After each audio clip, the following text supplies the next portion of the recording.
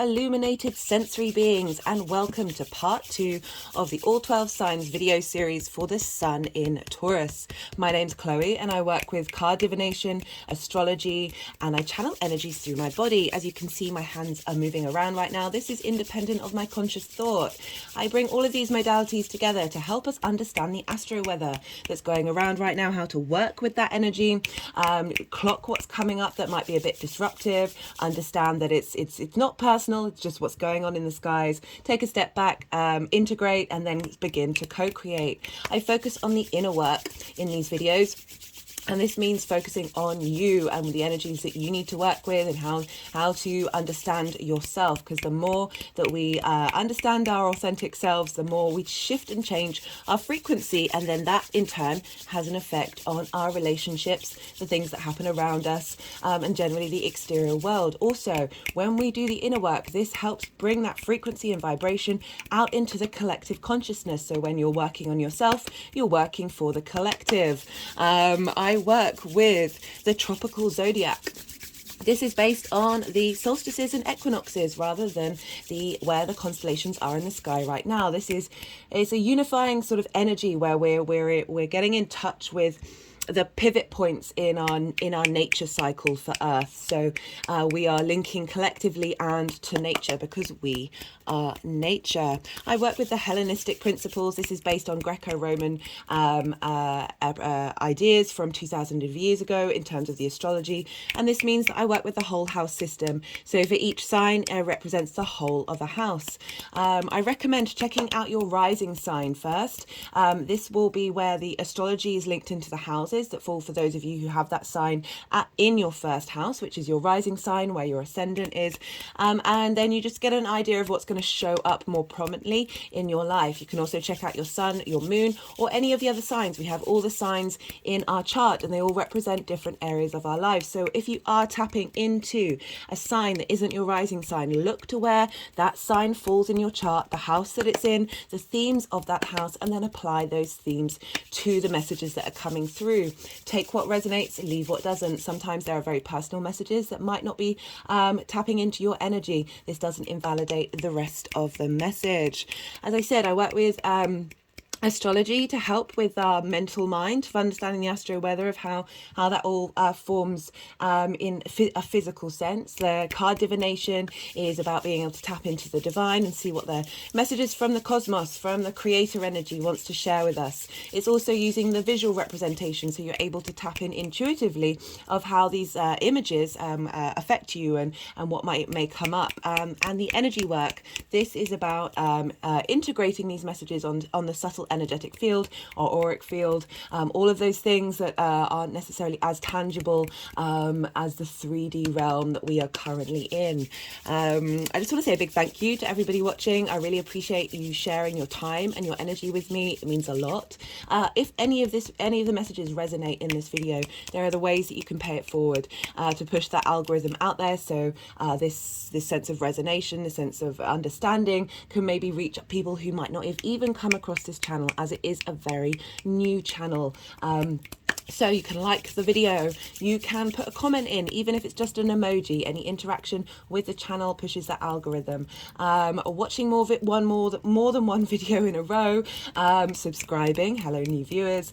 For those of you who are subscribed, rather than going from the notification that you may receive when a video comes out, search the name of this channel, all the cards on the table, hello, and access the video that way. These are all just things that can help boost that algorithm. On a personal note, I would just generally love to hear from you. So intrigued about how the astro weather is showing up for all of you, and how it's working for you, and what sort of things may come up. These are general readings, so it's sort of general energy. You're going to see things in different ways because we've all got an individual chart. We are the universe manifest in individual form, and we are diverse in the ways that this energy can interact with us. Right, so the sun in Taurus. So the Taurus is ruled by Venus, and it's also the exaltation of the moon. So we have these very feminine energies interacting with the sun, that's deemed sort of that yang day energy. So the moon is exalted. That means the themes of the moon are raised on high here. And so the way I talk about this is, if imagine each sign is a realm, and basically the realm of Taurus has a massive temple to the moon, and she is nourished and supported in this space. So it's our emotional needs, it's how we nourish ourselves, it's our intuition, it's our sense of security and safety that's just given a home here, rather than worrying. The moon can feel safe in Taurus and just have her needs met in a more pleasure principled way, because the ruler of this sign is Venus. Venus wants to bring love into your life. She wants you to feel good. She wants to bring in harmony, a sense of appreciation. It's also very creative energy. And we're dealing with Taurus, which is a fixed earth sign. And it's so we've got an earth sign, which is very grounding energy, very stable energy, with fixed energy, which means fixed energy once they've got started, they're going to keep on going. It's maintaining something. So there can be a bit of stubbornness with Taurus, but there's also a real sense of knowing what you like, and really appreciating what you like, and not being swayed by other people's opinions. And so it's also ruled by the bull, which is a very powerful energy of things not necessarily wanting to shift. And this is really important because we've had eclipses here for some time. We're going to have the final eclipse with this nodal cycle on the 5th of May. And we've also now got a Mercury retrograde. So a lot of change is happening in fixed signs. And so fixed signs, all the fixed signs can be very stubborn, but there's this sense of sometimes something has to give. And with this retrograde as well, of revisiting and working out what feels good in your body. But also I've linked it, I've done a transit video on this, so check it out if you're interested. It's what... we've got, our body responds in survival mechanisms, right? So things that may have happened to us that we're not even conscious of, our body's responding to our current surroundings based on those events. So these instinctive, tangible senses that we have, not necessarily how we feel about something emotionally, but how do we physically feel? And how does our body physically react? Well, with all this clearing out that we've been doing, this striving to work out what do we value, what do we care about, what feels good for us, what brings us pleasure in our physical body. With that Mercury, with the eclipses, and Uranus as well, the maverick of the universe, has really been shaking things up. And we've now got that Mercury retrograde that's helping us break down these fixed structures in our body. It's really facilitating all of that energy that came in for that the second Aries new moon, that was a hybrid eclipse that very much felt like a soul integration. And we're now bringing this into the physical body with the sun moving into Taurus. Like, how do we integrate that soul integration into our body? I found that sleep has been a big priority for these transits in Taurus, as well as Mars being in Cancer, of the dreams that we're having, the downloads that we're getting in our sleep, the integration that we're getting, this sense of slowness, this sense of creating space and creating pause to let things digest, to let things integrate into our body is a very crucial part. We can't always be go. And this Mercury retrograde is being facilitated by the sun, right? So the sun is shining a light on wherever Taurus falls in your chart. It's bringing illumination, vision, and clarity. And then we're getting a we're getting a boost of support from the center of the solar system. We are light bodies, so we're getting an understanding of what's going on. We're getting a clarity of the sun incorporating all those changes that we may have had linked into those eclipses, and we're now going to see the direction and the meaning behind these things. And the sun is also helping Mercury with us in this retrograde as it's revisiting and going over things and breaking down fixed structures to help us think in radical ways, because we've also got Uranus there. It's keeping wanting to go to the mystical shaman. So I pulled a couple of cards for this that I talked about in the introduction, but the main sort of theme with the mystical shaman was we tell ourselves certain stories. And now is a time to break those stories and imagine a completely different idea and concept of who we are. And that retrograde with the sun, of that illumination, as I've just said, with Uranus, of helping us. Uranus really just wants you to be comfortable being you, and being able to express that without limitation. We were just getting a lot of facilitation. And not only that, because we're dealing with Taurus, we look to where Venus is, because wherever the ruler of a sign is, it's impacting the signs that it rules. And Venus rules Taurus, and she is currently in Gemini. So she's being very playful here. She's helping clear out the clutter of your mind, the information that you've collected. She's helping you open your mind to new possibilities. She's really wanting you to be able to feel, to be adaptable. Gemini is adaptable energy. So we've got this adaptable energy feeding into the Sun, Mercury, and Uranus right now in the North Node. Like, how are we changing these things that may have been very stubborn in our physical body? And so we're just getting a lot of help here, guys, and I absolutely love it. You know, Mercury retrogrades can bring up a lot of issues, and it can feel very frustrating that things aren't going as planned. But these are always redirections for us to make sure that we are on the soul path that we need to be on. And in Taurus, it's really helping establish personal. This is an individual Earth sign, personal energy, and how that is how we're able to move through this physical world based on our own authenticity. Right, so there was something I wanted to talk about which might be a bit left field, right? So Venus, traditionally, the element that's linked to her, not the element, the metal that's linked to her is copper. I have here, where is it? There's I've got a copper coin with some honey on it, and it's got an image of the Queen, so it's a feminine energy, and it's just bringing in this devotion to Venus. She likes sweet things, but also highlighting that connection to copper. And what's kept coming up on my news feed on Facebook is what's called tensor technology, and this is the use of copper to curl and move in spirals or shapes that not only facilitates our health but also brings in a boost to plants and agriculture and the land. And so Taurus, this earthy sign, this simplicity, the smelling the roses, the vegetables that we grow. I just found it really interesting that kept coming up on my news feed, of this way that we can incorporate copper, which is Venus, into our ability to grow in a way that isn't is using elements of the earth. Like I talked in the introduction of part 1 of like monocultures not helping us, and diversity, and the more that we with permaculture of like bringing in ways of everything working in harmony, Venus energy. And Uranus is here in Taurus, helping us think of not radical ways, but different ways that we've currently been doing it, certainly in the Western world, of tending to the earth, of caring for it in order to produce food for us to eat and feel good in our body, healthy food.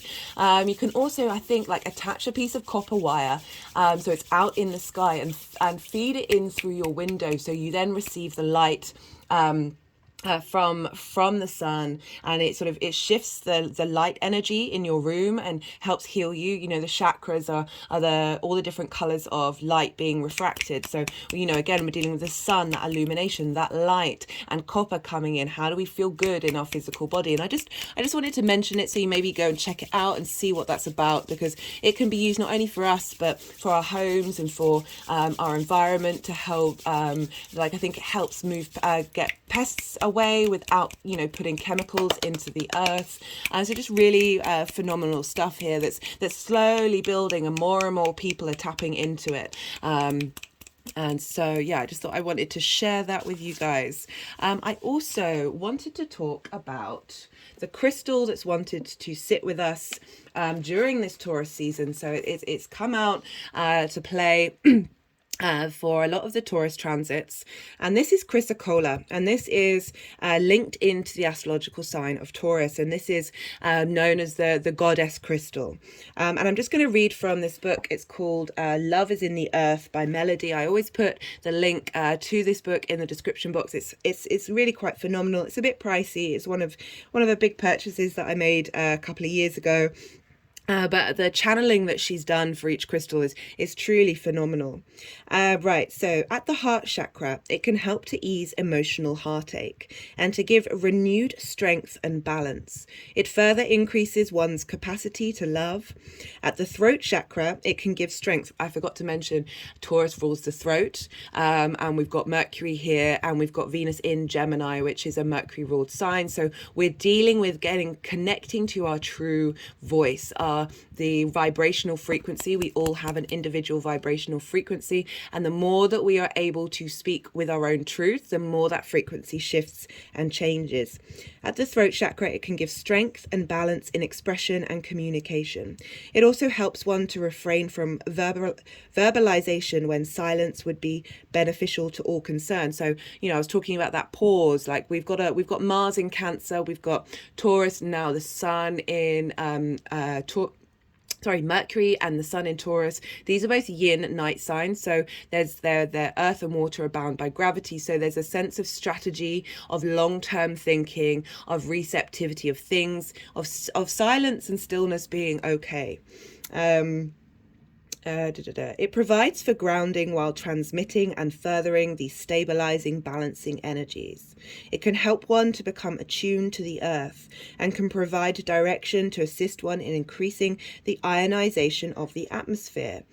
Can also assist in communication with the spiritual forces of the earth and can help one to understand that which is required in order that the earth may heal itself. We are nature. We've come from the earth. The more that we heal ourselves, the more that we heal the earth around us, and the more that we're in tune with the messages that come through from nature that help us. I always say, like, that Uranus being in Taurus for me is, if we pay attention to earth, to the nature, what the plants are doing, what the insects are doing, what the animals are doing, in order to help solve our problems, rather than thinking that we have to go about it from a very cognitive human experience, that the more that we bring that into balance, you see it across the world in indigenous cultures. They're able to take care of the land and have it be in abundance and flourish more than those massive giant acres and acres and acres of monoculture fields that's like just destroying the biodiversity.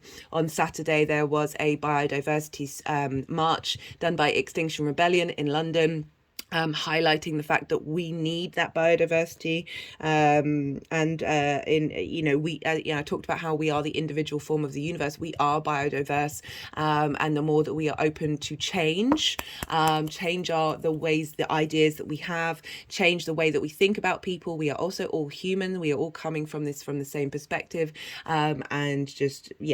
it can produce great inner strength, helping to sustain one during stressful or long enduring situations. So we've been going through it with the eclipses being in Taurus and Scorpio, like this opposition to Taurus, and also this conjunction of the North Node being there, of what we're striving for, exaggerated, North Node, the nodes exaggerate energy, big endings, big beginnings, can be very disruptive because we've got Uranus there, and it might have been really hard for us to work through these things and deal with them, but this crystal wants to come in and help give you strength and help give you understanding. I'm hoping that's in focus.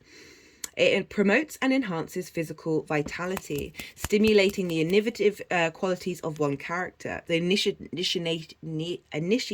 qualities of one character. So being able to start things from a space of strength. It promotes harmony by helping one to release the distress culminating from negative emotions, animosity, indignation, remorse, these kind of fixed energies that we might have, like an eye for an eye. If somebody's done something to us, we're like, we want to then pay that energy back, rather than breaking the cycles and shifting that energy. It furthers, which are very natural things for us to want to feel, like we can very much get in our emotions. It also furthers one's understanding of others, while helping one to recognize that there is indeed more to life than that which is evidenced in materiality. So, even though we're dealing with a fixed sign, there's just one bit, even though we're dealing with a fixed sign in earth, which is very tangible, the things that we like, this transit's also asking us to break away from our attachment to that. Like you can change your mind, you can think about things that aren't necessarily materialistic in nature. Chrysocolla purifies the home and the environment. It can work to eliminate negativity from within a person. It imparts an energy conducive to stabilizing the home and rebuilding relationships. So with the Mercury retrograde, this can often mean miscommunications of relationship breaking down. Eclipses can often be linked into things changing and moving, and just like being okay with that change and being accepting to it. But talking about fixity of ideas and fixities of the things that you like. I'm going to read, and this is from the Sabian symbols, and I'm going to read, so there's one aspect the first aspect that I'll talk about, I'm going to be talking about 3 different aspects for each of the rising sign, and the first one is exact on the 25th of April. Even if you're watching this after the event, it doesn't mean that you've missed it. It's when the sun is going to conjunct the North Node and Vesta. So when planets or celestial bodies come into contact with the North or the South Node, this sort of brings about karmic things, like things changing, moving, shifting, culminating. And so we're going to have this one of the first prominent aspects that the sun is making is to the North Node. And this is happening at 4 degrees and 1 minute. And with the Sabian symbols, you always round up a degree. I'll put the book in the description box if it interests you. And these were from a psychic and an astrologer. But I think they were sitting in a car, and she was channeling for each degree of the zodiac. And he would write down what she saw. She saw images, and then build on them. So Taurus 5, a widow at an open grave. Keyword, reorientation. Theme, letting go and moving on. So this is the sun conjunct the North Node. This symbol speaks to the great sense of deprivation and grief that an individual can experience when he makes anything physical the entire focus of his reality. So that Chrysocolla was saying of being able to break out of that energy. So it's supporting this transit that we're going to have, of change, and how we can find change difficult, especially in a fixed sign. When they make anything physical the entire focus of their reality and affection, and then loses it. Everything's changing, like grief and loss can be very difficult energies for us to work with. They're very human energies, and it's not about shaming them, but acknowledging them. The image of a widow at an open grave is one of the images Mark Jones describes as reversed symbolism, and he commented that there is an implication here of a need to release the self from all outworn elements of experience. So I just read this today, and I just found it interesting that it was sort of mimicking what I'd been saying in the previous video about, and also the Mercury and Taurus transit videos, is we are here to clear out those elements after that big boost of that solar eclipse, which was a soul integration. And now we're allowing our soul to enter our body and break down those experiences that have been getting in the way, that they're outworn. This card here is the soul star activation, and it's about fulfilling soul contracts. So many of the contracts that we've signed up for as our soul have come to an end. You fulfilled them. They are no longer necessary. So that energy is getting cleared from our physical body during this time. Just had an energetic release at that.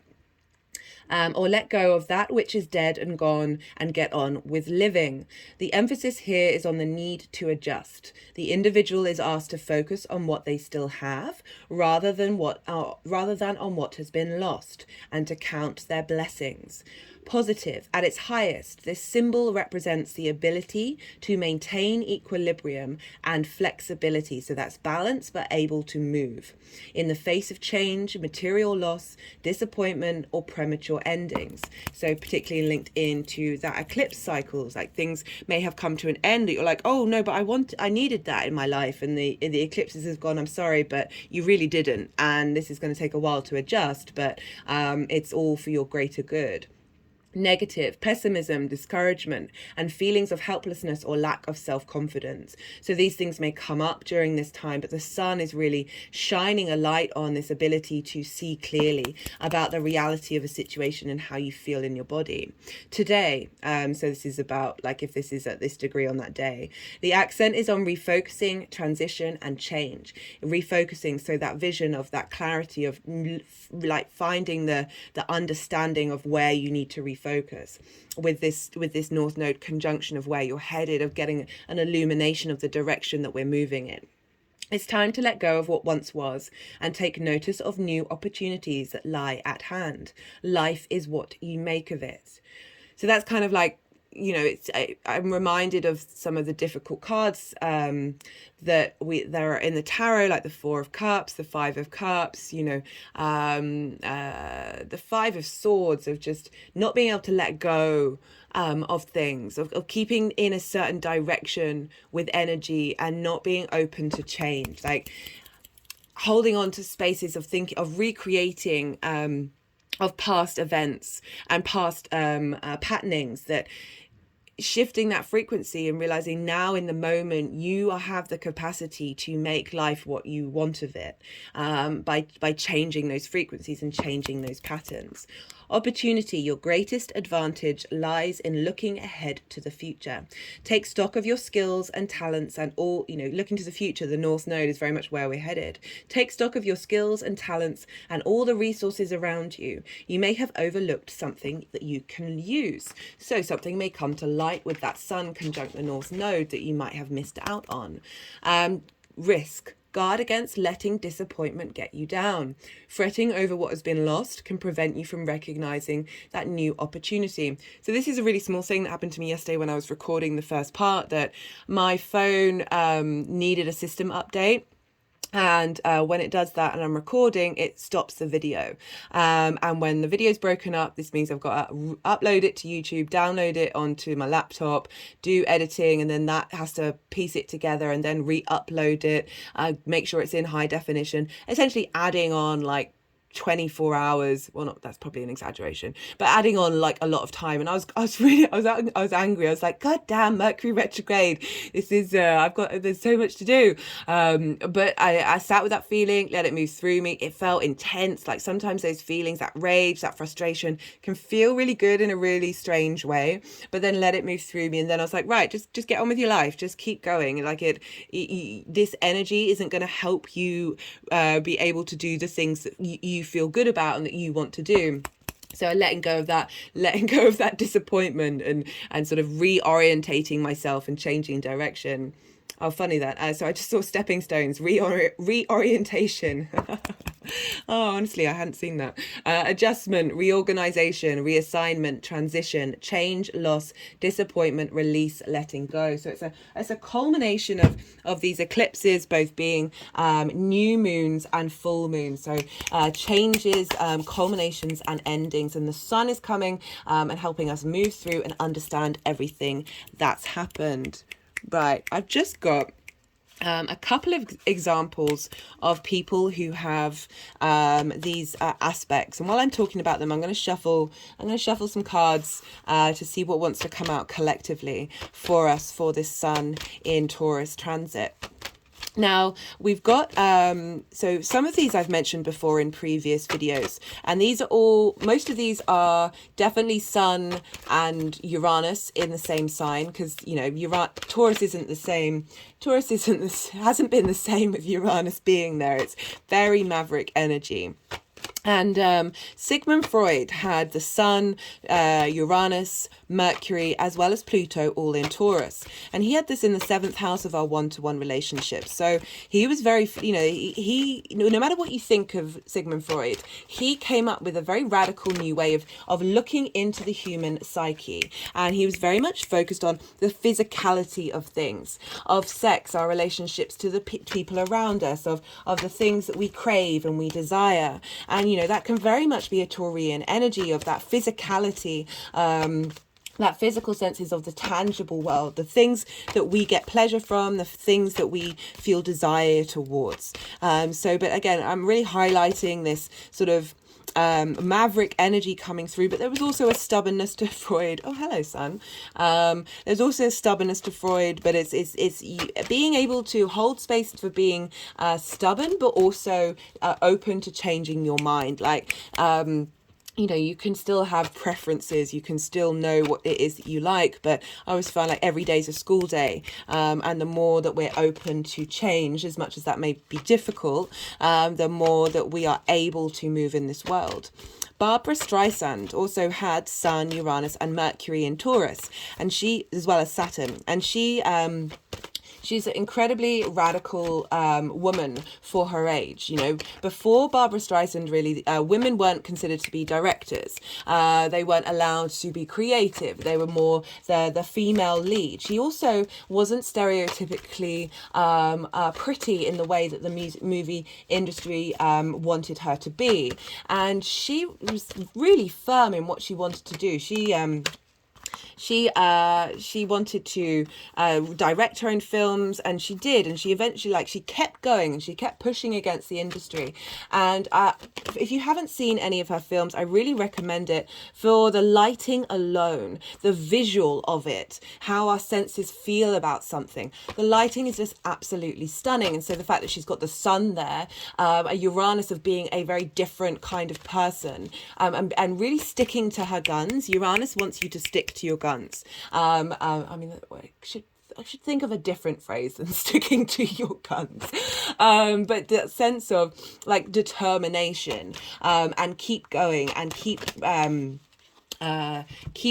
focusing on what it is that makes you feel good. She also had an incredibly pure voice, had the clarity of which she was able to communicate and able to sing was very, very loud in terms of that vibrational frequency. But she transformed the music industry. She opened up so many doors for the feminine energy to come in and be like, no, I can sit at the director's chair. I can be the producer. I can be the creative editor, and what's going to happen is actually something of utter exquisite beauty.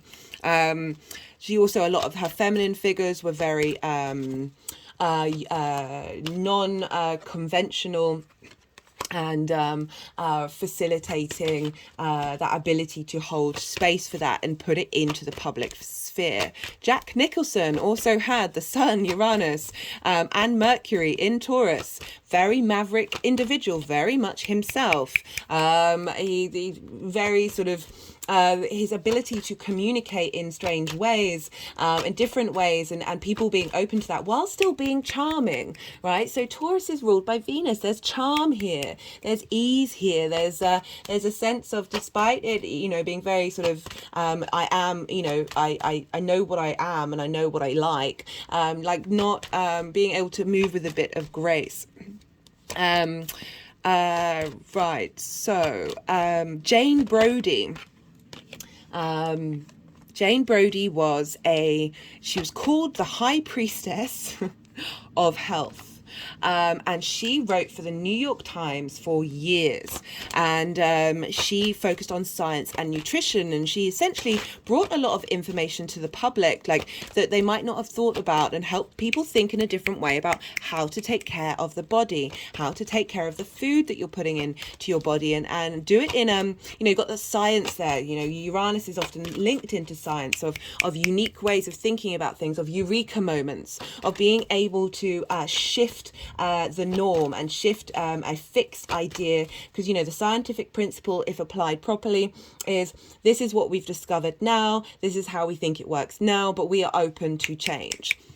And Uranus is all about change. We have, this is someone who you might not know of. She's pretty famous here in the UK. You might know her because she's in one of the I don't know, she's in the Harry Potter movies. I can't remember who she plays. And this is Miriam Margolyes. She's phenomenal. She's very much herself. She speaks her mind. She has the Sun and Uranus in Taurus, as well as Venus in Gemini. And she's an actress, and she was known for being a voice actor, she was able to change her voice. And so we've got this Uranian energy in Taurus of how to look at things from different perspectives and be open to change. And one of the phrases that she said that made me, it just made me laugh was, because it's just so perfect, is she said that she's, even though she comes across as very confident, she has nerves. So she has nerves quite a lot. And she says nerves are good for you because nerves make you crackle, right? So it's this Uranian energy, this electricity running through you when you're about to be on stage, the sun, be visible, and however that forms for you, like talking to somebody, being at a presentation at work, doing anything where the focus is on you.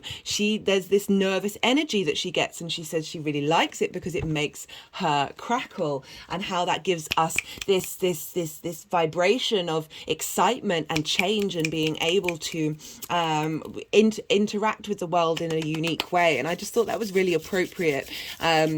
She's also incredibly naughty, but very dogmatic and open to change her mind. So if you haven't heard of her, I'll put her name in the description box. Go check out her like clips on YouTube.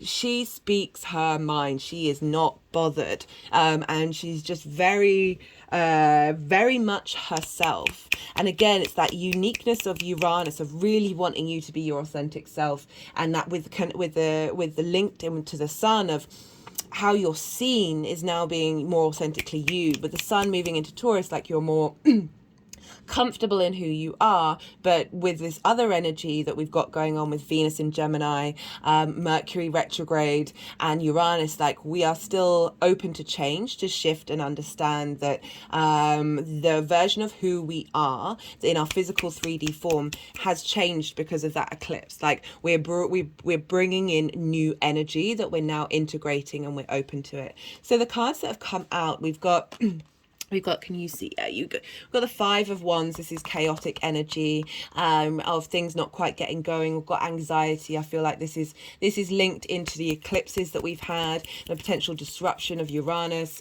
that disruption to our sense of safety of Taurus, of Uranus being there on a collective level. We're all dealing with it. Like, don't get me wrong, I am very aware of how utterly crazy and nerve-wracking the outside world is, and that's why I always focus, the more we can like sit with that, work with it, not get knocked off our perch, get a sense of resilience and bring in that balance, of justice, the more we can tap into our innate internal power that is the High Priestess, and help see clearly. We've got the sun here, and help us really know how phenomenal we are as a human being in our physical body. We've also got the Knight of Wands, like helping us champion our passions, our desires, where we're headed. The Wands are like wanting to go on journeys. They're very creative ways, new creative ways coming through, that we will come about because we're dealing with earth energy, through being in the quiet spaces, the meditation, being in nature, and letting that integration in our sleep come in. And for the final three cards of the sun moving, hello sun, the sun moving through this sign is, there's having gone, the vitality of the sun is quite self-explanatory, but having gone through so much stuff, having gone through a lot of discord and a lot of anxiety that may have brought up, that the Four of Wands is celebration, but this is about acknowledging the hard work that you've done. This is about the cycles of the harvest, which takes a while. You've got to cultivate it, you've got to pay attention to it, but then there is rewards at the end of this discord. There is rewards at the end of this chaos energy, because we've got the Ten of Pentacles as the crowning energy of the sun moving through here, of understanding everything that's come together. And this is legacy. This is 3D legacy. We're integrating 3D legacy for the long term. That's not only helping us, but helping our community, because you see here, these figures are in the town. This kind of represents the 3D realm, and this is the 5D, and this is the integration of these energies together to facilitate for us in the long term. Right, so that's the kind of collective energy. I am now going to move on. Actually, no, I'm going to mention things that come up during the reading. So often, so I'll be holding the cards like this, and I'll say something, and then the energies will go like that. That's because whatever messages come through. Sometimes it's really abrupt, and we're like, I've got other things I can say, but they'll move the cards around for the energy, for other messages to come in. Also, when I am channeling towards the end of the reading, when I've done all the cards, the energies will want to move them around, and that's when I quieten my mind and I allow the channeling to come through. And this is usually a moment of stillness. This is a time of integration, and there'll be some energy work that will be done. Do bear with me during this. This is part of it. I know I talk a lot, so this is now a moment of calm, and then they'll arrange the cards into piles. And then I'll kick back into gear and start things off again. Also, I'll have energetic releases. I always mention these. These may be, you may get intuitive hits about what these are about. Sometimes it feels like clearing of a message or an acknowledgement of a message that's coming through. And yeah, I hope you enjoyed that introduction. As I said, check out part 1, where I really do go into the themes a bit more to help you understand what we're working with here. And yeah, I really hope you enjoy the messages that come up in the readings. And I will be starting with Scorpio. Scorpio rising. How you doing, Scorpio?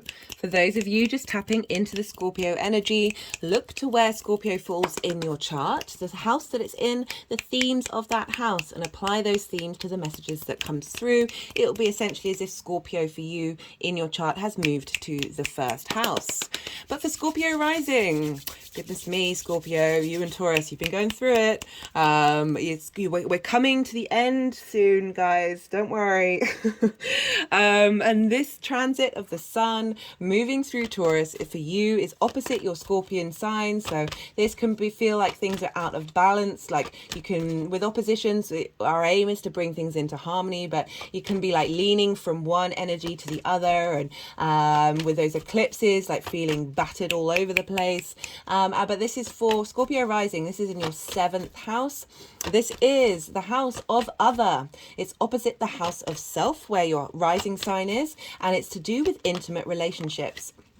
And this is one-to-one relationships that are very important in your life, be that business, personal, relationship, romantic, or friendship, right? So this can be clients that you have. This can be important people in your life, your friends who you will drop anything for. Those one-to-one relationships that are more commitment-based, like romance and short-term dating is more the 5th house.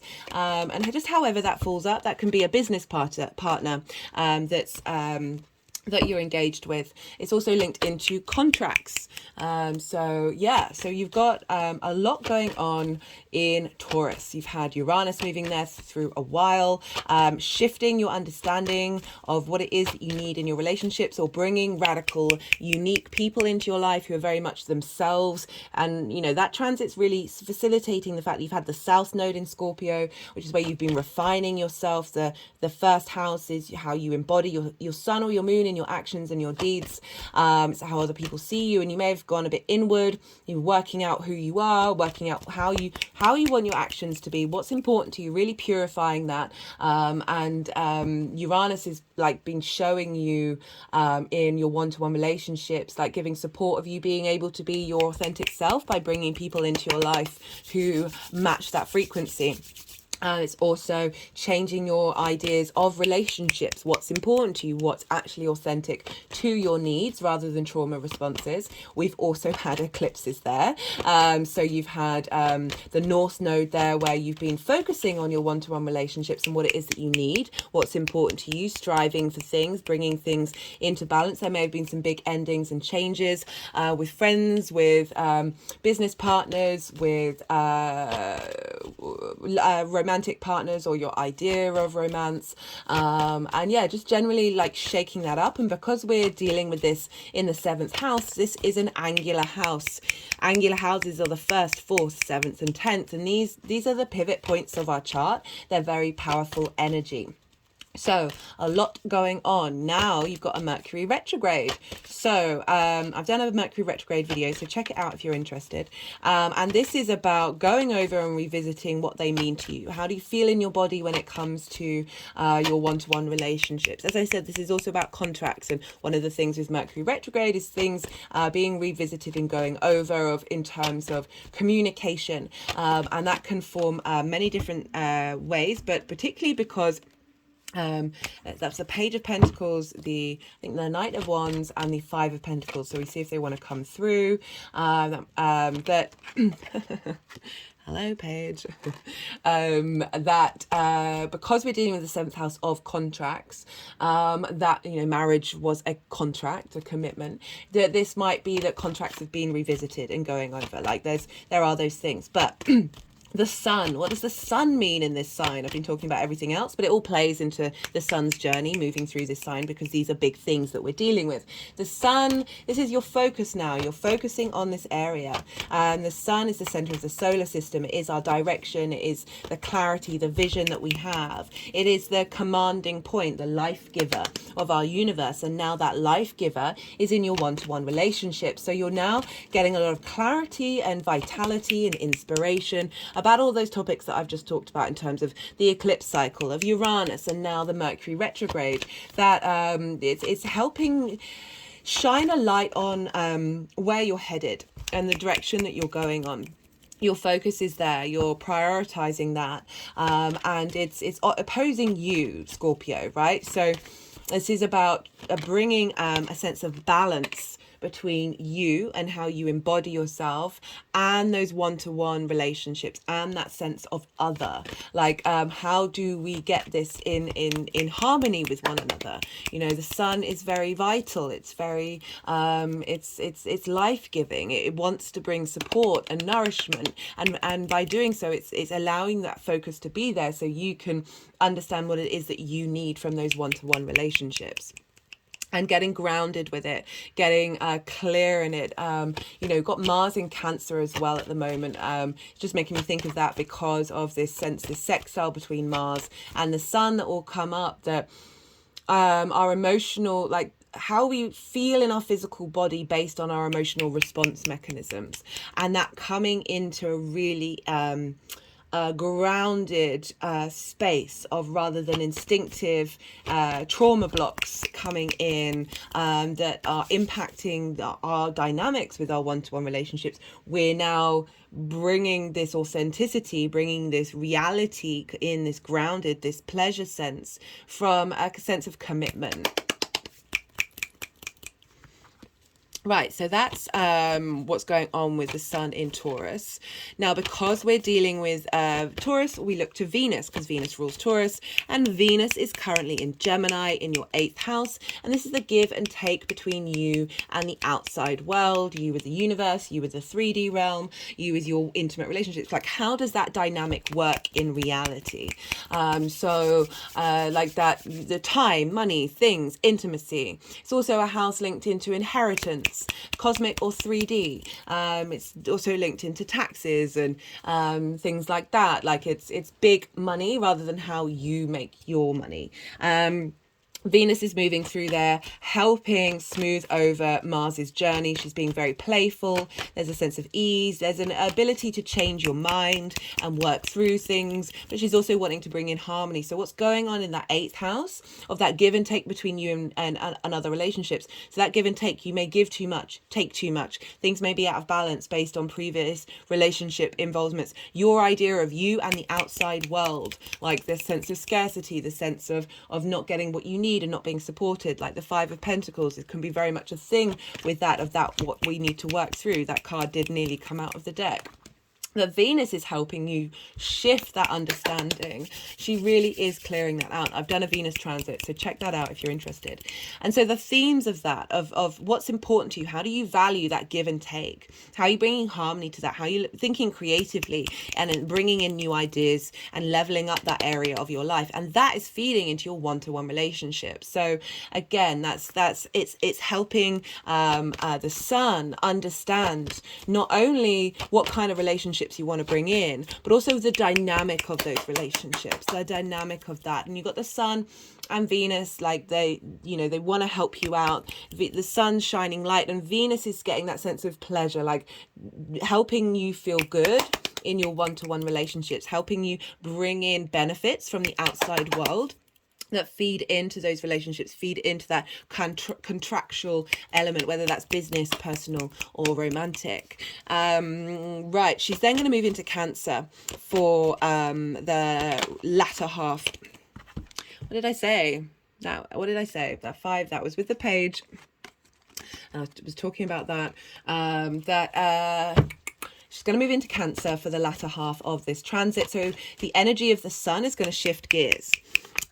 So now the 9th house, the fellow water sign, this is your perspectives of the world, how you see yourself in the world. This is about learning and teaching. This is changing perspectives, philosophies, ethics, morals. You're linked to spirituality, you're linked to God, you're linked to creator, linked to nature. Any of these things, how you see them and how you want to share these things. It's also about moving somewhere. There's a foreign environment that it widens your perspective. So Venus is now bringing this intuitive sense of ease, like she's making you feel a bit dreamy, wanting to connect, but helping you appreciate you in the world that you're in, right? Your place. Like she's putting value of your emotional needs in the bigger picture, and then that's going to feed into your one-to-one relationships. Like what kind of dynamics, what kind of relationships frequencies do you want to bring in that match your big picture philosophies.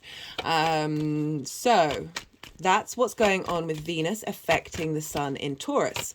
Because we're dealing with the sun, we look to Leo. Because the sun rules Leo. So what's going on with the sun is leveling up your Leo area of your life. Also, things may crop up in the Leo area of your life during this transit. And you have Leo, it squares your Scorpio energy. And this for you, Scorpio rising, is in your 10th house. And this is your house of life purpose, career, and how the outside world sees you. So the kind of interactions that you're having with relationships is impacting the direction of your career, how the outside world sees you. Like there's illumination here. The sun is moving through Taurus, which is that sense of appreciation and value, is feeding into your career. So there's an ease, there's a free flowing, there's a vitality that the heart is ruled by Leo. Your heart is being expanded by the love and appreciation that you may be getting from those one-to-one relationships during this time, and giving a sense of vitality to your career and where you want to be headed, what it is that you want. And yeah, so what else did I want to say about that? Yeah, that's pretty much it. The other things may come up. So yeah, the themes may come up linking into the people that you're meeting. Your understanding, the clarity of your one-to-one relationships is going to feed into your career and where you want to be headed, or accentuating the career that you're already on. And giving some strength and structure to that, because this is the sun moving through Taurus. We've also got that retrograde and another eclipse happening. So these things may take a bit of back and forth for this to materialize, but you're going to get clues and understanding of this. Right, guys, so there's going to be 5 piles. The first pile is going to be the sun in Taurus in general for you, Scorpio. And then the second pile is happening on the 25th exactly of April. So you may be watching this video after the event. So this is when the sun is going to conjunct the North Node and Vesta. Now, I didn't mention Vesta in the introduction when I read the Sabian symbol, but this is a very, and there's other things going on, but this is a very prominent thing for the sun, which is, one of the key players of the nodes linked into eclipses that are between the sun and the moon. So we're not going to miss this energy. As I said, we feel it in the lead up. We're going to feel it afterwards. If you're watching this after the event, the messages are still for you. The energy is still for you. Sometimes I feel that the energies, by doing these videos, the energies are sort of accessible at any point. But it can be very helpful to look back on an event and see what came up during that time, and be like, oh, that's why that makes sense now. And then like we get clues. Sometimes we get big things come in during this time when anything eclipses, when anything conjuncts the sun, the North Node or the South Node, because it's a hard aspect, so it's very powerful. Like we might get clues and understanding of where or of what's going to manifest moving forward, or something big may happen at that time where you're like, oh, that's unmissable. That is a change. That is a shift.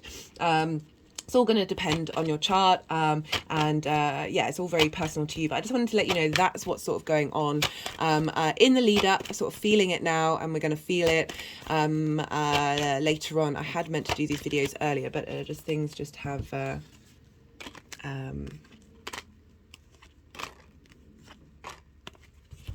Okay. The Devil card was the last card that I didn't turn over, so we'll see if that wants to come up. So on the 25th of April, exactly, this is when the Sun is going to conjunct the North Node. Talked about that a bit in the introduction, but also going to conjunct Vesta. Now, Vesta is one of sort of the oldest energies, feminine energies of the goddess energy, and it's about the hearth, it's about the home, and this can be found in all cultures. So it's an avatar of a very strong feminine energy, and she's an asteroid, and it's about the purity and dedication that you have to your internal space, your internal home, or your physical home. But I focus on the inner work, so it's definitely about that inner space. It can be, you know, that linked into ritual, and taking care of things, and that as I said, that purity of you coming through with the illumination of the sun conjunct the North Node of where you're headed, the direction, like exaggerated energy of, oh, feeling very good about your internal space in your one-to-one relationships. Like just a lot of strength there, a lot of vitality, a lot of wisdom and inspiration coming through at this time. That's going to impact not only your one-to-one relationships, but how the dynamic you have with them and how you feel about them. And all of this is being influenced by Venus, helping you feel good about your give and take with the world and the and those one-to-one relationships. So strong energy, because this is also opposing the South Node, which is in your sign. And these are all at 4 degrees. So that South Node, I said, you've been purifying, refining who you are. And now the sun is coming along with a burst with Vesta, of your internal flame, of how that refinement of you is coming into balance with your one-to-one relationships, of being seen and being valued. And there's a dedication there. There's a commitment. This is also sextiling Saturn in Pisces at 4 degrees. So this is a big transit, and you have Pisces in your house of creation energy. This is linked into amusement, fun, children, romance and short-term dating. So it could be that somebody comes into your life at this time in a romantic way. I don't usually talk about this, but when it comes up in these particular houses, you can't not. I just don't like to limit people. Because sometimes that's just not even on your agenda. And as I said, you know, if you're working on your inner vibration frequency, you're going to be drawing in what you need anyway. So you're not even going to have to really think about it. But so this creation energy, your creative spark, Saturn is helping you get some structure, some form, a sense of authority there. There might be a bit more hard work cultivating that, but really bringing in the magic of that at the time. And it's sextile. So that's an aspect of Venus as bringing about creative energy, harmonious energy, appreciative energy. So really free-flowing energy between the Sun, Vesta and the North Node, and Saturn in Pisces, your creation energy. And Saturn is also trining the South Node. So trines are an aspect of Jupiter, bringing in wisdom, understanding, elevation, cohesion, opportunities.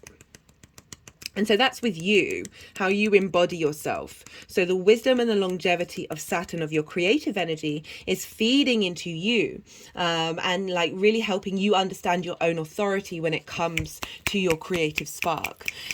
Not only this, so essentially, right, the moon is in Cancer, sextiling the sun, trining Saturn, trining the South Node. Actually, I might put this particular chart up on my community page, because it's forming a kite. It's quite a powerful energy. Yes, the moon is transiting, it moves very quickly, but it's still seeding that energy, because we've now got the sun and the moon who are dealing with the nodes, which is linked into the sun and the moon and these big eclipse energy, communicating with each other in harmonious aspects. So the moon in Cancer, your philosophies, your big pictures, learning and teaching, mastery of something, of your emotional needs being met, of what it is that you want, how your intuition on that is feeding into the sun and Vesta in the North Node of what do I need, what do I want, and your long-term commitment and legacy of Saturn trining the moon, of your intuition being on point right now, and all of that is pointing in the direction of the sun. So I think that's right, the kite is the, I might be pointing in the direction of the South Node. Oh, God. Sorry, my brain, I don't work with those complex astrological, but let me just figure that out. Yeah, sorry, I just paused. I don't work with those aspects very often, and my brain dumps memory, like things, information really quickly. So unless I'm doing something on a regular basis, my brain is just like, no, don't need that anymore. Even though I'm like, no, I really do. Right, so the peak point of this is the South Node. So in your sign, this refinement, this purification of you, really being the focal point of all of this interaction of like, this is about you and what you need, and this essence of you being expressed, and the focal point is on. So that's pretty cool. This is also, so that's all at 4 degrees of all of those signs, and we had a solar eclipse, which was a new moon in Scorpio on the 25th of October 2022, and that was at 2 degrees.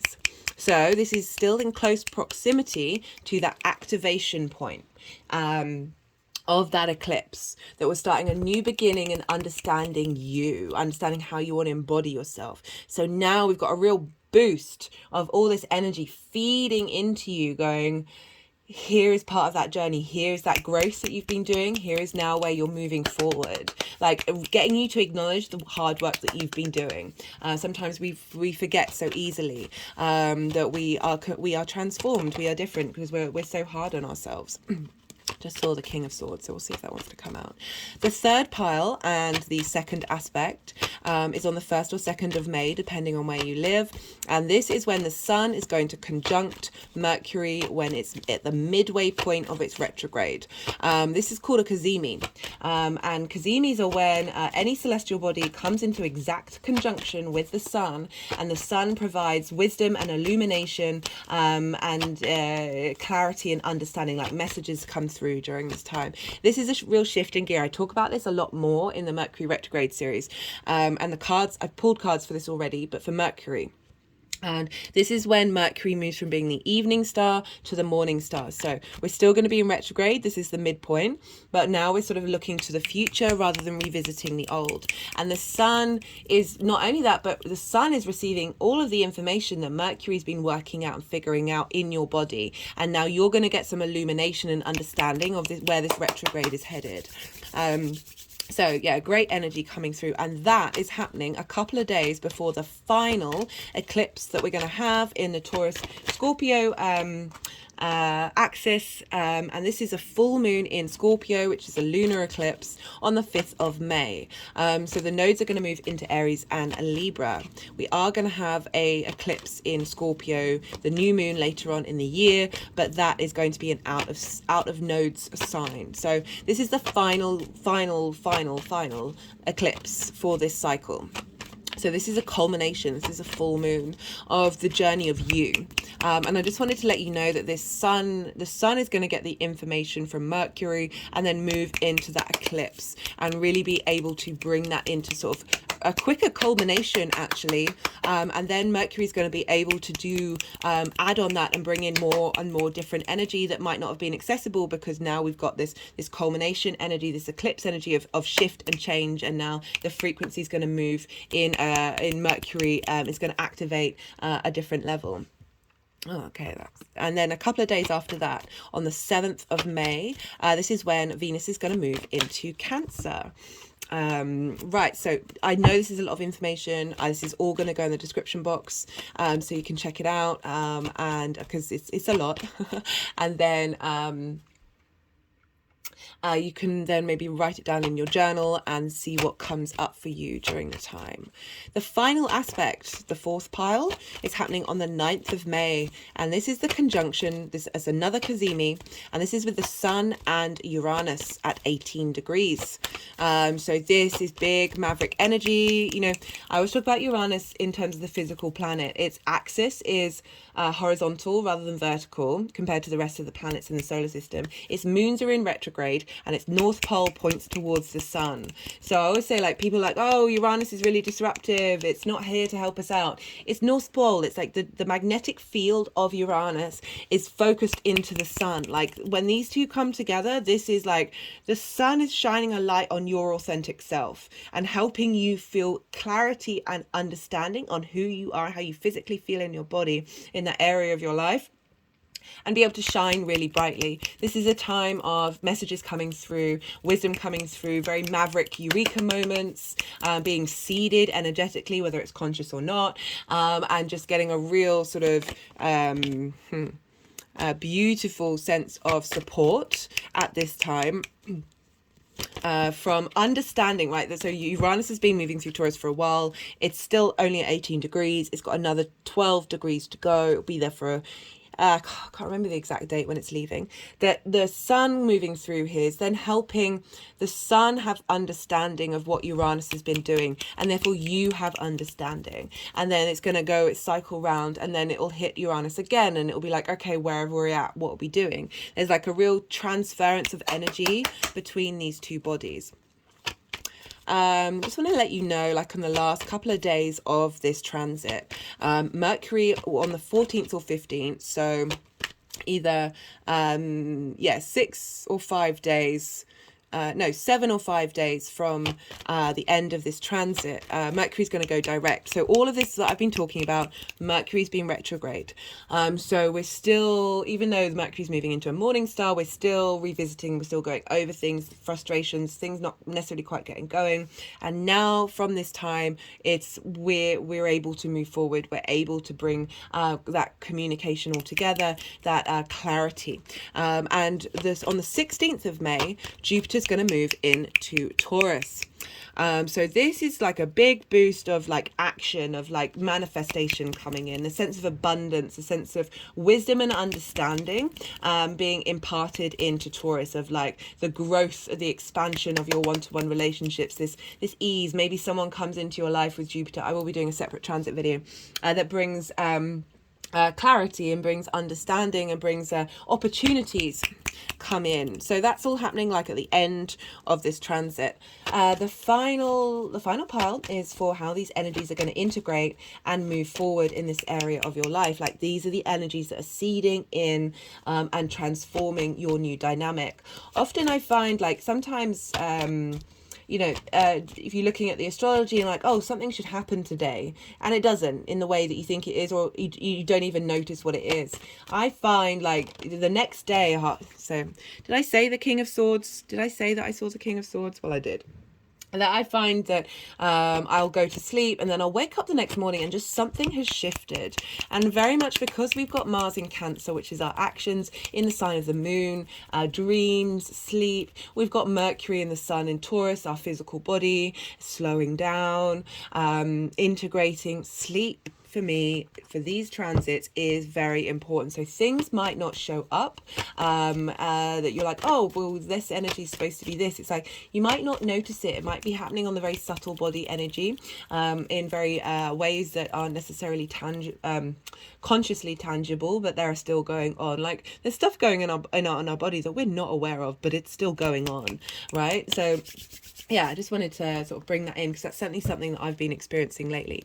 Right, so that's all I wanted to talk about. I'll just wait and see if it feels like the energies are sort of done, and they'll put the deck down, but they might want some more cards to come through, and then this is when I go quiet, guys.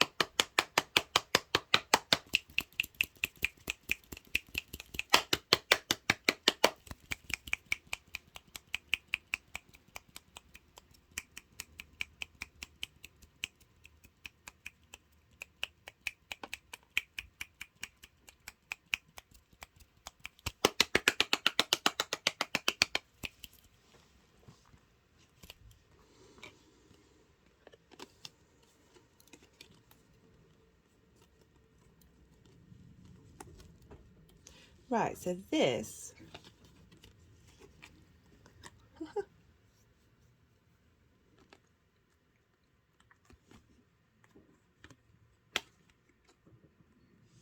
is for the energy. All right, I'll give them a moment. It does make me laugh. This is for the energy of the sun moving through Taurus for you, Scorpio. Now, I talked about that Five of Pentacles. This kind of feels like the reevaluation that you've been doing, this growth, this feeling like there's a that sense of scarcity, of not feeling supported, like it's always going to be that way. Relationships feel you left out in the cold, just that dynamic of scarcity. And then we've got so this is kind of implying, like, I feel like this is the energy of the sun, and this is what's been cultivating and what's been going on with those eclipses being there. This is an eclipse, and we've also got the moon. That the Eight of Cups is about leaving structures, habits, they're all upright, so there's a sense of feeling comfortable, but it doesn't even have to be a situation that is in fact, lovely and comfortable. It's those habits, those trauma responses that we have that are our comfort blanket. Like our mind, just our trauma keeps us safe in a way, based off previous experiences. And so this is about you having gone on a journey here of, having that South Node in your first house, the North Node in the first, of like big things happening that have meant that you've gotten up, you're walking away from those habits, and you're climbing the mountain to get a higher perspective of not only yourself, but the kind of relationships and how you are in your relationships, and how the kind of importance that they are. And we've got the Tower card. So for me, this is both Mars and Uranus. For me, it's actually more Uranus, because Uranus can be really quite disruptive and chaotic. We've got it in reverse here. And what I'm getting from that is that can mean that that's past, this energy of this pulling down of structures that haven't served you has passed. But it's also that internal space of pulling down these habits. Not only are you walking away from them, but it's you are able to break through them. And see the reality of it clearly. We've got the moon here, which is sensitivity. And there's a sense of delusions here that have been broken free of, that have helped you get in line emotionally with yourself, because we've got the crowning energy of the sun. It's also like the eclipses and everything that you've been going through. We've got for the sun's crowning energy is the Nine of Pentacles. So you've been going through a lot that's been getting you to this space, and now the sun is moving through here to help facilitate this energy grow and have a sense of vitality. So this is very independent energy. You are able to make very grounded, sure, you're putting the hard work in to make decisions that are supporting you in the long term and creating a sense of abundance. Very different from this feeling of lack, this feeling of not feeling supported, of being in that space for a long time, of breaking that energy, breaking that frequency. That with everything that's been going on, we've been doing a lot of karmic clearing. We're doing soul integration right now. That the sun is really helping you go, you can be independent in your one-to-one relationships. They're moving away from codependency. Being able to feel good about yourself and not be knocked off your perch when it comes to those one-to-one dynamics. Also, as I said, the sun is linked into your career house. So this can be things coming to light that are facilitating your ability to be independent and be abundant. It can come up in numerous ways. I don't think that's going to... Oh, there we go. It's gone by this hair that I have that's, representing this spring period of time, this sense of fertility, this sense of vitality, of abundance, of that spring, that joy, that kick in your step, of enjoying that 3D reality. We have for the conjunction with the North Node. And Vesta and trine Saturn, and this is the kite of you that I talked about, that aspect of The focus being on you. And I like that the King of Swords has come through, this clarity, this truth of seeing things clearly, of seeing the reality of situations. It's just interesting, it's gone over this card, which is very much about being in receipt, this give and take from a higher purpose, getting in touch with your higher self. We're also dealing with Saturn here, and that card often comes out with Saturn, of you getting a lot of energetic support that helps you see the clarity and truth and the strength of your conviction, of the moving with this abundant space of those relationships, getting in line with the truth of who you are, and your actions not being clouded. There is clarity with those actions. There's the Sun conjunct the North Node and Vesta, like tending to the strength and vitality of your inner flame when it comes to your relationships.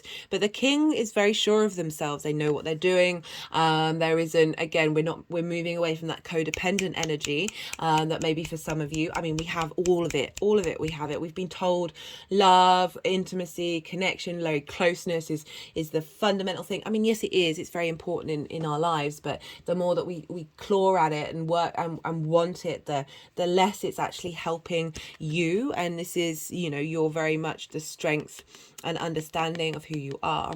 And so we've got the Six of Wands. This is victory. This is you being able to be with others and feel good about yourself and feel celebrated. So there's a real sense of shifting a frequency of the work that you're doing, the passions that you have. You are still separate, but you are now involved. You're able to bring these things together. We have, for the conjunction with Mercury Retrograde,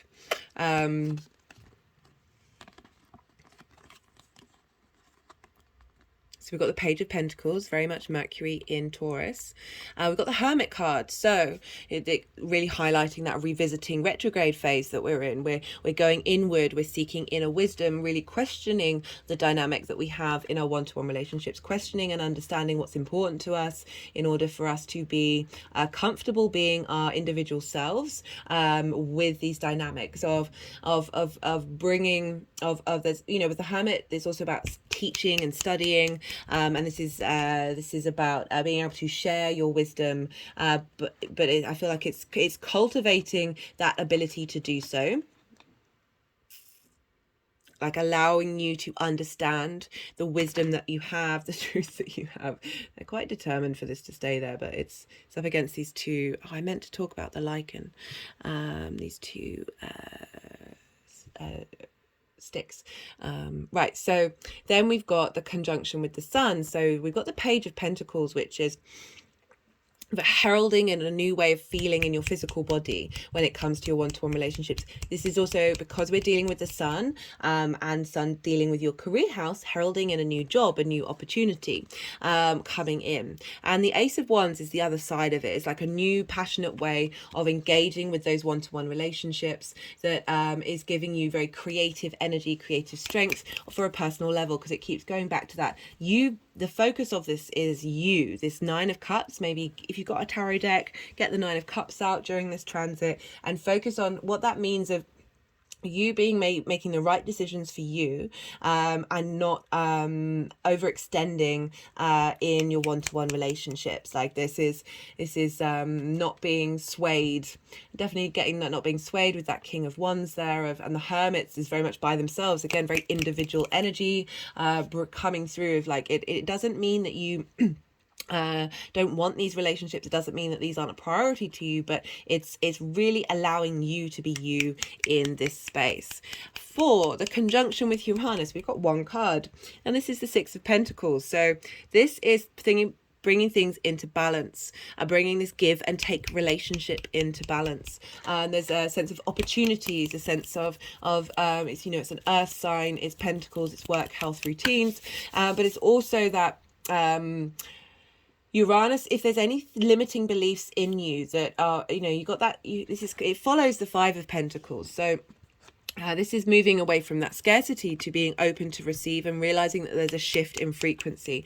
So there's this whatever, even if this wasn't conscious to you, we still have these underlying limiting beliefs that we're not even aware of.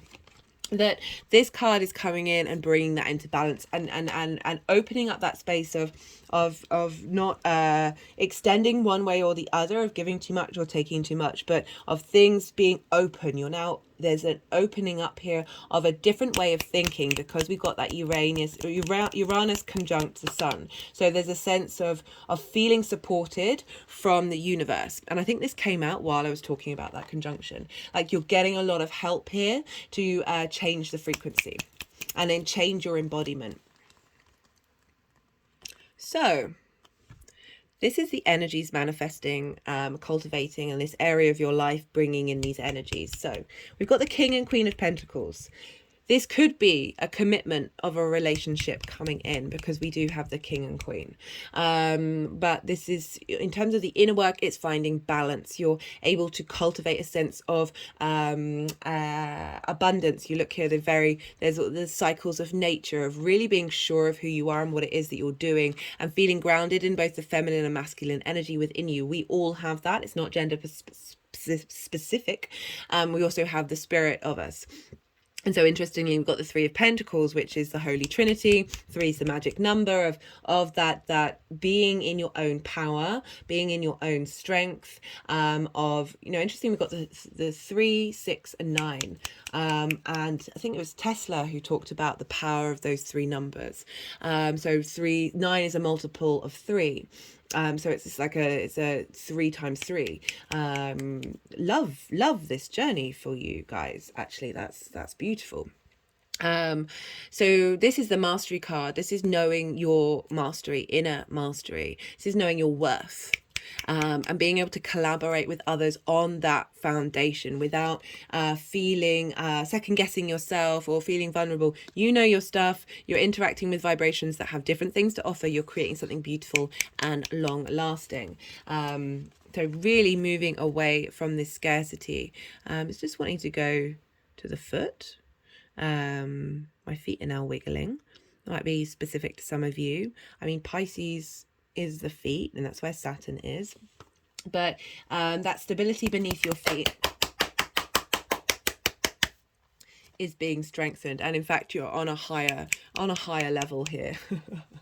Love this for you, Scorpio. So, as I said, like, it's a sun transit, so it's bringing in that career house for some of you. It is in the house of relationships with the King and Queen of Pentacles, very grounded, loyal energy, but certain, like, there's a fixity there of not feeling like you've been doing the work, and you're the fact that I was talking about this card and this sort of came out that we all hold that, and we can feel left out in the cold by so many different dynamics. And I'm liking this shift and change for you, that even if you are left out in the cold, you're not bothered by it, right? So I talk about how, like, not everything's always going to be great and wonderful. It's about how you handle it and what you do with it, and shift that energy and keep going. So love this for you, Scorpio. Right, so I'm going to pull some clarification cards. These are either going to bring in new messages that were missed in the tarot, or straight up confirm messages that have come through, or add nuances to what we've already been talking about. This is the numerology deck. I put all the decks in the description box if any of them take your fancy. Right, messages for Scorpio. Oh, that's all of the deck. So seeing patience and perseverance pop out at me. We'll see if they want to come out.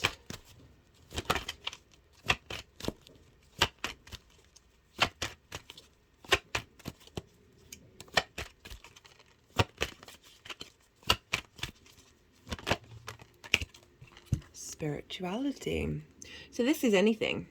It's not just stereotypical ways of looking at it, but it's being able to connect to those relationships from a deep space of compassion and understanding, and really that unconditional love, that sense of understanding you in that dynamic. Sort of opening up to a different frequency. Yeah. Right, what else we want to do with a different deck? Let's do another one. Domestic harmony. Love this for the 7th house. Love this for the 7th house. So as I said, this isn't just about the inner harmony of yourself with yourself as well, and how when we get that in reflection. So it's just gone with the mystical shaman, which was about telling ourselves different stories, that our internal disharmony based on trauma responses and situations that we've been in the past, our ancestors, our past lives, our collective energy, can often be the reason why our frequency vibrates, and we bring in people that might not it might not be a harmonious domestic situation. We've got justice. That came up in the collective readings. This is the first like tarot. Decisions, evidence, thinking, verdicts. But for me, this is balance. This is what's going on here is everything's, that karmic, you've got lots of scales here, that we've been fulfilling those soul contracts and new ones are coming in, particularly because we're dealing with the 7th house here of that balance is facilitating the domestic harmony, right? So as I said, like trauma responses can mean that we bring in, like I talk about my personal relationships that I've had, the people that I've been in love with have all been recreations of my relationship with my father. And when I realized that, and I was like, oh, okay, right. And you kind of don't take it as personally, and you like got to do that inner work, we've got, why is this happening? You've been maybe tapping into your spirituality more, tapping into the meaning in life. However that works for you. Like, it doesn't just have to be, but just that questioning, that exploring, that understanding, that is opening up that space for you. Right. Let's pull. Actually, let's do the Oracle of the Rising Sun. And then we'll pull another card, one last card from the other decks. Justice is a Libra sign. It is Libra in the tarot, and that's also ruled by Venus. So you have Libra in your got detachment. So yeah, I was just talking about the 12th house for you, Scorpio. That you've been able to, the 12th house also holds a lot of trauma, a lot of limiting beliefs, trauma responses. That we had that full moon in Libra, helping bring things into balance. That the more that we understand that 12th house, the more that the detachment, and that's Venus in Aquarius, is that higher mental perspective of moving away from, oh, that feels bad, to why is that happening, why did that happen, where does that come from, and not take it so personally. Like it's and again, it keeps going to that soul star activation of soul contracts that we've had. Like, you're not conscious of those soul contracts, but they're there. And it's something, I mean, it's my belief that we all signed up for these particular incarnations and the nonsense that are linked into them. And things are going to happen in your life that you're like, what on earth was that about? Like, that was deeply unfair. That was cruel. That was like just horrible stuff happening. And then you're like, later on in life, you're like, oh, okay, I get it now. That is that perspective that can really help open up your understandings to the wider world, the wider cosmos, right? And all the different nuances and energetic fields of the universe that we are not aware of. Right, so you got the friendship card, the moon in Cancer. So I feel that this is helping bring in dynamics that are suiting your new frequency. You're being friends with yourself. That one-to-one relationship with yourself can also come up in the 7th house, as well as your one-to-one relationship with the universe. How does that manifest? And so I like that friendship card coming. Right, one last message for Scorpio, because otherwise I'm going to be here. Oh, that flipped.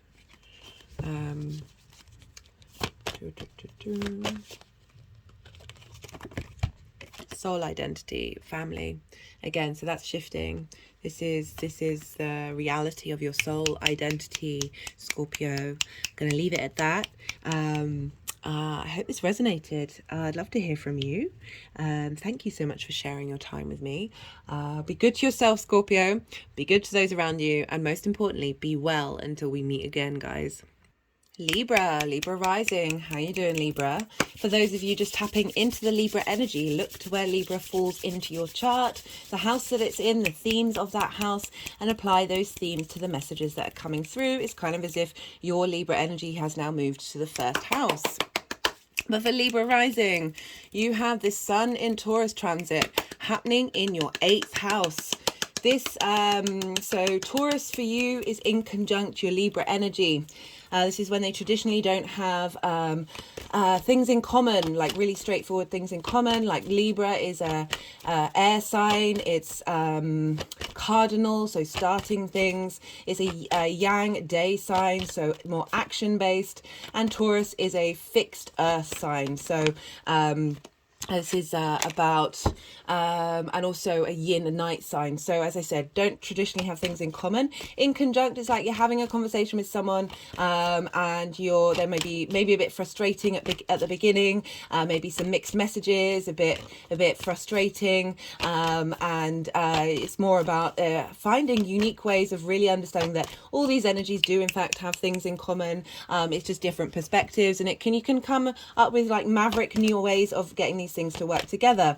So for Libra rising, this is the 8th house. This is the house of shared resources. This is the give and take between you and the outside world, the universe, and one-to-one people. That's intimacy, time, money, things. This is also the house of inheritance, be 3D inheritance or cosmic inheritance. It's linked into transformation. And so you've had a lot of eclipses here. You've also got Uranus here and now a Mercury retrograde. And the sun is coming along and shining a light on this area of your chart. It might just feel that you're a bit, feel like you feel good moving about in the outside world and your interactions with the outside world. There's a sense of clarity and a direction, a vitality in this area of your chart. Then the sun moving through here after all those eclipses, and Uranus and this Mercury retrograde is helping you understand your direction, your forward motion, the inspiration to go forward. It's the center of the solar system, right? So it's the powerhouse, the thing that guides everything else. And so you're really getting a lot of support from this sun moving through here of bringing together all the potential disruption of those eclipses of Uranus, and bringing in clarity and understanding, as well as helping shine a light on this retrograde, helping us understand on a more integrated level. There's vitality here of what that means. So you understanding your give and take between you and the outside world. Perhaps opportunities are coming up for you from the outside world that's facilitating your own internal vitality. Right, so that's the 8th house. Because we're dealing, I meant to say, like Taurus and Venus, you're both, Taurus and Libra, you are both ruled by Venus. So you do in fact have things in common. And so speaking of Venus, we look to where Venus is because she rules Taurus. And so she's affecting the signs that she rules. So not only is she affecting Taurus, but she's also affecting Libra. So she is currently in your 9th house, a fellow air sign in Gemini, helping you be a bit more playful about your big picture philosophy, how you map yourself out in the world. This is also about teaching and learning, as well as interacting with an environment that's foreign to you, so you broaden your perspective. It's all about perspective. She's helping you clear the clutter of Mars moving through there, helping you be very playful, and just like really like enjoying and figuring out the value of who you are in the world, in the universe, in your society, how you feel good about yourself, harmonizing those ideas, helping you think of, be open to new ones. And this is feeding into your 8th house of shared resources and the give and take between you and the outside world. So your perspectives and how those are important to you are impacting the guidance and the light that's being shone on in your one-to-one, in those dynamics of that shared resources. So they're just going over to that soul star activation card.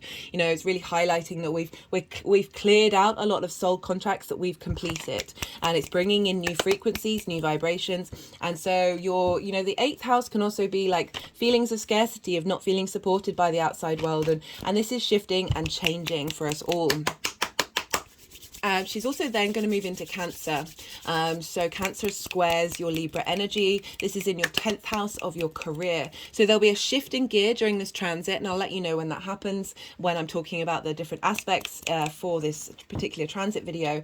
And then it'll shift gear into, now you've worked out and you've been a sense of appreciation of who you are in the world. And then this will move into your career house. So this is your life purpose, how the big outside world sees you. So you're going to get a more sense of value of how the outside world sees you, pouring into that 8th house of the give and take. So that's going to get into balance. It's going to start feeling good. Because we're dealing with the sun, we look to Leo, because Leo is ruled by the sun. So what's going on with the sun is sort of leveling up that Leo area of our life, and also themes to do with where Leo falls for you might come into play during this time. And you have Leo in your 11th house. This is hopes, dreams, wishes. This is a house of good spirits. This is groups and alliances, and also reaping the benefits from the work that you put in your career house.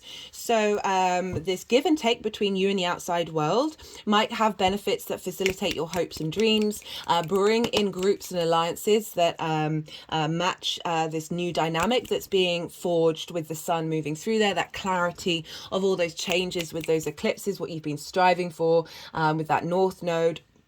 And just generally help get a little, maybe a benefit from the outside world that shows that the work you've been doing in your career has been noticed and is valued.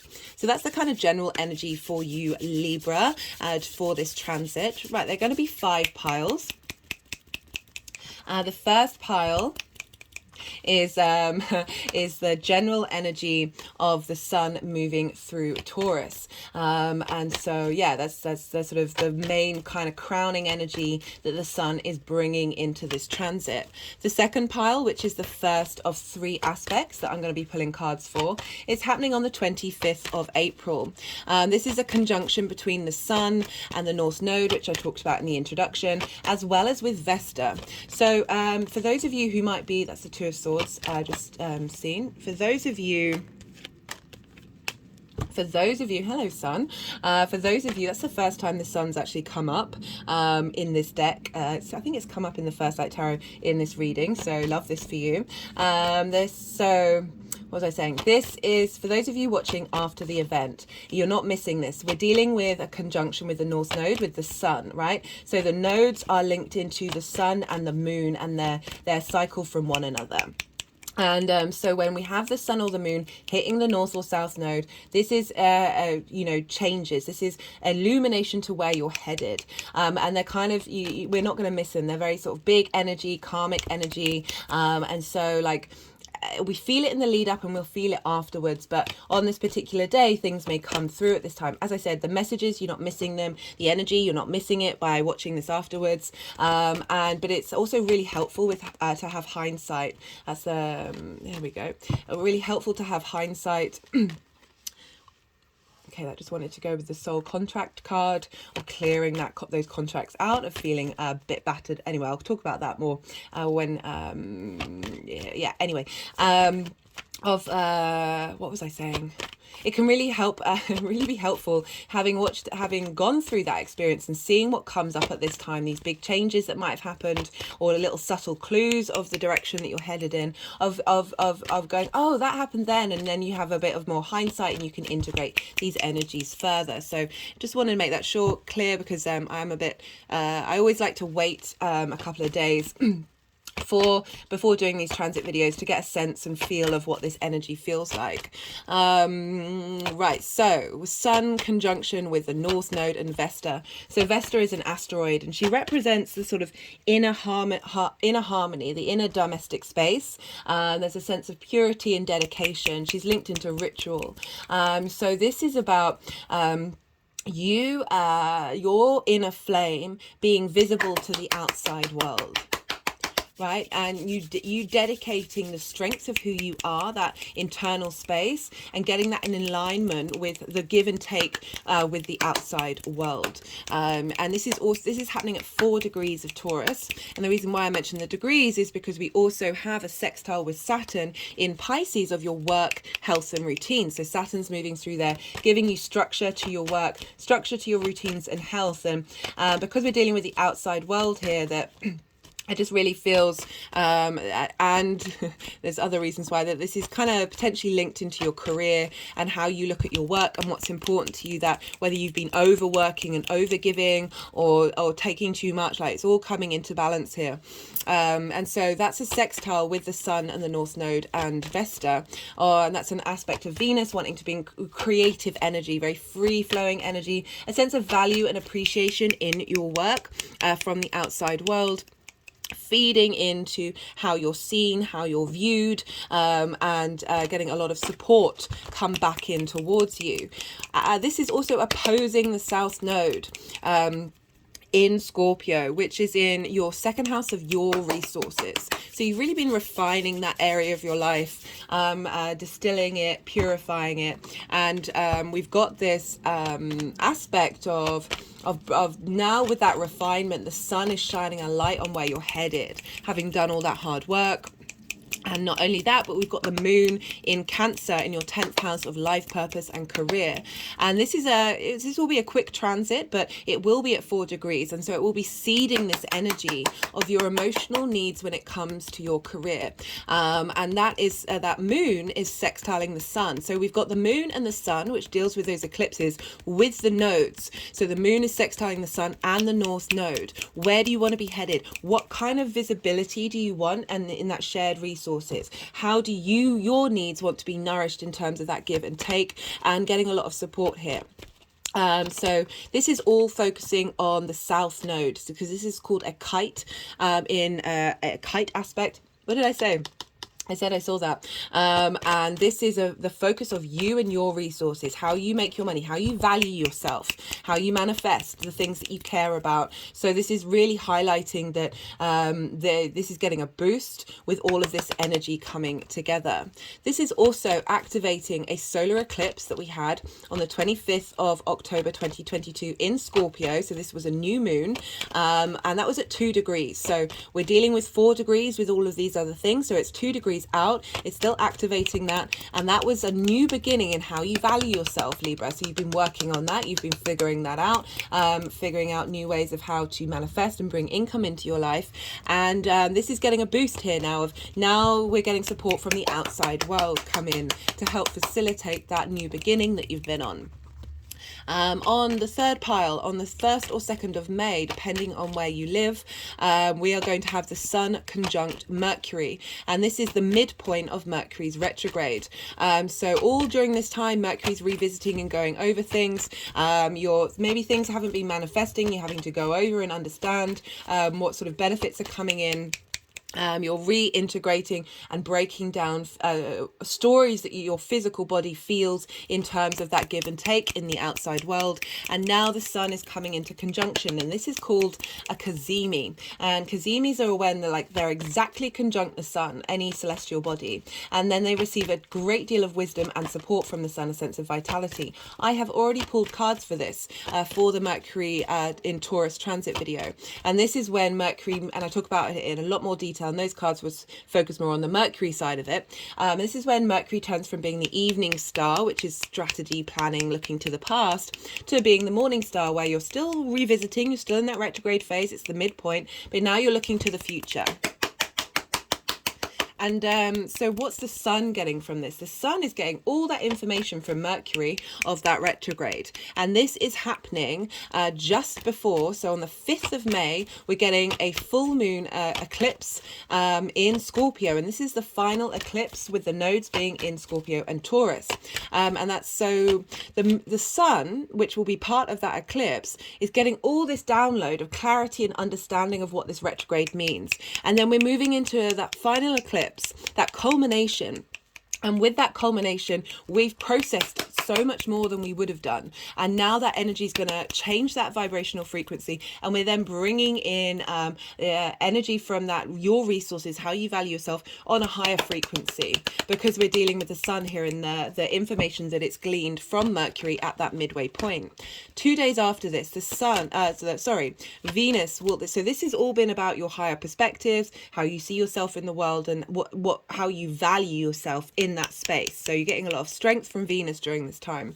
Venus on the 7th is going to, this is all going to be in the description box, by the way, I keep forgetting to mention that at the beginning. I know it's a lot of information, but it will be in the description box, so perhaps you can go write it down in your journal and then see what comes up around this time. On the 7th of May, Venus is now going to move into Cancer. So we're now shifting from your perspectives, your learning, your growth, your understanding of self, into your career, your life purpose, how the outside world sees you. So feminine energy may come in that helps understand your value. Opportunities may come in. There's just sense of being seen from a place of harmony and ease, and it's fulfilling your emotional needs and nourishment, because we're dealing with Cancer. And so that's going to have more of an impact of that direction of what the sun is doing. With the 4th pile and the final aspect, we have on the 9th of May, the sun is conjunct Uranus. So this is this maverick energy that may have been a bit disruptive in what resources you're getting, maybe broken down structures that haven't served you. Bringing in maverick energy from the outside world to help you get in line with your internal maverickness, right? So Uranus, all its moons are retrograde. Its axis is horizontal rather than vertical, and that means its north pole points towards the sun. So its magnetic field, it's the guiding energetic force of that planet is the north pole. The direction that it's heading in is towards the sun. So when these two combine to one another, it's like sort of vitalization of the sun into getting you to really be comfortable with your unique self, and really be thinking like, this is eureka moments coming through at this time, messages coming through that are very maverick, very innovative, very inventive, and just being able to look at things differently, sort of a culmination of like that value system of what it is that you need from your career. Sorry, Libra, I just had to pause. The postman arrived. So again, messages coming in. I always find it funny when the postman's here, is usually when I'm talking about being like those eureka moments, those novel, it just makes me chuckle. So like a real strengthening here of you being, and also receiving something from the outside world.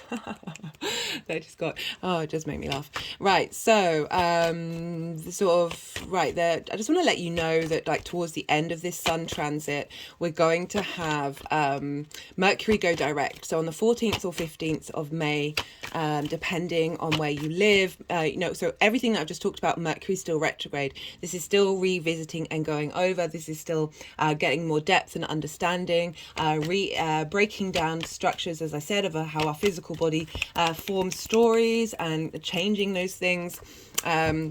And now Mercury's going to go direct. So this may be when you receive some news or things come in that are confirming all of this energy that's been cultivating. And then on the 16th of May, Jupiter's going to move into Taurus. So this is abundance, opportunities, wisdom, cohesion, understanding, Jupiter wants to bring you opportunities, so things may come in from the outside world here that mimic this new rebalancing of your dynamic of how you work with it, and getting a sense of divine inspiration here. And the sun is going to be shining a light on these things and highlighting them, and they're going to be quite unavoidable. Right, the final pile is the 5th pile, and this is how these energies are integrating and leveling up this area of your chart, and how that energy is going to move forward for you in your being, in your life. So I'm going to shuffle for a little while longer. The energy is usually put down the deck when all the cards have come out, and then I will be channeling and just letting the energies do what they need to do, putting the cards into piles, doing energetic work. And this is usually when I'm quiet, And it's a good time for integration, to let all that I've just said sink into you and see how that's feeling for you energetically already. You might already have clues about what's coming up, and just tapping into your own intuition and just letting things settle for a moment. So do bear with me while I'm quiet, and yeah, we'll yeah.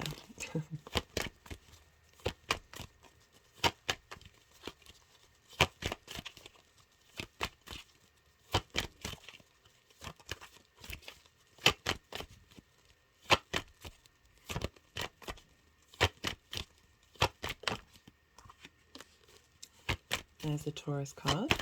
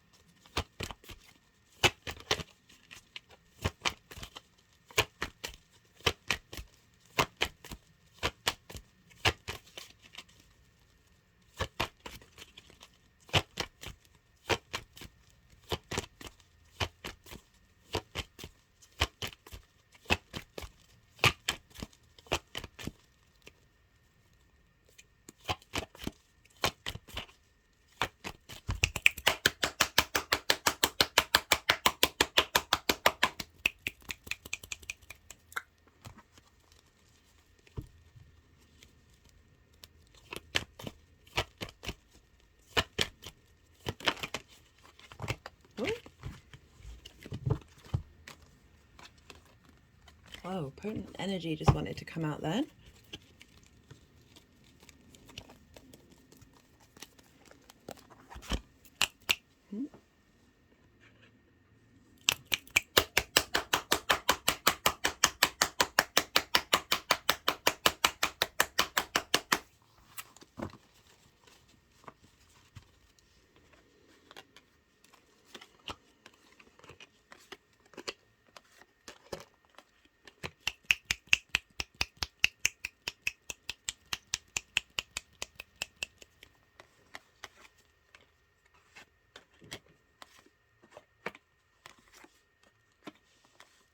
Oh, you've got 3 aces, Libra.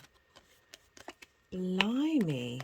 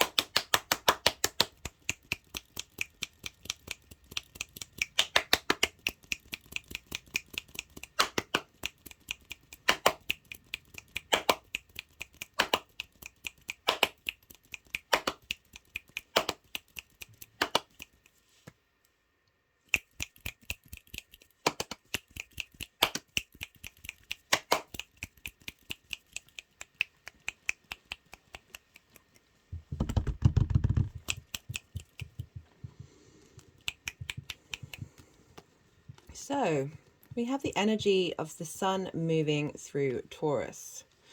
And it feels like this is a lot of what, you know, what we've been doing through that eclipse cycle, right? So in Taurus, that North Node being there, you're striving for something, you're trying to change something. There's an exaggerated feeling of getting that you and the outside world into balance. And so we've got the Five of Pentacles and the Nine of Wands with the two of Swords. So the Five of Pentacles is about, you know, I was talking about how the 8th house can often be linked into this feeling of lack and scarcity, like of not being supported by the outside world. And we all face those things. We can get stuck in that vibrational frequency based off experiences that are very, very valid. And we then, that frequency then gets reverberated outward. We've also got the and with that Taurus energy, there's a fixity of some of these frequencies staying in place. We've got the Nine of Wands, and this is about so this is you're exhausted. You've been exhausted. What's been going on with those eclipses can have felt very like you've been in this constant state of battle of these changes happening. But this is also like you feel like you've been attacked. You're feeling like you're by yourself and you're not getting supported, and you're not only that, but you're in a state of being battle weary. I often say with this card is like, do you need to engage in that? Do you need to step into that? Can you just be you and be okay with whatever comes at you from the outside world? We've got the Two of Swords. This is about feeling like there's lots of opposing forces and you're not able to see clearly. You know, you're dealing with that opposing force of the outside world and the opposing force of your unconscious mind, because we've got the moon here as well. Like there's things maybe you've never really have got started. And we've got the Eight of Cups, and this is about going on a journey. This is about leaving those habits behind. There's more that I wanted to say about that.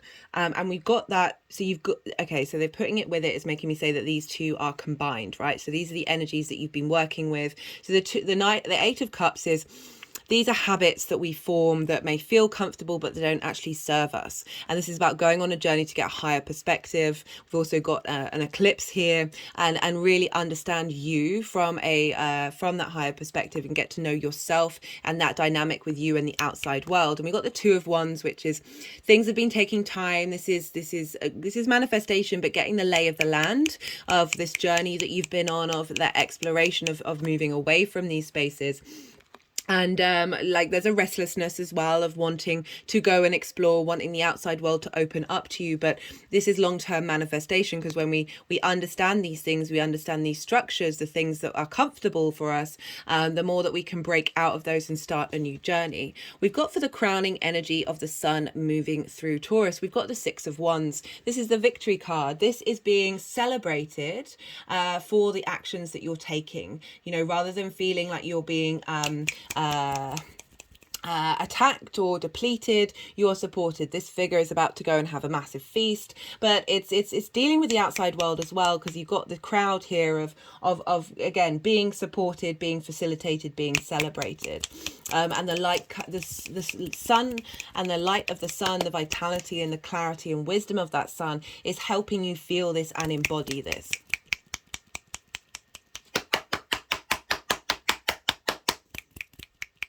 So it's going to the Soul Star Activation card, which is I think I mentioned this already, very much about we've all been fulfilling contracts, soul contracts that may have been difficult, that may have caused that difficult energy, and we're done now. Or new soul contracts are opening up. That it also says, remember who you are, like on a soul level. We have for the conjunction with the North Node and Vesta, as well as that sextile with Saturn and the moon. So we're linking your career, your work with the outside world. The Hierophant is the Taurus card. This is about structure and society. This is linked into sort of book religion. This is the Pope. There is an interaction with the outside world here. It's also about knowing yourself, having clarity and understanding of who you are in society. And we've got it with the Ace of Wands. This is a new lease of life. This is a freshness. This is vitality. Aces often often like a yes or a go from the universe. But with everything that's been going on energetically, we've been clearing so much that this is like, now we're starting afresh. Now we're looking at these things from a different perspective. Our creative pursuits, our creative spark, our passion is renewed here, and our engagement with the outside world has vitality to it, virility, about new growth, a new space. We have with the Mercury Mercury conjunct the Sun. We've got Mercury, the Magician, and the Sun card. So very literal here. And we've also got the Lovers. And this is a Gemini card, and Venus is in Gemini. So what's going on with Venus is impacting this Mercury transit, because Mercury's in Venus's sign and Venus is in Mercury's sign. So there's a real bringing together of these energies of, through your understanding and value of yourself in the world, that ninth house, you're able to make decisions that serve you long term. And the Magician is like knowing you have all the resources you need, and the Sun is shining a light on that. Mercury's now going to be moving, is now a morning star, so it's thinking about the future while incorporating this energy of understanding of your own resources and the light that you have, that it's leading you, this energy is going to be leading you to be able to make decisions and opportunities. This is crossroads. This is which direction are you going in, that are going to facilitate you. This is an integration. This is choices, opportunities coming up from the outside world that are facilitating who you are and how you see yourself in the world.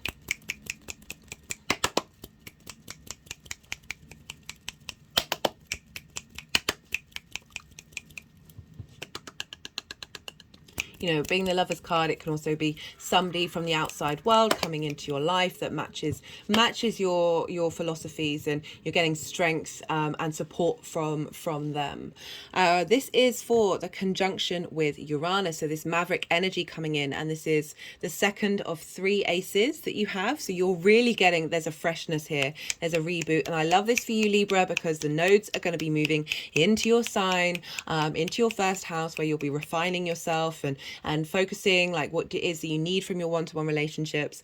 And this is all helping out that journey of this give and take with you in the outside world, of that dynamic is going to help you like use that nodal, those eclipse energies from a place of strength, because we've got the Judgment card. This is resurrection. This is all the aspects of yourself raising their frequency. Like, how do you feel in the outside world? How, you know, moving away from that space of lack, that frequency is shifting and changing. You're breaking down those structures that have been blocking you. And we've got the Ace of Pentacles. You know, we're dealing with Taurus here, which is an earth sign. So the physicality of the 3D realm, the outside world, the dynamic that you're working with now is fresh and new, revitalized. This card for me is, you know, New Earth is a catch-all phrase, but for me, it's like going through that portal. You're still in the 3D realm, but you're dealing with it from a 5D perspective. Like you're refreshed and you're engaged, and this is helping you be you, more your authentic soul self. This level of frequency is shifting and changing, that is more in line with who you are, and that is bringing in opportunities linked to work, health and routine, work, the physical world and your body, because it is the tangible. But I just feel like you feel good moving out around in the world now. And now we've got the third ace. You've got 3 aces, and we've got 2 3s here. Just thinking if there were any other duplicates, but I don't think so. Yeah, we got no. So we've got 1 ace and 2 3s. So we've actually got 3 3s. We've got 3s. Wait, why is that not staying up? Come on. Don't know. I mean, I had a little perch set up for them to go there, but they've been pretty insistent for them going with so I've got these, I meant to talk about it in the second introduction. I pick up twigs that have fallen off trees that are covered in lichen, and lichen along with moss takes a really long time to grow, but it's like a fundamental thing. It's that slow and steady understanding and involvement and expansion of self that we're all on right now. So the Ace of Cups, this is how the energy is manifesting and moving forward. You've got a sense of abundance here. Look, see, the cup is overflowing, and there's the peace. There's the dove of peace. So you feeling more at peace with those dynamics with you and the outside world. This is also the give and take between you and the 7th house of your one-to-one relationships coming into balance, as well as that with the bigger outside world.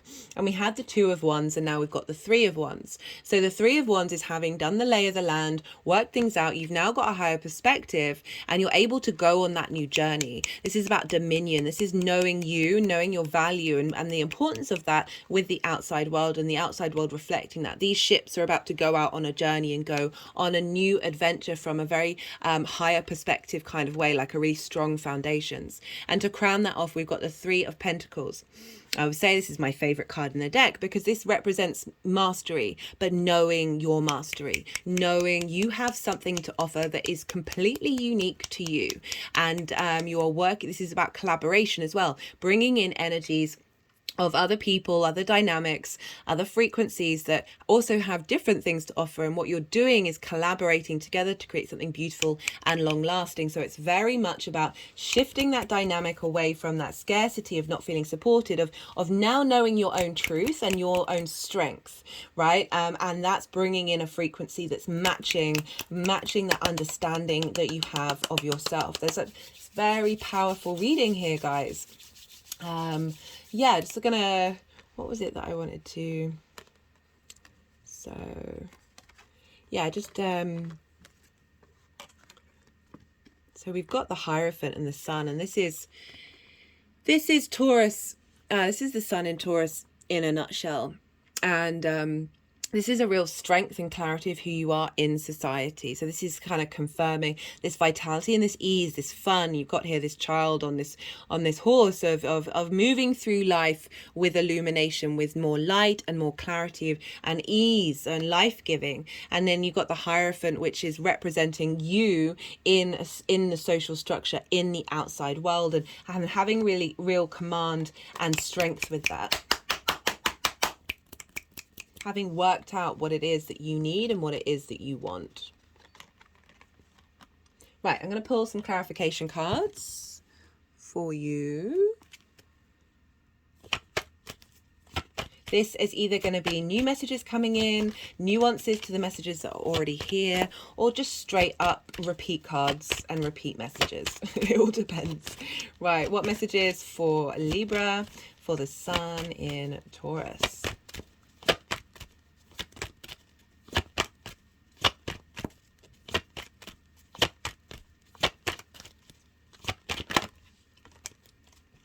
Patience. So you've had to be patient with what's been going on. You've had to take your time. This is not a go card. This is, okay, you've had all those eclipses, you've been working through things, you've had to be, patience is definitely a virtue and can be very difficult for us to tap into. This eclipse energy, this Uranian energy, you're having to think differently. You're having this retrograde is helping you slow down and take things in. So we've got the past card come up. Sort of highlighting all of that energy is from the past, which we did already know, but it's nice to get confirmations. This is the First Light Tarot. This is a mixture of major arcana question cards, statement cards, and keyword cards. I put all the decks in the description box if any of them take your fancy. I tend to pull cards until we get a major arcana. We've got vibration, positive action. Yeah, definitely getting that vibe with all these these aces come through, and the Sun and the Hierophant. You know yourself, your frequency shifted. As I said, those contracts that have been blocking that have been cleared. And we're integrating that now. We're bringing that in to our physical body, so our physical responses then mirror that dynamic. And that's going with that North Node. That's going with that North Node aspect.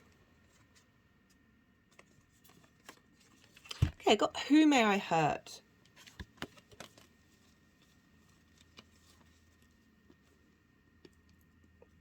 I kind of feel like that's,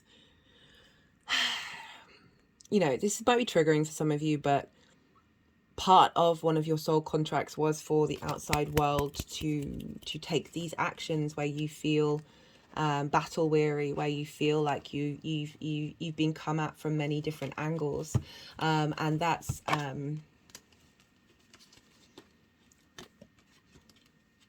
you know, I do say about that is like, how do we respond to that? Do we need to respond to that? That it's taken a while to work that out and figure that we don't necessarily need to respond, that we can be very solid in ourselves. And, you know, you've gone on that journey where you've realized that you don't have to have the weight of that on your shoulders. Also that scarcity, that feeling, when we can get trapped in those feelings, we then repeat them, and it then, I'm not saying you've then taken that out on other people, but there's certainly that space of maybe enjoying the hurt, that feeling. Like we tend to shame those emotions, but sometimes they can feel really good in a very strange way. And like the more that we sort of suppress that, the more that we're internally hurting our own dynamic. By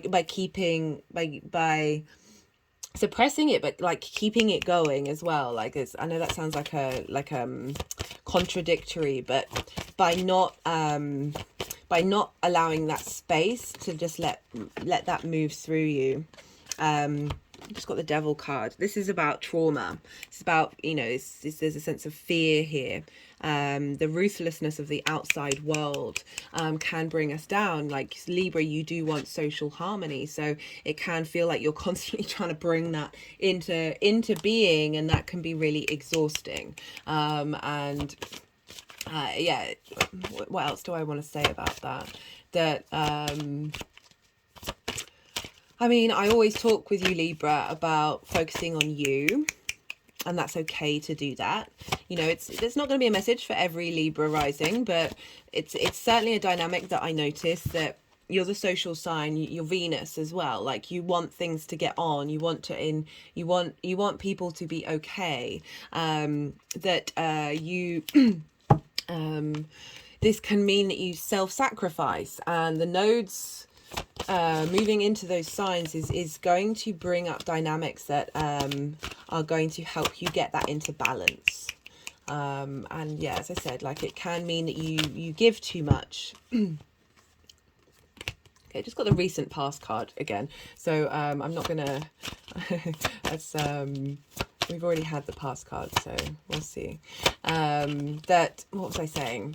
That with that give and take in the world, that you may have felt that you've given but you're not supported, and with Aries being in that 7th house, that can be where your intimate relationships are combative, and so we've got well-being awareness, of being noticing your well-being and getting that into balance, and getting some harmony there, and how that feels in your physical body, that rather than responding on trauma, we are opening up dynamics of prioritizing self, you know, prioritizing the individual, celebrating yourself.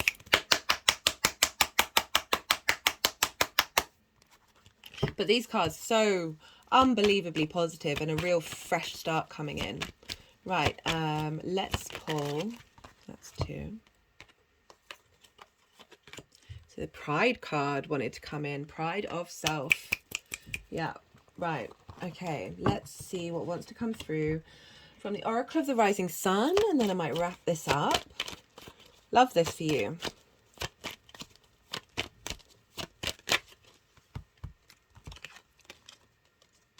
Got control and romance.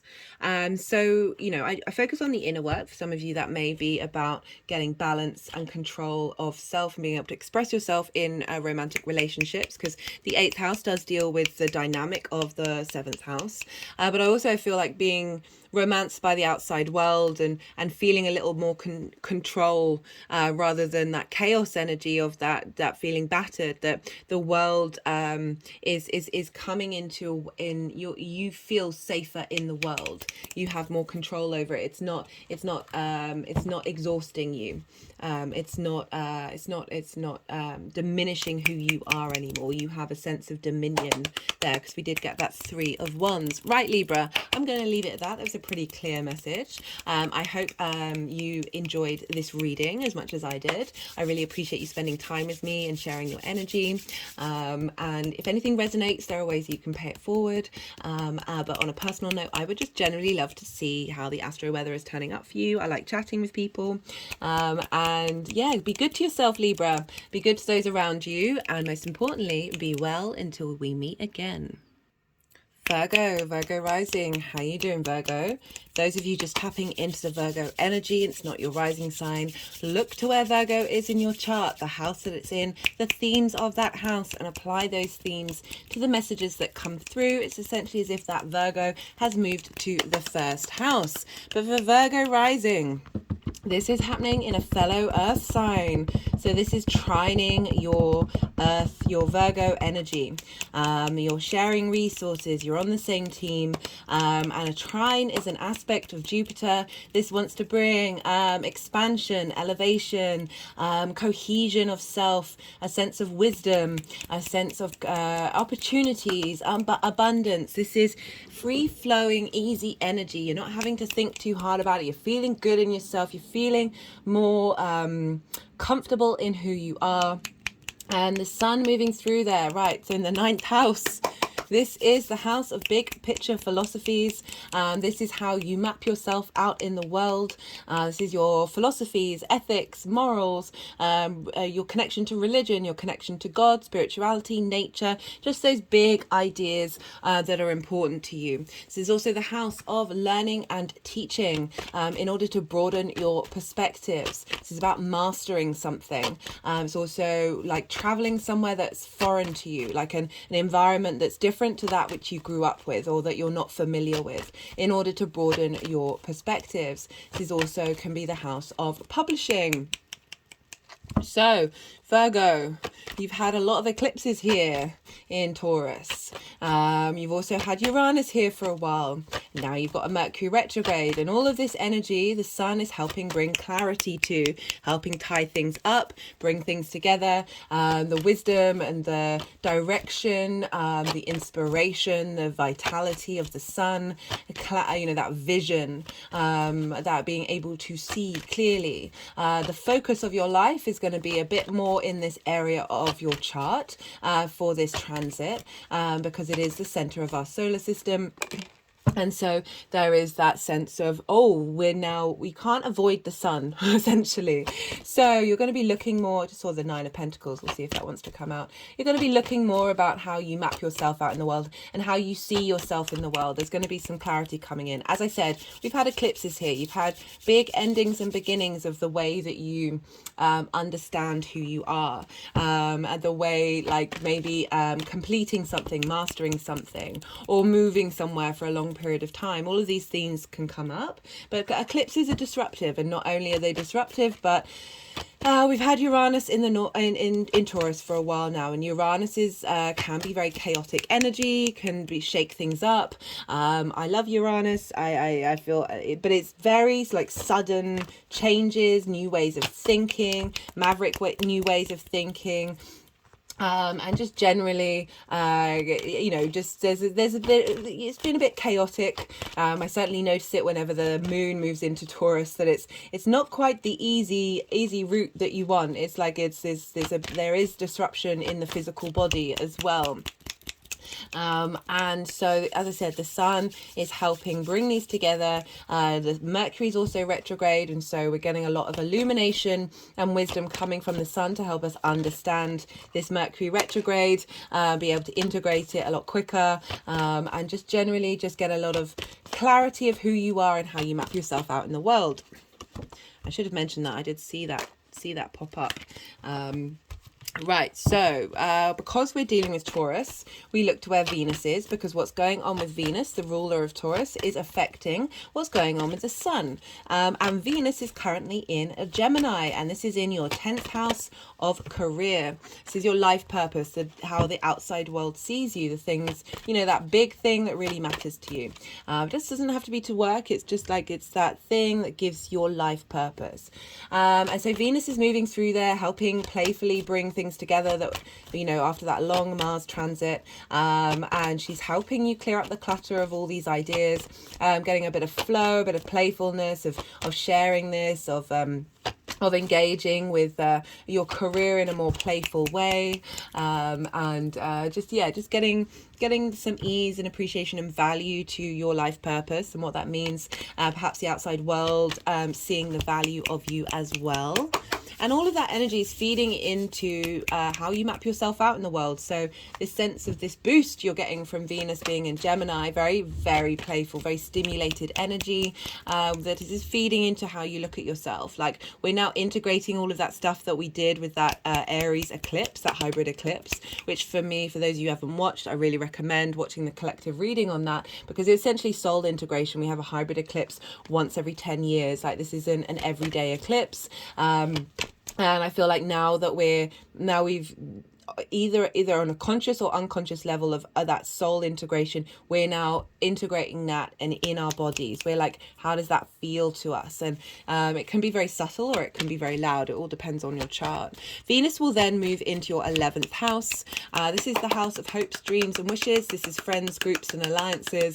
And this is also the reaping the benefits of the work that you do in the 10th. So Venus is shifting gear of what do you value, like maybe bringing boons and benefits to your hopes and your dreams, bringing feminine energy of your groups and alliances, of strong feminine energy. We all have that within us, regardless of gender, of into your life that's matching the frequency that you've been putting out, that match in with your hopes and your dreams. Perhaps having some boon come from your career, come in from that feminine energy is also something that can happen. And then that's feeding into your 9th house of how you see yourself, your perspectives. So we're getting this boost of understanding your hopes and dreams, perhaps some appreciation from groups and alliances and or work, and that's feeding this strengthening and this clarity, this bringing together of all this energy that we've been going through since, well, at least since 18 months with the nodes there, but longer with Uranus being there. I think he moved in there 2018, and retrograded back into Aries, but back in again. So that's been nearly a 5-year cycle of bringing this together, but really enhanced because of that nodal axis. So because we're dealing with the sun, we look to where Leo is in your chart, because what's going on with the sun will be upgrading and bringing themes in from the Leo area. And this is for you, Virgo. This is in your 12th house, your hidden house.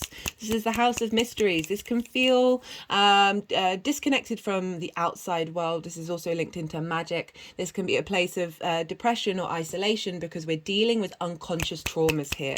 We're dealing with those hidden response mechanisms that we're now in a state of contemplation. The sun moving through the 9th of how you see yourself in the world is bringing illumination and light and support to that which is hidden, to helping integrate, helping expand, helping your heart feel part of the world, because the heart is ruled by Leo, but also really facilitating whatever magic you cultivate in that space, from that heart space, from that very creative, performer-based energy of Leo. And so, yeah, those themes may come up that are linked into your 12th during this transit. Right, so that's the kind of general energy for you, Virgo. There are going to be 5 piles. The first pile is the general energy, the crowning energy that the sun is bringing in to Taurus. For some of the readings, this is also included sort of what we've been going through with those eclipse cycles, what we're sort of integrating, clearing out, and how the sun is facilitating that. The second pile is happening on the 25th of April. And this is when the sun is going to conjunct the North Node and Vesta, as well as other things that I'll talk talk about. I talked about this, the Sun conjunction with the North Node in the introduction, but this, for those of you who are watching after the event, right, you're not missing out on the energy, you're not missing out on the messages. We feel this in the lead up and we feel it afterwards. This is a seeding point of this energy of integration of that energy in your physical form, and because we're dealing with the nodes here, we're dealing with the sun, so the sun and the moon govern the nodes, and the nodes have an impact on the sun and the moon. Like, they are the key players, and all the way we work out the nodes is based on the sun and moon relationship. So when we've got the sun conjunct the node, this is when karmic things show up. This is a sense of vitality and understanding of the direction that you're heading in, because that's the North Node. That's there's a sense of wanting, of craving, of drawing things towards you, of wanting to expand that ninth house that you're going through, of like, how do you see yourself in the world? How do you understand and feel good in your body about that space? How are you learning and growing? And the sun conjunct here with Vesta, so this is an asteroid, and this is about one of the oldest feminine goddess energies. It's prevalent across all cultures, and this is to do with the domestic space. So the hearth that was in the home that we cooked, gathered around, talked to one another, kept warm. And on a personal level, this is the inner flame within you. This is the inner spark of who you are, your domestic internal space. So this is Vesta, and there's also a sense of dedication and ritual to tending to that hearth, a sense of responsibility, a sense of dedication to keeping that flame alive. So we've got this conjunction with the sun, illumination, wisdom, clarity, and understanding of self, with Vesta of that purity of who you are, feeding into the North Node, which is exaggerating this energy of, this is who I am, this is the direction I want to be in, this is how I understand myself in the world. I'm feeling there's a sense of completion here. And not only that, but we have, this is all at 4 degrees of Taurus. We have Saturn at 4 degrees of Pisces. And you have Pisces in your 7th house of one-to-one relationships. So this is opposing your Virgo energy. And Saturn moving through here is giving you a sense of authority in your one-to-one relationships, giving you a sense of dedication and understanding of what it is that you need from these in order to provide you with long-term structure. There's a lot of magic here that Saturn's giving form to. And this dynamic of what it is that you want from those one-to-one relationships, what kind of people do you want to draw towards you, and how you want to be in those relationships, is feeding into your higher perspectives, like how you see yourself in the world. Like, these are coming in, like, this is important for you to be seen and valued, value Taurus, Venus, what it is that we care about, what we love, what brings us desire and pleasure, is interacting with Saturn in an aspect of sex, an aspect of Venus, which is a sextile. Now this is creative energy, this is free flowing, easy energy. It's just like, you just get a sense of feeling your own authority in the world and how that's mimicked in your one-to-one relationships. There's a sense of value and appreciation between those spaces. And not only that, but we have the moon in Cancer. The moon moves very quickly, but it will hit that 4 degree point, so it will activate and seed this energy of your intuition in Cancer, of your hopes and your dreams. This, how you nourish yourself, how you nourish your dreams, how groups and alliances nourish you, this sense of sensitivity towards understanding with clarity, with that connection to the sun. Because not only have we got the sun conjunct the North Node, but we've got the moon, which is the other side of the dynamic of eclipses or full or lunations, sextiling the North Node and the sun. So this is, again, it's another aspect of Venus, very creative energy coming through at this time, and facilitating this growth, this illumination of yourself in the world. And this is all, so the moon and Saturn are trining one another. So they're all in water signs, and they're trining the South Node, which is down there in Scorpio, of how you communicate. And that we've got that opposition between the Sun and the South Node. And so the South Node is what you've been refining and how you communicate, the kind of a community that you want to be in, the things that you do on a day-to-day basis. And what's important about this is activating a solar eclipse we had on the 25th of October 2022, which was at 2 degrees. So the nodes are now at 4 degrees. So we had that eclipse there, and that was a new moon in Scorpio. So that was a new beginning, a new beginning about how you want to communicate and what community you want to get in. And now the sun is sort of opposing that and shining a light on how you see yourself in that space, and you being able to communicate your higher perspectives in your day-to-day, that third house. So the focal point, because it's called a kite, so we've got oppositions between the sun and the south node and the north node. We've got two sextiles. I'm going to put the chart up on this on the community page, because I think it's a really great visual to have. And then we've got, it basically forms a kite position, looks like a kite, and we look to the point of the kite, the tail of the kite, and that is the south node. So this is focusing on your ability to communicate, your ability to understand, bring that big picture philosophies, the clarity of how you see yourself in the world into the things that you do on a day-to-day basis. So like big strengthening energy. And as I said, if you're watching this after the event, you're not missing out on this at all. And often it's really great to look back on what's happened over this time. Sometimes there can be big shifts that happen. Other times it's more sort of subtle messages of how this energy is integrating. And you can look back and you can say, oh, that happened and that happened. And then like you can then integrate further and understand it based on hindsight. The third pile, and this is happening on the 1st or 2nd of May, depending on where you live. This is when the sun is going to conjunct Mercury. Mercury, this is the midway point of Mercury's retrograde. So everything that I've been talking about, Mercury's been retrograde. So you've been going over things, may not have necessarily been going the way that you want them to be. You've been revisiting things and questioning how you see yourself. But all this energy is seeding into that retrograde and helping Mercury really elevate this current retrograde. And so the sun conjunct Mercury, any celestial body that's conjunct the sun exactly is called a Cazimi. And this is when inspiration and wisdom comes in. This is messages from the divine source of our solar system, our connection and portal to other dimensions and to other frequencies and to our universe as a whole. And this is, so the sun is feeding energy into Mercury, and Mercury is also feeding energy back into the sun.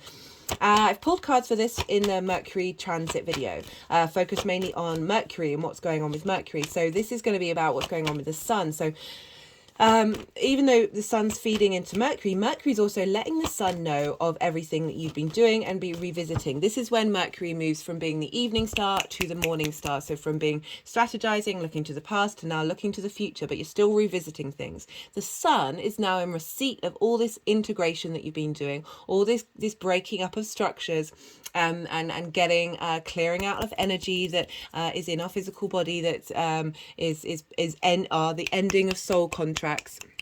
And then the moon, the sun, sorry, a couple of days later is going to be forming the final eclipse that we have in this nodal cycle, with the nodes being in Taurus and Scorpio. And this will be on the 5th of May, and this is a Scorpio full moon.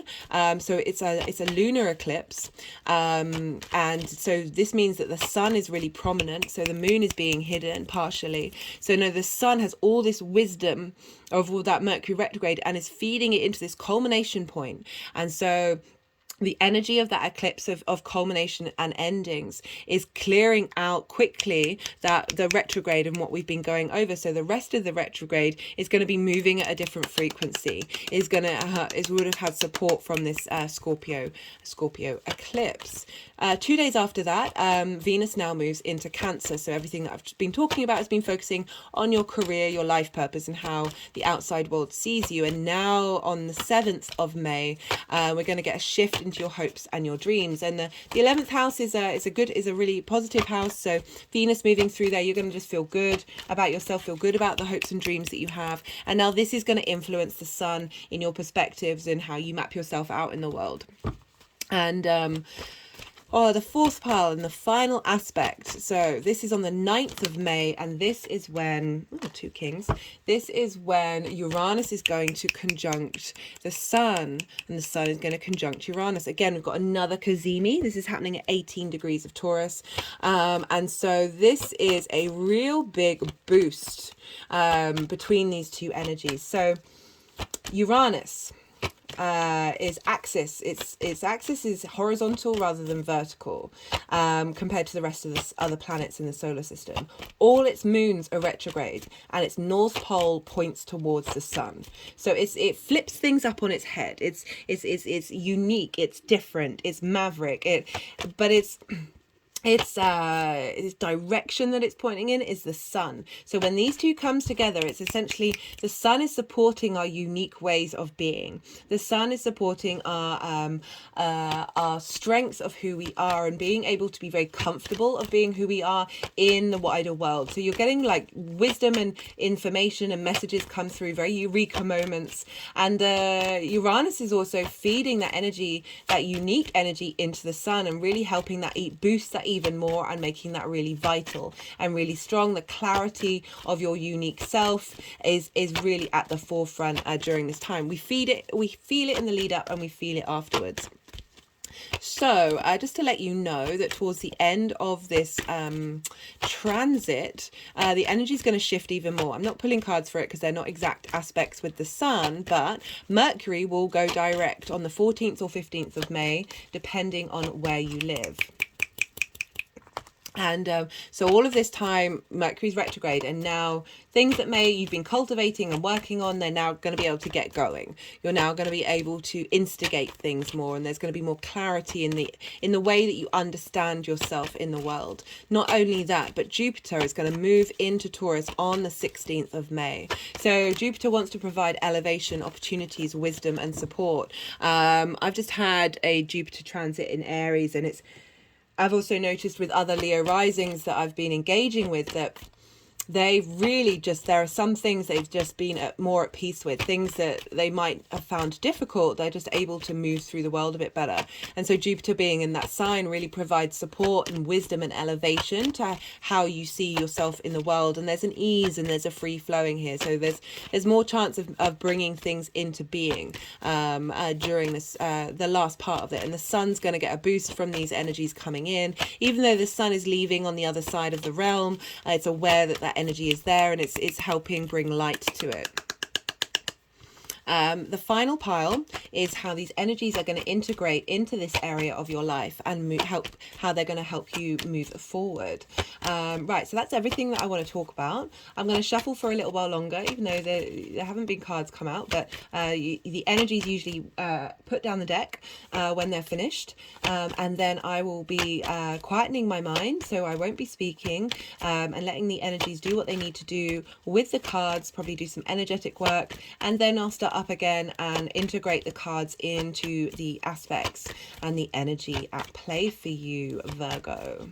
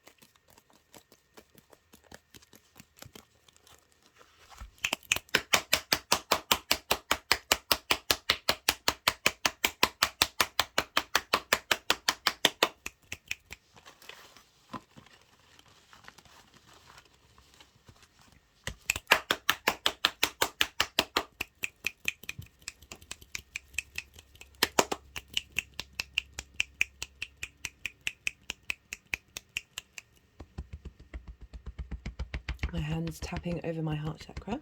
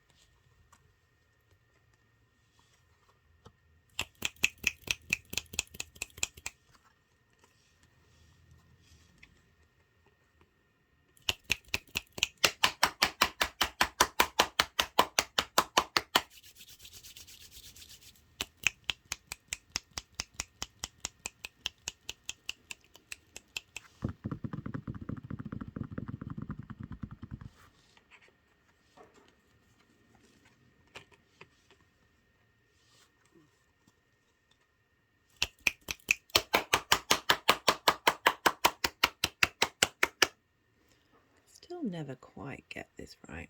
Put everybody's face on.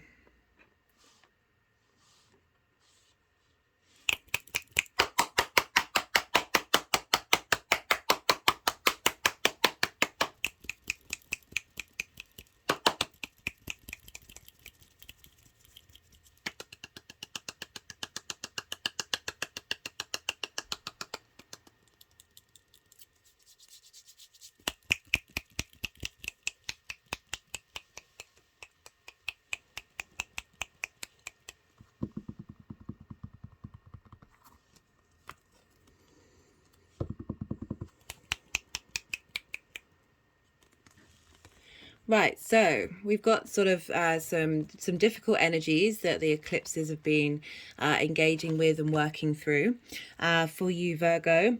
We've got the Eight of Swords, the Five of Swords, the Five of Wands. So the Eight of Swords is, you're in a mental cage of your own making, basically. It's opening you up to the idea of things are an illusion, and that you're able to walk out of this dynamic just as soon as you move a little bit and shift your perspective, right? So that you're not very tightly bound. If you just start moving and shifting that dynamic, that these will fall away and you'll be able to remove the blindfold. So in terms of your idea of how you are in the universe, and that you may have felt quite caged. We've had those eclipses so the world has been quite a caged space for us of lately, that you may have felt very limited in your ability to see yourself and move about in the world. We've also got the Five of Swords and the Five of Wands. So we've got two fives here. This is sort of conflicting energy. And the Five of Swords is, so this is, there's so many messages that come through with this card, because if you focus on the clouds, that they're really jagged. They're really like highlighting the discord that's here. This feeling that something is winning and something is losing, but at what cost? It's an interesting one with the ninth house of like, is your mind doing you a disservice of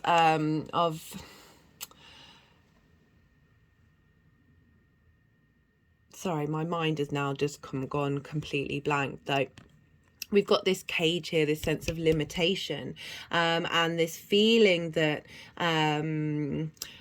I guess it's like the outside world has been conspiring against you in order to make you feel like you are small and you are lacking. Whether it's you are this energy or you are this energy, I always say, like with this one, it's usually because things have happened to this person that have meant that that's the only way they think they can survive. But it's definitely more that sort of what is the outside world been doing in order that's impacting like how you feel about yourself in the world? There's this pain, there's this like deep mental anguish, like your mind fighting against yourself of the outlook of who you are in this cage, you are small, and I'm going to keep you in this space, especially with eclipses, and Uranus is really helping you break through those limiting beliefs of realizing you are a big fish in a small pond. You're a big fish in a big pond. You are the big fish, rather than this sense of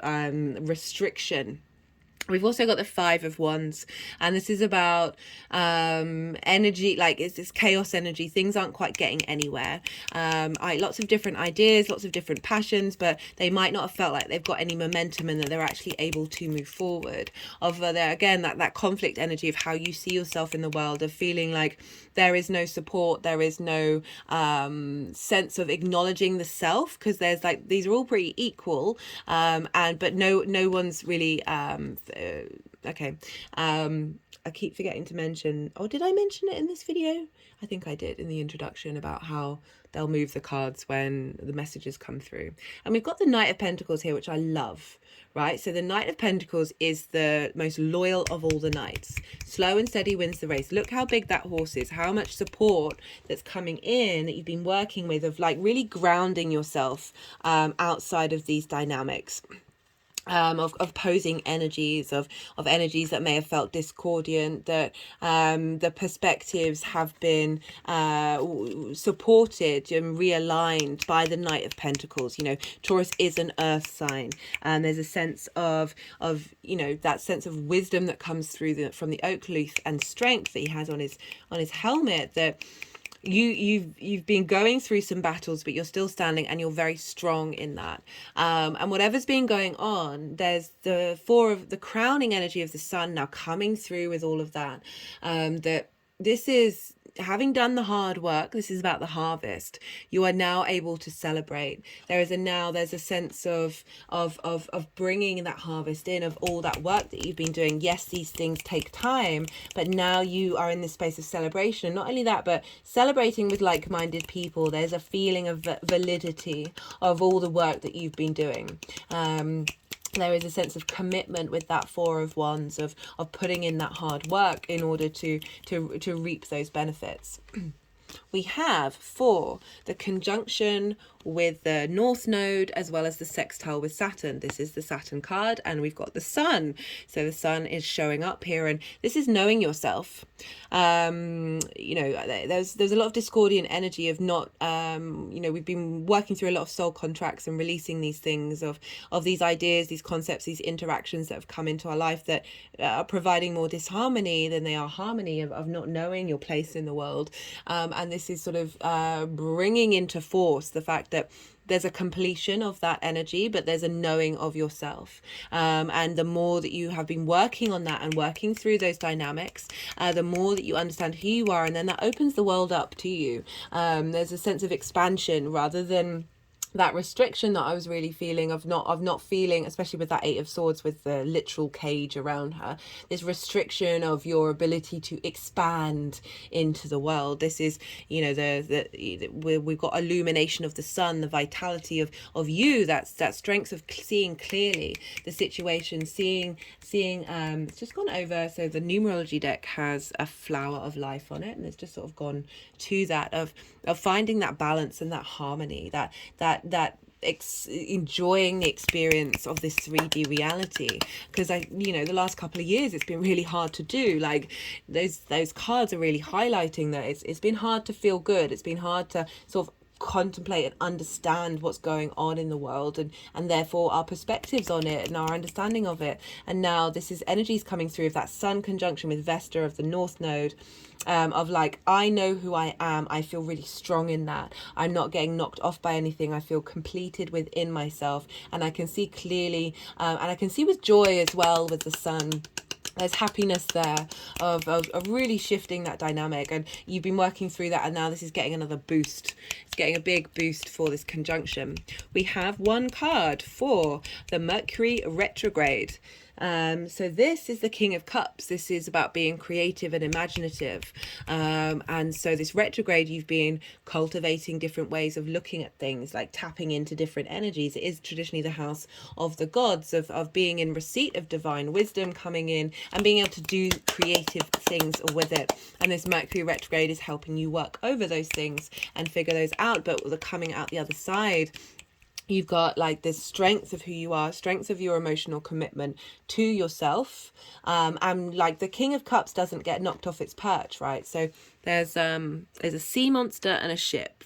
Sea monster is about to attack the ship, so, and the waves are really rocky, but the solidity of that King of Cups is again, not getting knocked off your perch, really feeling very certain in your emotional body, and that physicality and how you connect to your emotions in your physical body, and being really creative with it.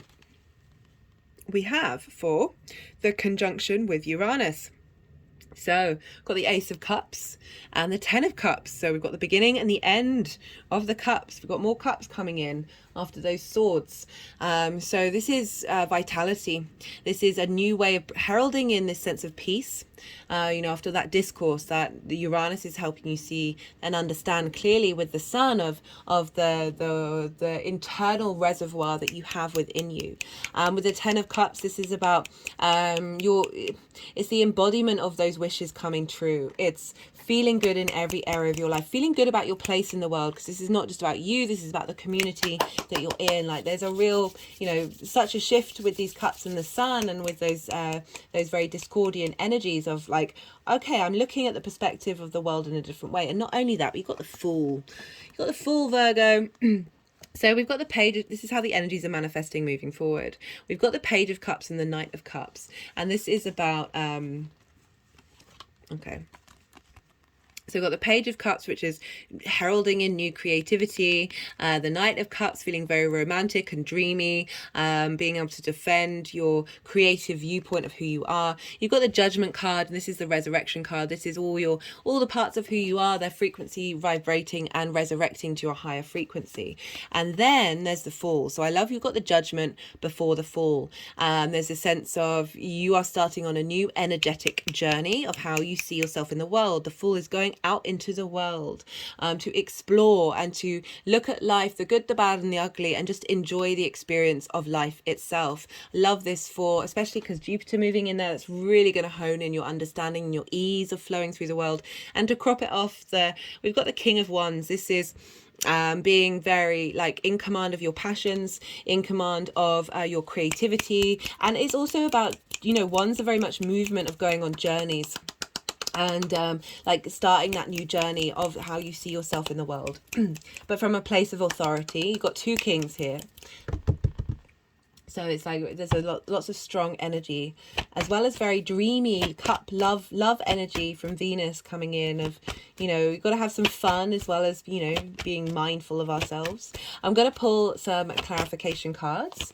This can be new messages come through, nuances to messages that we've already had, or just straight up repeat cards of messages that have been said. So this is the numerology deck. I put all the decks in the description box, and I completely adventure. What did I say?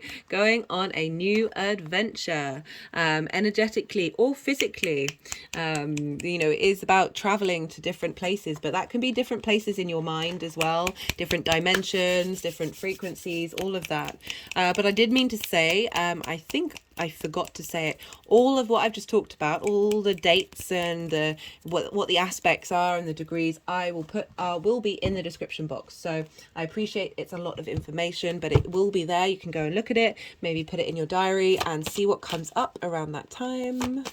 Right, let's pull from the First Light Tarot.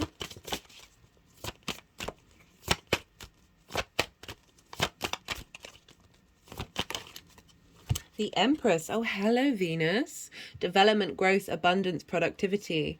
Yeah, with that Four of Wands, it's very much enjoyment and celebration, but not denying hard work. Like, there's negative connotations with hard work. I don't personally have them. I think hard work is a vital point of our existence, and it's about getting pleasure from it and enjoying it. But there's a growth, there's a spreading of connection to you and your how you look at the world, and therefore what you're able to then, how you integrate that into your actions and your deeds. Again, remember, this is all linked into your career and your hopes and dreams. So this is feeding into the direction that you want to go in, whether that's in a career that you're already in, or elevating that, or bringing in a new sense of dynamic because your perspective of who you are in the world is changing. We've got codes, puzzles, synchronicities, coincidences. Just gone over the synchronicities card. So you may be noticing things come up in your life during this time from the sun that's really like mimicking where you're at. The Fool. So we've got a duplicate. Journeys, progress, pathways, Voyager. But I was talking about the code. So it's like synchronicities tend to be like you'll think something and then you'll hear somebody else say it, or there'll just be connections between the journey that you're already on and the universe going, confirming what's going on and helping you out there.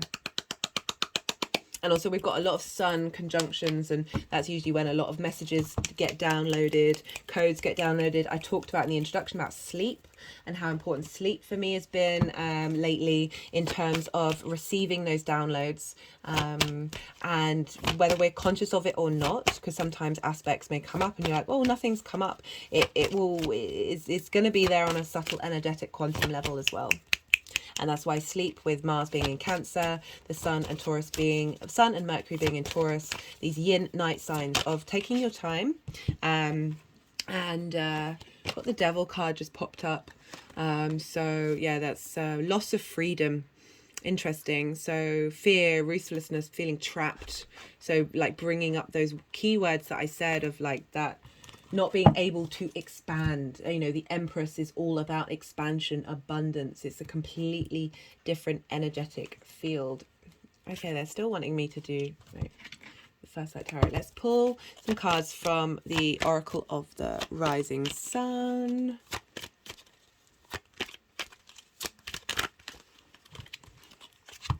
Let's do, right, that's far too many.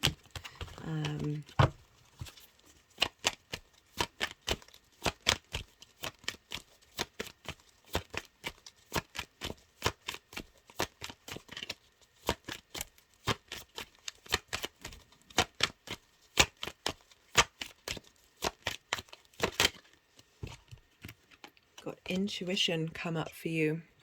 Yeah, so that's been, you know, a strong message for us all for these different transits, that with those soul contracts being cleared out.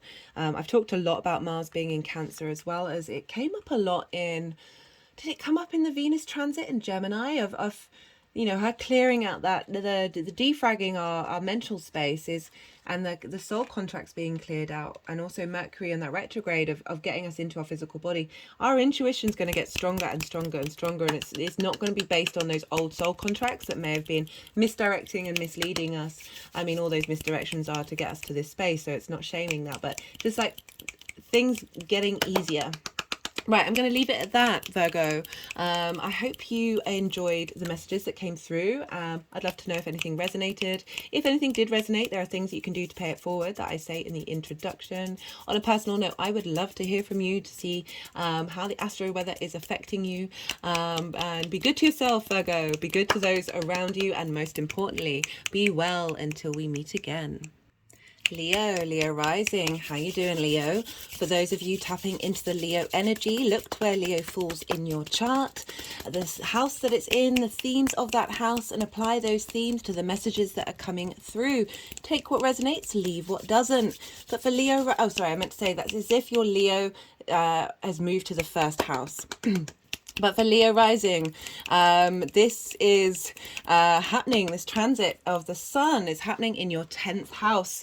This squares your Leo energy. Taurus and Leo square one another. They are both fixed signs. Squares are an aspect of Mars. This can bring about frustration, conflict, drama, competition.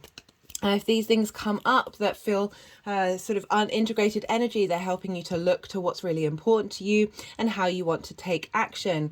This also, the square is about friction. We need friction to bring things into reality in this 3D linear time frame that we're very conscious of. So this is happening in an angular house. Angular houses are very powerful houses. They are the pivot points of our chart. So things might show up very prominently. For you during this cycle. We've had the sun, we've had eclipses in this sign for some time now. We've also had Uranus there, and now we've got a Mercury retrograde. The sun is coming along and shining a light on this area of your life. You may be more focused. This is the 10th house of life purpose, career, and how the outside world sees you. So your direction, your focus for the next, for this Taurus part of the year is on your career, on your what's meaningful for you in your life, and how the outside world sees you. The sun is bringing vitality, clarity, vision, direction, and inspiration for you during this time. And it's as I said, helping clear up all that, giving some understanding to those eclipses that have happened. Uranus has been there since 2018. Very disruptive energy, but very maverick energy, helping you find different ways to work in your career. And the sun is helping bring some clarity and some support to that. And it is the center of our solar system. So it's really focusing all of this energy together. We've also got that Mercury retrograde, so revisiting part of your life purpose, things maybe not necessarily going at the speed that you want them to, and having to reevaluate and clear out old structures that are in your physical form that have been blocking your direction.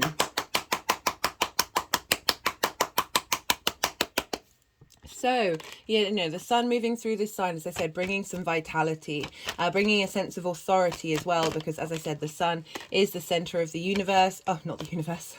It's the center of our solar system. It's our portal into different dimensions, into all the rest of the whole of the universe. It is the essence of that which makes us grow. We are light beings. So the focus is really here for you, Leo. Because we're dealing with Taurus, we look to where Venus is, because what's going on with Venus is impacting what's going on in Taurus. So Venus is currently in Gemini, your 11th house of your hopes, dreams and wishes. This is the groups and alliances, the frequencies of people, of big groups of people that you want to draw into you. This is also where you reap the benefits of your career. So Venus is moving through here, helping clear out the clutter of Mars and helping you be a bit more playful, being able to communicate your ideas, understand your hopes and dreams, getting a benefit from feminine energy coming in here. Sorry, I just thought I heard my speaker turn off. Get a benefit from feminine energy, get more ease and flow with groups and alliances. And as I said, like a sense of playfulness coming in, and that's all feeding into your 10th house. So the energy of that mutable energy of Venus helping you reevaluate and understand your career and where you're headed, giving a sense of appreciation to your hopes and your dreams and how that's funneling into your career and your life purpose. So getting a lot of support here. Venus is in the 11th house. This is a very positive house, and that positive energy is feeding into your life purpose area.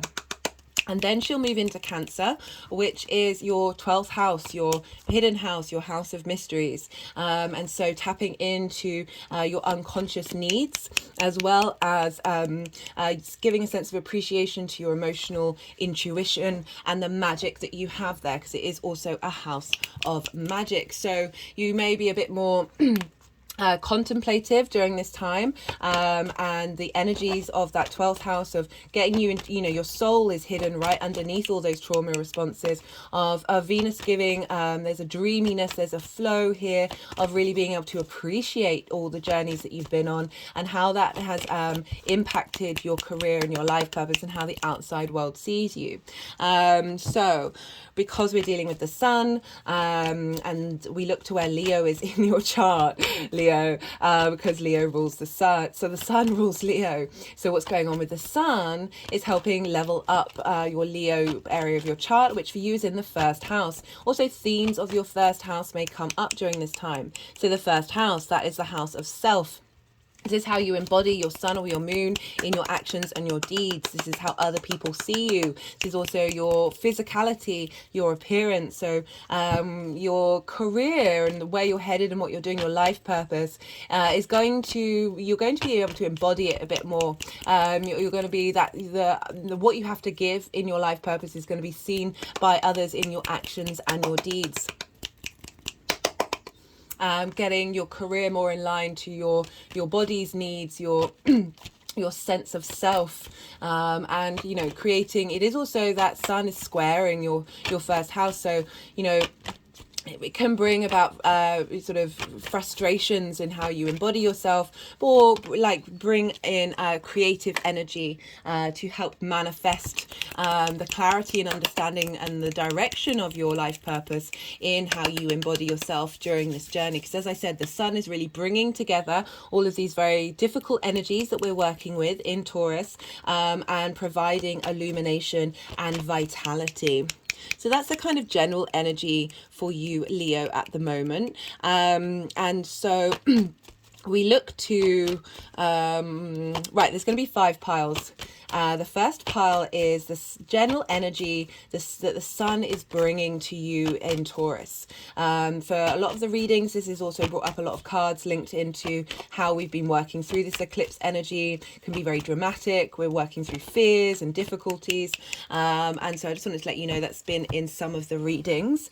Then we've got the second pile, and the first aspect that I'm talking about is happening on the 25th exactly, the exact conjunction of April, and this is the Sun conjunct the North Node, which I talk about in the introduction, but also conjunct the asteroid Vesta. Now, for those of you watching and that day has passed, you are not missing out on the messages, you are not missing out on the energy. We feel this in the lead up, we feel it exactly at the time, and then afterwards as well. And this is energy being seeded, right? So things may come up that are quite not necessarily dramatic, but big energy coming up for this exact conjunction, because it's dealing with the North Node, and nodes exaggerate energy, and so and also happening in the 10th house. So it's an angular house, so this is sort of shifts and changes that you're not going to miss. It's unavoidable, and so sometimes watching this after the event is really useful, because then you can look back at the time and see what clues were given, what may be big things, or the subtle energies that you may have interacted with, and be like, oh, that's linked into that, and then you can then integrate it even further. So the Sun conjunct the North Node and Vesta. So the North Node, what you've been striving for, you've probably been working hard at figuring out what your life purpose is for the last 18 months. Things have been changing and growing and shifting, and more on a karmic level, we've been opening up portals, and it could have been quite disruptive. And now the Sun and Vesta, which is an asteroid, which is linked into a very it's an energy of the feminine goddess. It's an avatar of that's very found in all different cultures, and this is to do with the hearth, to do with the home, this very domestic space that we congregate around, that we feed ourselves, that we talk to one another, that we warm ourselves by. And on a personal level, this is your inner domestic space, this flame of who you are, that we through dedication and ritual we tend to. There's a sense of dedication is just the perfect word, that you are the flame of who you are in your physical body is being tended to in your life purpose, like the purity of your soul, and how that is ignited, is being fed by the illumination of the sun, this vitality of the purity of who you are, and what that means for you in terms of the direction that you're heading in. Is getting a real boost from that North Node of the direction that you're going in, like really getting support and clues of everything that you've been working on and cultivating, and how that's getting bigger. And there's a wisdom, there's an understanding, there's as I said, that vitality of the sun, the clarity of the direction of where you're headed. Clues may come up during this time. This is all happening at 4 degrees of Taurus.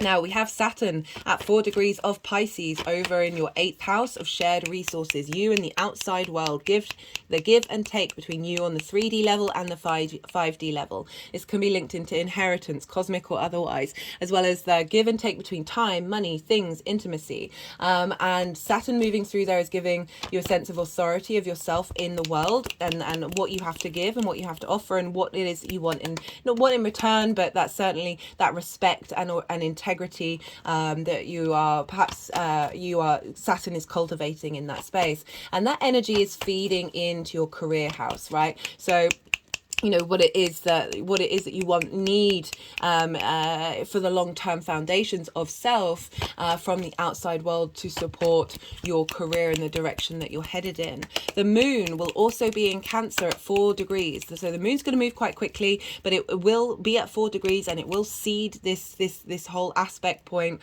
and bring in your intuition from your hidden house, that magic of who you are, and also tap into the unmet needs of your trauma responses. I feel like we've been clearing out a lot of those. There's so many of the energies that's come up is that we've gone through a big clearing phase with that Aries new moon that we had, that was a hybrid eclipse that happens once every 10 years. I really recommend checking out the collective reading for that. That was pretty powerful.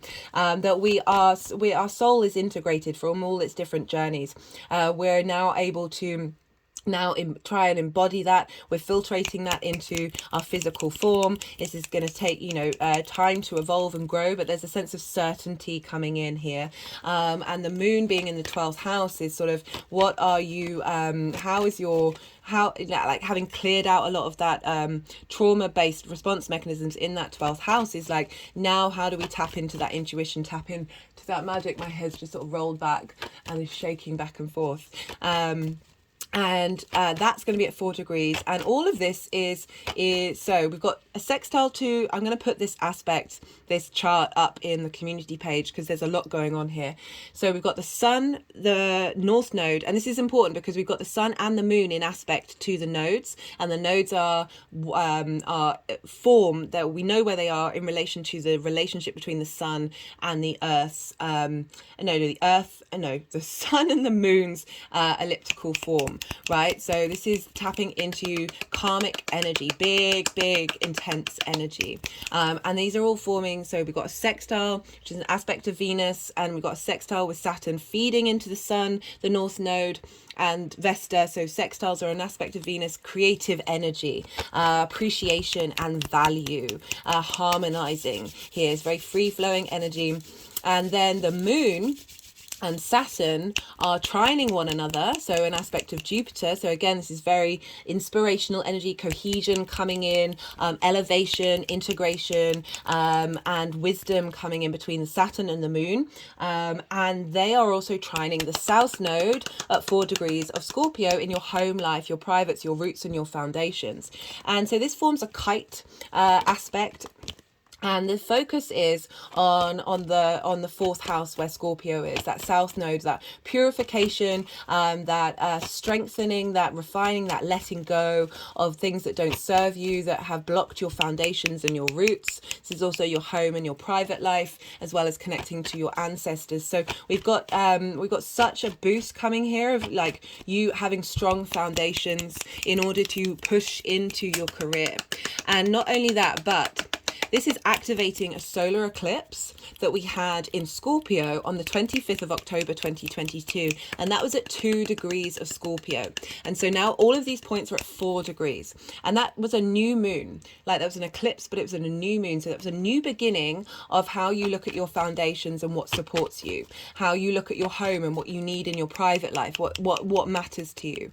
And so that started a new beginning, and now our focus is over in the 10th house of your career, with the light of the sun shining on the North Node of the direction that you're heading in, of giving a real boost to that journey that you're on, that new start, that new beginning. Like, there's a real sense of vitality of bringing those two into harmony, your career and your private life.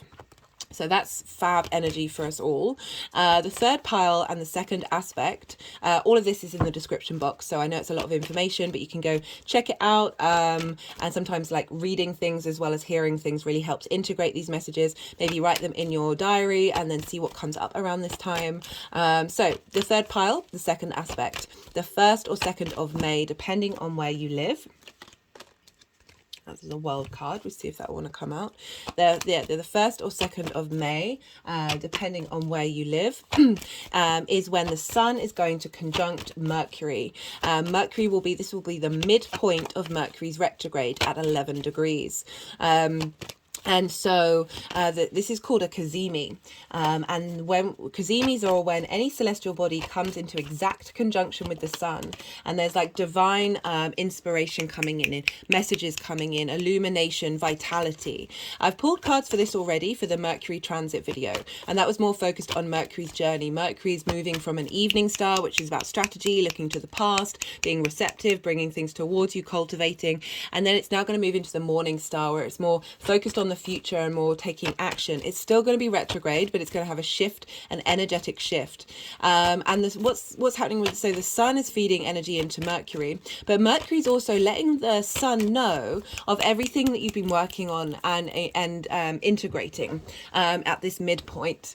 And why is this important? Because 2 days afterwards, or 3 days afterwards, on the 5th of May, we're going to have the final eclipse for this nodal cycle in Taurus and Scorpio. And this is going to be the full moon in Scorpio. This is a lunar eclipse. So the moon's going to be hidden a little bit. It's not total, I don't think. I can't remember. But the moon's going to be slightly hidden. So the sun is really prominent here. And it's a culmination. It's an ending of a cycle. But it's a culmination of everything that you've been doing since that other eclipse that I talked about, that new beginning in your home. And the sun has got all this information from Mercury about that retrograde at the midpoint, and it's going to feed that information into that full moon, that culmination, which is going to help you. So it's an ending. So then that energy moving forward is a shift in opening up a new door. The Mercury energy, that retrograde, the clarity of understanding, either conscious or unconscious, is going to shift the frequency vibration level of the Mercury's journey, because that boost that we're getting from that eclipse is feeding into Mercury of like what because that I think that eclipse is at 14 degrees, so it's not that far away from where Mercury is opposing it. So now Mercury is going to be integrating in a higher vibrational frequency the rest of its retrograde. 2 days after that, we have Venus moving into Cancer. So everything that I've just talked about has been focusing on your hopes and your dreams and reaping the rewards from your career, as well as bringing in frequencies and vibrations of groups that you want to be around.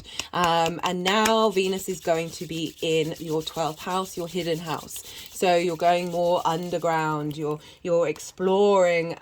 Venus is getting a sense of appreciation and love of that hidden aspect of who you are, the soul of who you are, the magic of who you are, helping give us a sense of ease flowing through there. They're very watery, very dreamy. Perhaps your dreams during this time are going to be really insightful about like what you want to do with your career and your life purpose, as well as sort of integrating frequencies and dynamics that have maybe been blocking your way, but also accentuating where you're headed. The fourth pile and the third aspect is happening on the 9th of May. This is when the sun is going to conjunct Uranus at 18 degrees of Taurus. So I love this aspect because Uranus's axis point is vertical rather than horizontal. So this is like flipping things upside down. This is why it's very innovative and thinking outside of the box. Like you're breaking the norms, because all the other planets, they're more horizontal. All its moons are retrograde, so it's constantly revisiting and going over things on an emotional level that are bringing in and cultivating new ideas and ability to think differently on an emotional space. Its north pole points towards the sun, so the direction, the magnetic field of that planet, the direction that it's heading in is towards the sun. So they're in cahoots with one another. Uranus wants you to be your authentic self. It's very comfortable being the black sheep of the solar system. That it really wants you to be able to embody that, and the more that you do that, the less dramatic things that turn up in terms of Uranus. I've always talked about my Uranus experience. It essentially, when it completely broke down my living situation, my work, my job, absolutely everything completely got broken down because I wasn't happy and I wasn't tending to it, and I was just stuck in that space of not being able to break free myself. Uranus breaks us free. It's the past clearer, the chain breaker.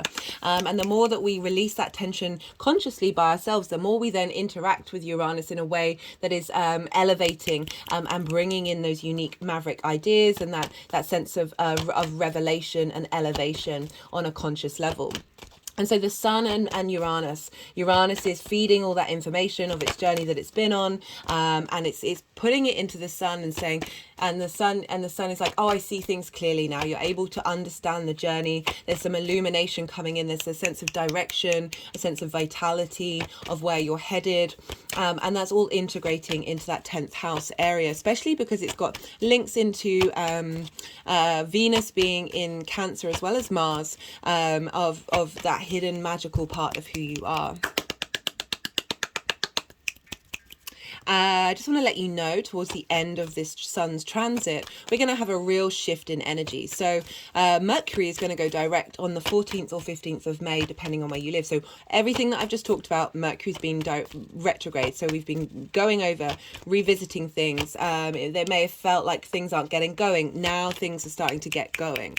Now you have an understanding and direction of where you're headed in terms of your life purpose. Like, this can be elevating what you've already been doing, or finding new direction and new opportunities.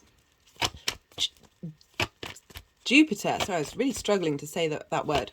Jupiter is going to move into Taurus on the 16th of May. This is pretty much a big deal. This is a real expansion in your career. It's angular, so it's really prominent. A sense of opportunities, a sense of abundance coming in, elevation, cohesion of what you're doing, and just a real sense of luck coming in. And as I said, opportunities in terms of not only how the outside world sees you, but also how you see your direction and how that's manifesting and expanding. So that's like, both of these planets are now moving into that sign, or going direct or moving into that sign, is really giving a kick and a boost to that Taurian energy, and helping bring some clarity and direction and just movement. And as I said, the sense of manifestation coming in during this time. And the sun is going to feed into that, give a boost to that, give us some clarity to it, just before then moving into Gemini. And so the final pile is the 5th pile, and how the energies are moving forward, how they're integrating into one another. Okay, they wanted all of those. How these energies are integrating into one another, and how that's leveling up that area of your life, and how it helps you move forward with those themes. Right, so that's everything that I wanted to say. I'm going to keep shuffling. The energies tend to let me know when they want the deck to be put down. And then I will go, I'll be tapping into the energies and letting the energies move the cards around, do some energetic work, put the cards into the piles that they need to be. And then I'll start talking again, and integrate the tarot with the astrology. This is, yeah, as I said, this is when I'm quiet, so this is a time of pause and reflection and integration. Or you just had a whole load of information being thrown at you, and now you can sit and digest it, and maybe take up any intuitive hits that you have from this, or from seeing the cards that have come out, and then we'll begin up again. So do bear with me during this process. It's something that I've been learning to really be okay with. I'm very aware of taking up time. Time is precious for us all, but this, having Mars in Cancer, we had Venus and Mercury in Taurus, and now the sun is there. Like, the very personal planets are sort of in these yin night signs of drawing inwards, of taking our time, of allowing stillness. So yeah, I'm certainly been working with that, and now really appreciate these moments. So yeah, we'll begin.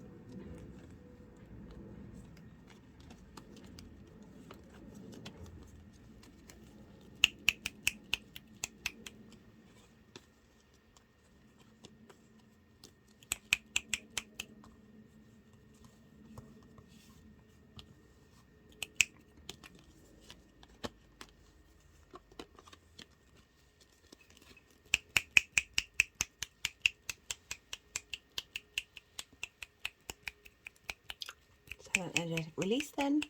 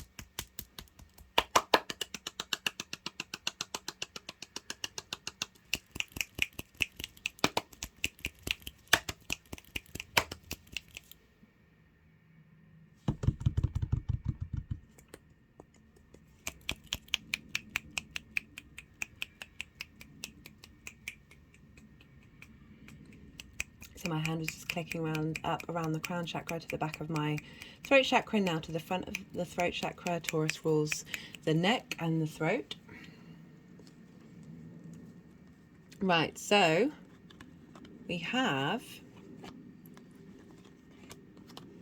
for the energies like that have been working with through these eclipses and these changes and there's lots of energy going on right now that you've been working through. And we got the Devil card, which is about things having hold over you, things having power over you, and this is often linked into addiction and to trauma.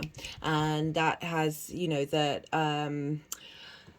I've talked a lot about karmic clearing and soul integration lately, and we've been working through that. And for a lot of that is that these traumas that we have that provide limiting beliefs are being, those soul contracts are coming to an end. We've fulfilled them, and now we're engaging in new soul contracts. So this is what's been clearing out. This is what's been how you may have been feeling for a while. So we've got this sense of not having control, and then we've got the Nine of Wands, which is about you're still standing, you're still you're authentically you, because you've had Uranus moving through that 10th house of you really understanding what your life direction is, your soul purpose. But you felt like you're exhausted, right? This figure is very battle weary, has been in a lot of battles, whether they're real or not. It's still that sense of not feeling supported, of not being seen as well, because like it's like people are attacking you and not seeing the value of what it is that you're doing.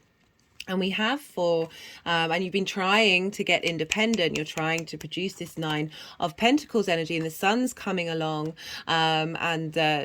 okay, so they're wanting to move that there, of saying like, yes, you've been working on that, yes, you've been doing that, but it's felt exhausting. It's not quite at that space of that abundance. But this is always about long-term goals, right? So it's not immediate validation, it's not immediate response mechanisms, but it's been taking those actions that are serving you in the long term to get to this space. But it's felt like this. It's felt, yes, 2 9s there, right? So that's the universe going, hey, and that it's felt. You've been doing this, but energetically it's felt like that. And the sun moving through there is giving these frequencies. So this is the general energy of what the sun is bringing to your 10th house. And this, we've got the 10 of Cups and we've got the 4 of Pentacles. The 10 of Cups is it's one of the happiest cards in the deck. It's about everything that you're doing, the direction that you're heading, the life purpose that you want is bringing this frequency of feeling good in yourself and your surroundings and what it is that you're doing. But it's also linked into community as well, of like that you're engaging with the outside world in a way that's providing this space of feeling good, of that abundance, of rippling out into the world from your personal level. Like, you know, life purpose doesn't have to be about career and like the work that you do, but it's certainly saying the things that you're striving for. The sun is acknowledging, showing clarity of what you're doing, is bringing in this frequency. And we've got the Four of Pentacles. Now, this is about strong foundations and power in what it is that you are and what it is that you're doing. There's that sense of feeling secure. So we're moving away from the trauma having power over you and feeling burnt out and like nothing's getting anywhere. You're still standing, but this is like you are solid in who you are. What the sun is really shining a light on, everything that's been going on, is the direction that you're headed is giving you that sense of security in the 3D realm. Into Pentacles, Taurus is Pentacles, this is Earth, this is that solidity, that solidness of knowing your own power. And that Four of Pentacles doesn't, like with the Nine of Wands, I always say, like, do you need to fight those fights? And this is really highlighting that this person is very autonomous in who they are. Again, you got that Nine of Pentacles, which is very independent energy of being very secure in what it is that you do and not second guessing yourself and not feeling like you're having to fight other people or energetically, it doesn't have to be other people, but certainly situations that maybe have been blocking that. So we have for the conjunction with the North Node. So we've got fast movement here. So we've got the Five of Wands. So this is chaotic energy of feeling like things might not have been getting anywhere. You've had lots of different ideas and lots of things, but there's no higher ground there. And that's sort of this eclipse energy of like clearing out that from your soul contracts. And it's just gone over to my heart chakra and third eye. That this conjunction with the sun, and as well as there's so much going on with this. So it's with the moon as well in your 12th house. So conflicting trauma energies, conflicting energies that just feel like, as I said, there's movement, but there's not necessarily momentum. And then we've really got momentum coming through. We've got the Knight of Swords, which is a clarity of being able to defend your ideas, the Knight of Wands being able to defend your passions, and the Chariot, which is one of the fastest moving cards in the deck.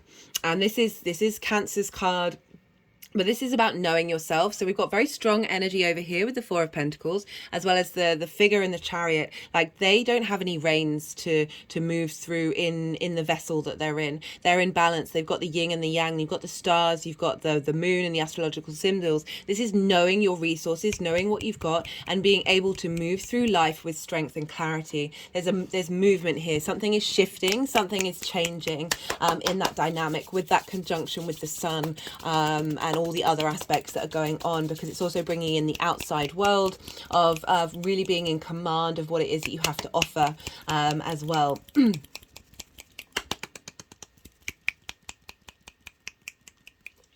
had an energetic release. Yeah, they're keeping wanting to link the third eye to the heart. So I'm feeling that moon's quite strong in this position of your intuition, of that, your emotional needs. They're coming into balance and being supported, and there's a real strength there.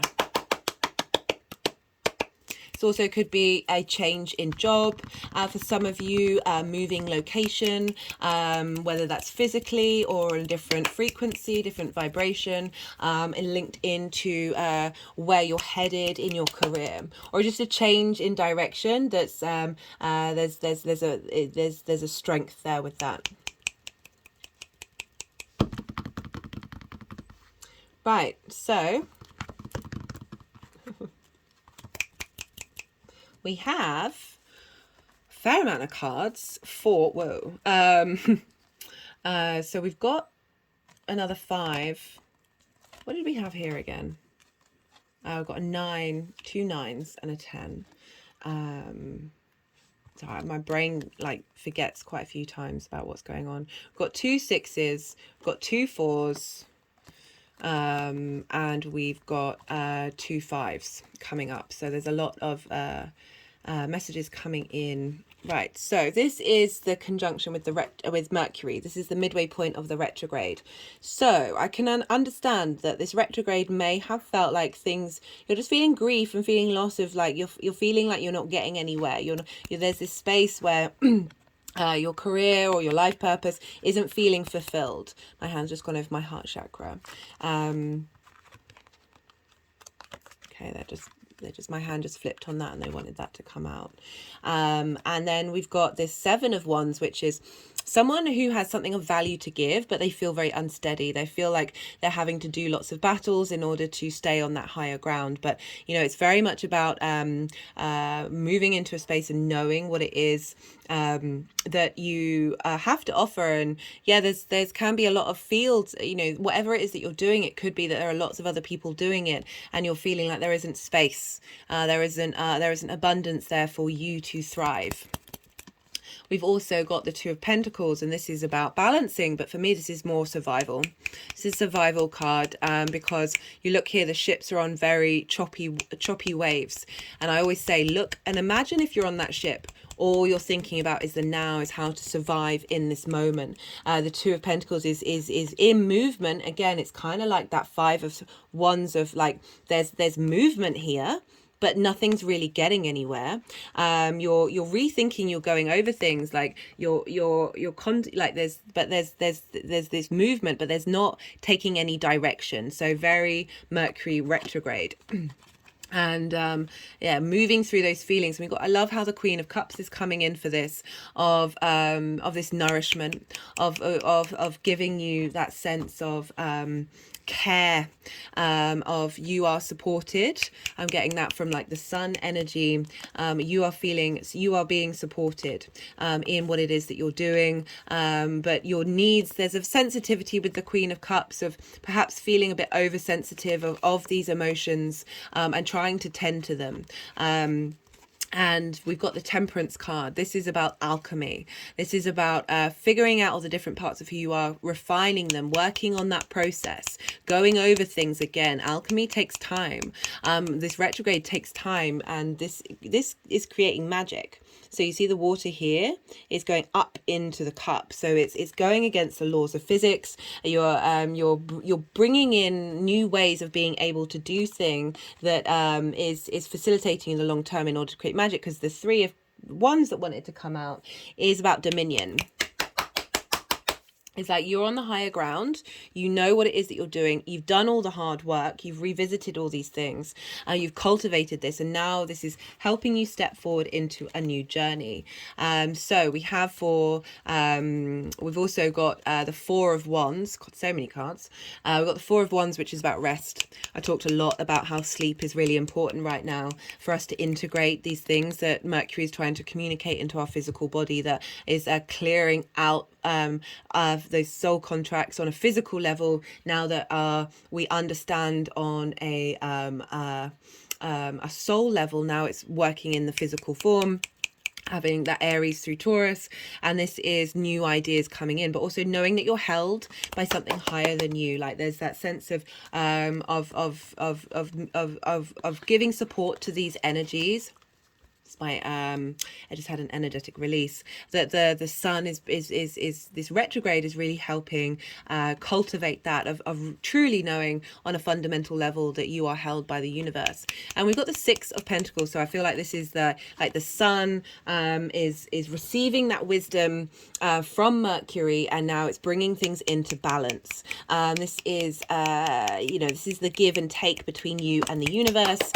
You are in support of this energy, you've got a vitality into this. You're now in a state of being able to receive, in terms of career, like they're being given money. So on a fundamental level, that could be certainly something that this retrograde is really helping you bring into power. But it's more that sense of rather than feeling like you're in competition, or that there is nothing, that there is always something, and that's coming into you, and these energies are being put into balance.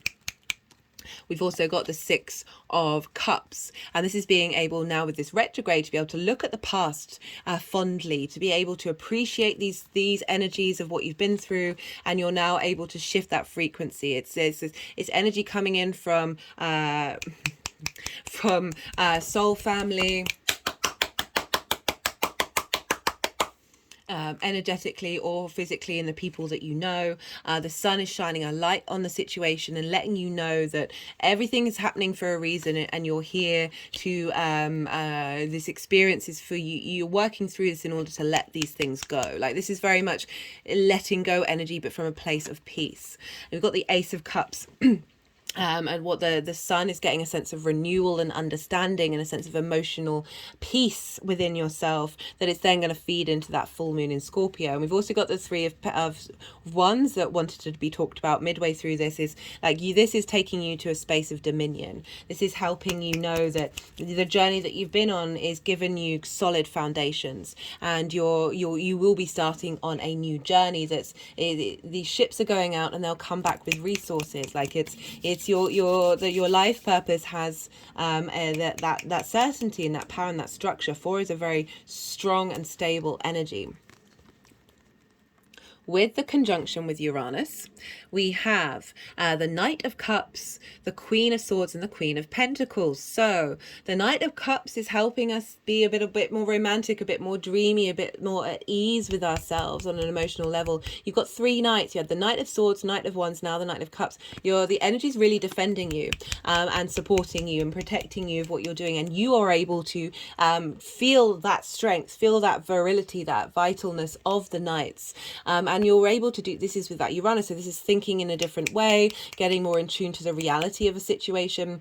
And with that knight, you've got the Queen of Swords and Queen of Pentacles. So this is seeing things clearly, being very in command in how you communicate, and bringing in a sense of abundance. You know, Taurus is an earth sign, like really being able to you're providing advice, you're creating things in the 3D world that has that clarity of that Queen of Swords. It's interesting, I said 3, then 9, so that's that heartbreak and that anxiety. So I was just about to say that the Queen of Swords, she's been through some stuff, so maybe that's the 3 and the 9 coming through of that energetic space within the Queen of like, in order to be able to know herself and know her truth, it's working through that heartache and that anxiety that is then producing this authority, internal authority, that no, you can rise above it. Look, her heads are above those grey clouds. She's moved through that experience, and she's come out the other side. And Uranus coming in with unique ideas of really helping you know yourself in the direction that you're headed. How these energies are integrating in this area of your chart and moving forward. We got quite a few here, guys. We've got the King of Cups. So we've had the Queen of Cups, now the King of Cups. The King of Cups is very creative energy. It's be able to take action based on creative pursuits. That can be anything, but very imaginative and very stable in its space. We've got the Ace of Pentacles. This is heralding in a new way of looking at your life purpose, and from a different frequency. I always say this is like new earth, but in terms of we're still in the 3D reality, but we are able to operate in it from a 5D perspective. We've got the Judgment card. Everything is resurrecting. All that life purpose and career and how the outside world sees you, that frequency is intermingling together and raising up and leveling up. A sense of ascension in the direction that you're headed. And then we've got the Empress and the Emperor and the 3 of Pentacles. So this is about inner sovereignty and inner abundance. This is the King of Kings and the Queen of Queens. The harmonizing of your feminine and masculine principles with strength. They're in communion with one another, like really knowing what it is that you're doing and feeling good about what you're doing. The actions that you're taking are supporting others.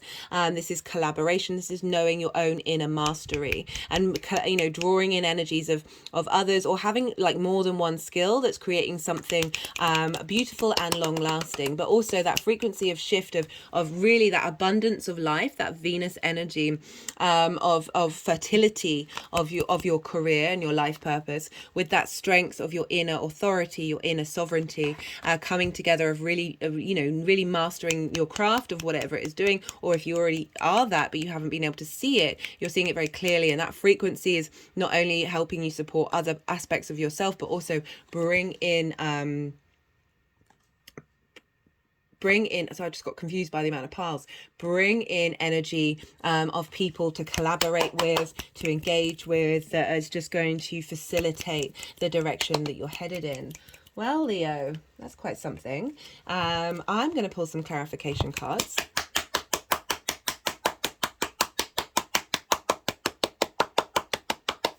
So this is either going to be new messages come through, or clarification and confirmation of repeat messages, or bringing nuances into messages that we have already had.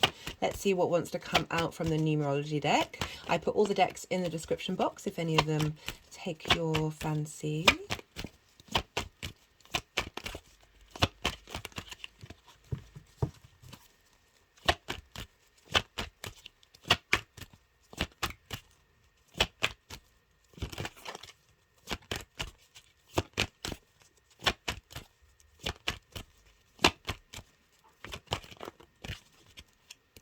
Yeah, Jupiter moving into the 10th. That's a big deal for everybody when that happens, especially on angular houses as well. This just shows up quite prominently, and Jupiter's sort of that luck planet. Got the completion card. Again, it's going to those soul contracts that's been that we signed up for, in my opinion, are coming to an end. It also says remember who you are, and now we've got new journeys to go on. We've got teaching and learning.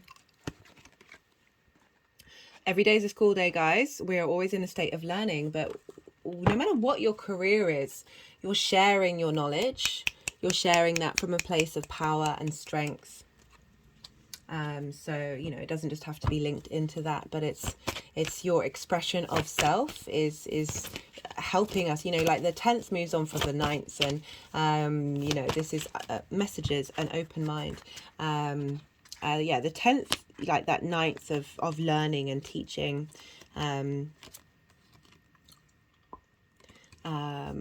Just wanting to go with that. Had an energetic release when it went to open mind over those traumas, so a clearing out of those traumas. Be open to the messages to understand that you are clearing that's being cleared. Hear that message.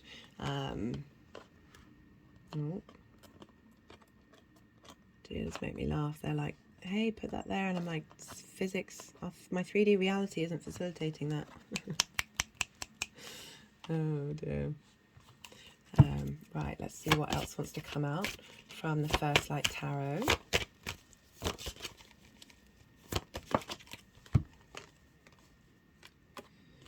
We've got code, puzzles, synchronicities, coincidences. That's come up a fair amount. The ability to communicate in the things that you do, that may be synchronicities for other people, to help them have an open mind about that.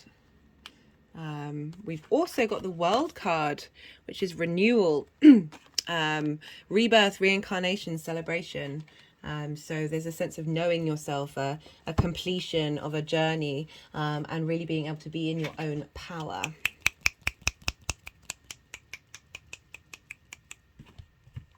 Right, let's pull some cards from the Oracle of the Rising Sun. I've got this feeling in the back of my neck, and that's usually linked into sort of either ancestors or past life energy. So that those soul contracts in, you know, Taurus rules the throat of having had a blocked throat chakra.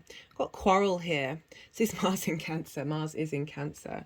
So, okay, they've just wanted to put that with the completion, that any discourse that you may have had that has been, what's that going there? Is being cleared out, is being completed in the actions so that you take from an emotional level. So really facilitating the momentum. We've also dealing with a square here, which is an aspect of Mars. So that quarrel between yourself and your career coming to completion.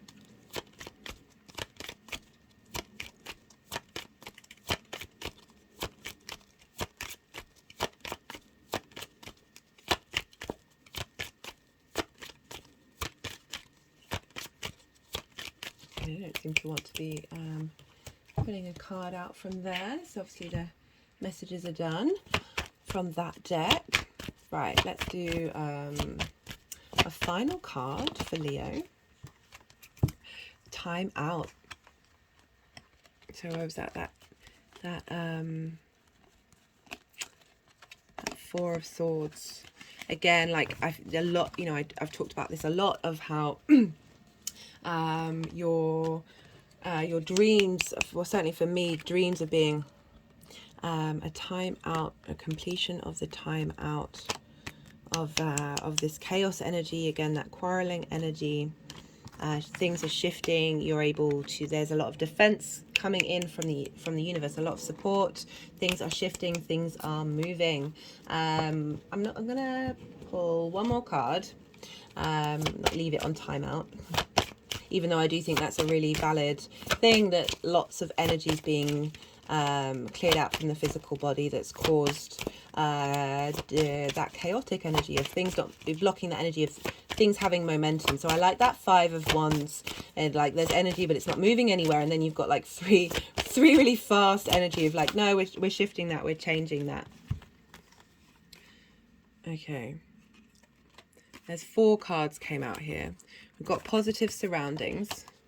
We've got power, understanding reality, very much that 4 of Pentacles. We've got vibration, positive action.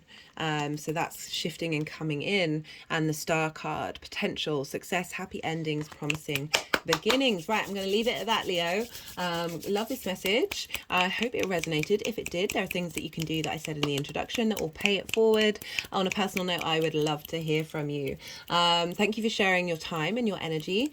Be good to yourself, Leo. Be good to those around you, and most importantly, be well until we meet again. Cancer rising. How are you doing, Cancer? For those of you tapping into the Cancerian energy and you don't have it as a rising sign, look to where Cancer falls in your chart, the house that it's in, the themes of that house, and apply that to the messages that are coming through. It's essentially as if Cancer has now moved to the 1st house for you.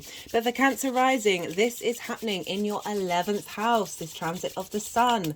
The 11th house is the house of good fortune. This is your hopes, your dreams, your friends, groups and alliances, and also you're reaping the rewards from the 10th house.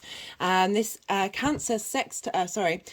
sextiles your Cancer energy. So this is sextiling your 1st house. This is an aspect of Venus. You're getting creative energy come through, the sense of appreciation and value, as well as harmony. So really, this sun transit is really useful for all of us because it's shining a light and integrating all of the sort of potentially disruptive energy that we've been feeling with those eclipses with the North Node being there, getting an understanding and clarity of what all of those meant, and feeling good about ourselves, having a sense of vitality, as well as Uranus being there since 2018, really can be very disruptive, but also helping you get in line with your maverick self and really being able to come up with unique and innovative inventive ways of tackling and working with your hopes and your dreams, as well as perhaps interesting people, very maverick people coming into your life, into your groups and your friends. So also we've got a Mercury retrograde, and this is helping you revisit and go over your hopes and your dreams, helping you question the communication that you have with groups and alliances, as well as just really helping you on a physical level break out of past stories that we've told ourselves linked into those hopes and dreams. So the sun is coming along and giving a boost to Mercury, helping give us clarity and understanding about what this retrograde is all about. Because we're dealing with Taurus, we look to where Venus is, because what's going on with Venus is going to have an impact on your on the 11th house. She's going to be influencing what's going on with the sun. And Venus is currently in Gemini, which for you is in your 12th house, your hidden house, the house of mysteries, the house of magic. And she's helping you be a bit more playful, a bit more understanding with that 12th house, helping bring clearing out a lot of the clutter of those traumas. My hands are just sort of clicking around my throat and up to my crown chakra and to my heart. And so, yeah, really, we hold a lot of trauma in the 12th house, but also a lot of magic. It's our soul is hidden underneath all of those constructs that we have that are questioning who we are. And so Venus is helping you be playful and be explorative in this area of your life. And all of that information of the hidden parts of who you are, your understanding of how you collect information is feeding into your hopes and your dreams. So again, like that clearing out of that trauma is helping open up and widen out what your hopes and dreams could possibly bring in. And the sun is being strengthened by those unconscious soul desires that you have. Venus will then move into Cancer, your sign. So this is going to shift the energy and be focused more on you and how you embody your sun or your moon and your actions and your deeds, your sense of your body, your appearance, feeling good about yourself, feeling other people seeing you in a better light, and more appreciative and understanding of what it is that who you are, the essence of who you are. And yeah, Venus is just giving a lot of confidence when she moves through the first house. So now that's how you embody yourself, how do you embody your hopes and your dreams and your actions, is facilitating into that 12th house, that 11th house, and giving a sense of appreciation of yourself, and therefore opening up again those hopes and dreams for you, allowing them to blossom, and a culmination and understanding of all the changes that have happened. So that's the general energy for Venus. We also looked where Leo is, because the sun rules Leo. So what's going on with the sun is having an impact on the Leo area of your life. Themes linked into that may come up, and you have Leo in your you have it in your second house. This is the house of your values, your resources, how you value yourself, how you manifest, how you bring in income. So the understanding of your hopes and your dreams, and reaping the rewards from your career, as well as, you know, interacting with people on a vibrational frequency that suits your value system. Also potentially money coming in from the benefits of the sun moving through the 11th house. So that's the sort of general energy for you, Cancer. Now, there's going to be 5 piles. The first pile is for the energy of the sun moving through Taurus in general for you, Cancer. What the energy of the sun is bringing to this transit. And for a lot of the readings, there have been a lot of cards come up that are kind of linked into what we've been going through with those eclipses, what we've been going through with Uranus being there. And so the sun is helping bring illumination and understanding to that. So that's the general energy. The second pile will be the first aspect that I'm going to talk about, and this is on the 25th of April, and we'll feel this in the lead up, and we'll feel this afterwards. For those of you watching after the event, this doesn't mean that the energies and the messages have missed you. They are still here and they're still accessible. Also, when we tend to look at things with hindsight, we can sort of see what clues have come up, what changes have come up, and be able to integrate them even further. So this is the conjunction between the North Node and the Sun, which I talk about in the introduction, but also with the asteroid Vesta. So Vesta is one of the archetypes. Oh, so that was the Strength card I wanted to come out. There's also, I think, the Lovers and the 3 of Wands, so we'll see if they want to come out later on. What was I saying? Yeah, Vesta is an archetypal, it's a very strong avatar of the feminine goddess principle, and we see Vesta in different forms in most societies, because it's linked into the hearth. It's linked into where we cook our food, the home, the domestic space, how we communicate with one another sitting around that hearth, interacting in that space, as well as being warm, keeping warm But on a personal level, that's our internal domestic space and the purity of that. And Vesta helps us connect to the purity of ourselves. She also is about dedication and ritual. And so cultivating that flame. And so with the conjunction with the sun, you like the you of you, the spark of that internal space is being given a boost of vitality from the sun at this time. And that's exaggerated by the North Node. So when we have planets or celestial bodies come into contact with the nodes, especially with a conjunction, because that's a very intense aspect, and we've also got the sun, right? So the sun and the moon are how we understand where the nodes are, and it's linked into eclipses, which deals with the sun and the moon. So the fact that we've got the sun coming into conjunction with the North Node is kind of like karmic fated things that are coming in that we just can't miss. So we've got a lot of vitality here. We've got a lot of strength here coming in of helping you tend to your soul's hopes and dreams. And so really getting a boost from the sun, a sense of clarity of the direction that we're headed in, and a real appreciation of our own internal space, and getting that in alignment, and a sense of dedication to that. My hands have just gone over my heart chakra. At the same time, this is all opposing the South Node in Scorpio, which for you is in your creative energy space. So we've got this, actually I'll talk about the South Node in a little bit. The sun, the moon, the sun, Vesta and the North Node are, I'm going to put this this chart up in the community page, because I appreciate there's a lot going on for this aspect, and it's all coming, it's all a beautiful coming together of things. So we have the sun, Vesta and the North Node sextiling Saturn in Pisces. This is an aspect of Venus. This is bringing in creative energy, a sense of appreciation and value.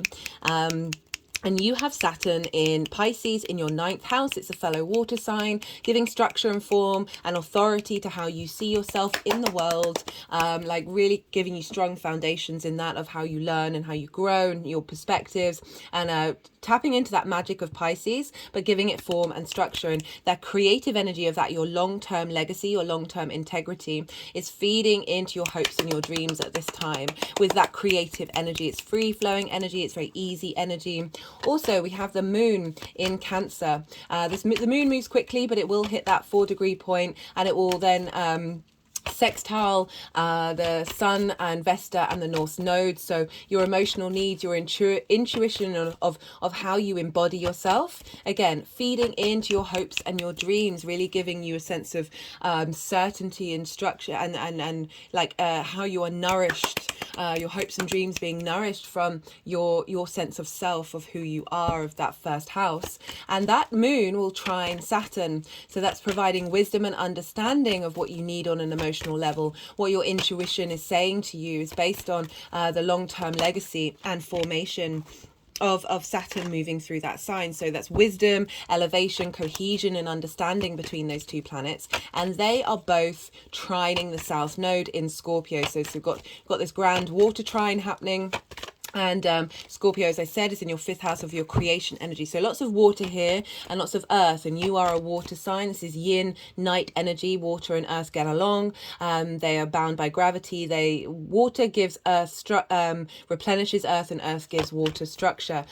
So we got this trine happening with the South Node, where you've been refining your creative energy. You've been purifying it. And this can be fun, amusement, romance, dating and children. But it all stems from you getting in touch with the transformational ability of your creation energy. Being Scorpio, you're able to see the depths of things, and so this is opposing that sun and Vesta and the North Node. So there's bringing into balance of what's been going on with the eclipses. And we as I said, we're dealing with the moon and the sun here, making aspects to the nodes, and so this is a very powerful energy coming in, and with this forms a kite aspect. And we look to the South Node, the end of the tail of the kite, to see what the focus is on. And so that, again, this is the creation energy, how you want your creation energy to feed your hopes and your dreams. Not only that, but we had an eclipse in Scorpio on the 25th of October 2022 at 2 degrees of Scorpio. So these are all at 4 degrees. So we've got a close activation point of that new beginning that you had in that area of your life. And now we've now got the sun talking to the North Node of where you're headed, of those dreams and hopes you have and linked into your creation energy is getting a boost here, is really getting a strengthening energy. And I love this for all of us. This is really beautiful stuff. Sorry, Cancer, I just had to pause the video because yesterday my video stopped recording for part 1.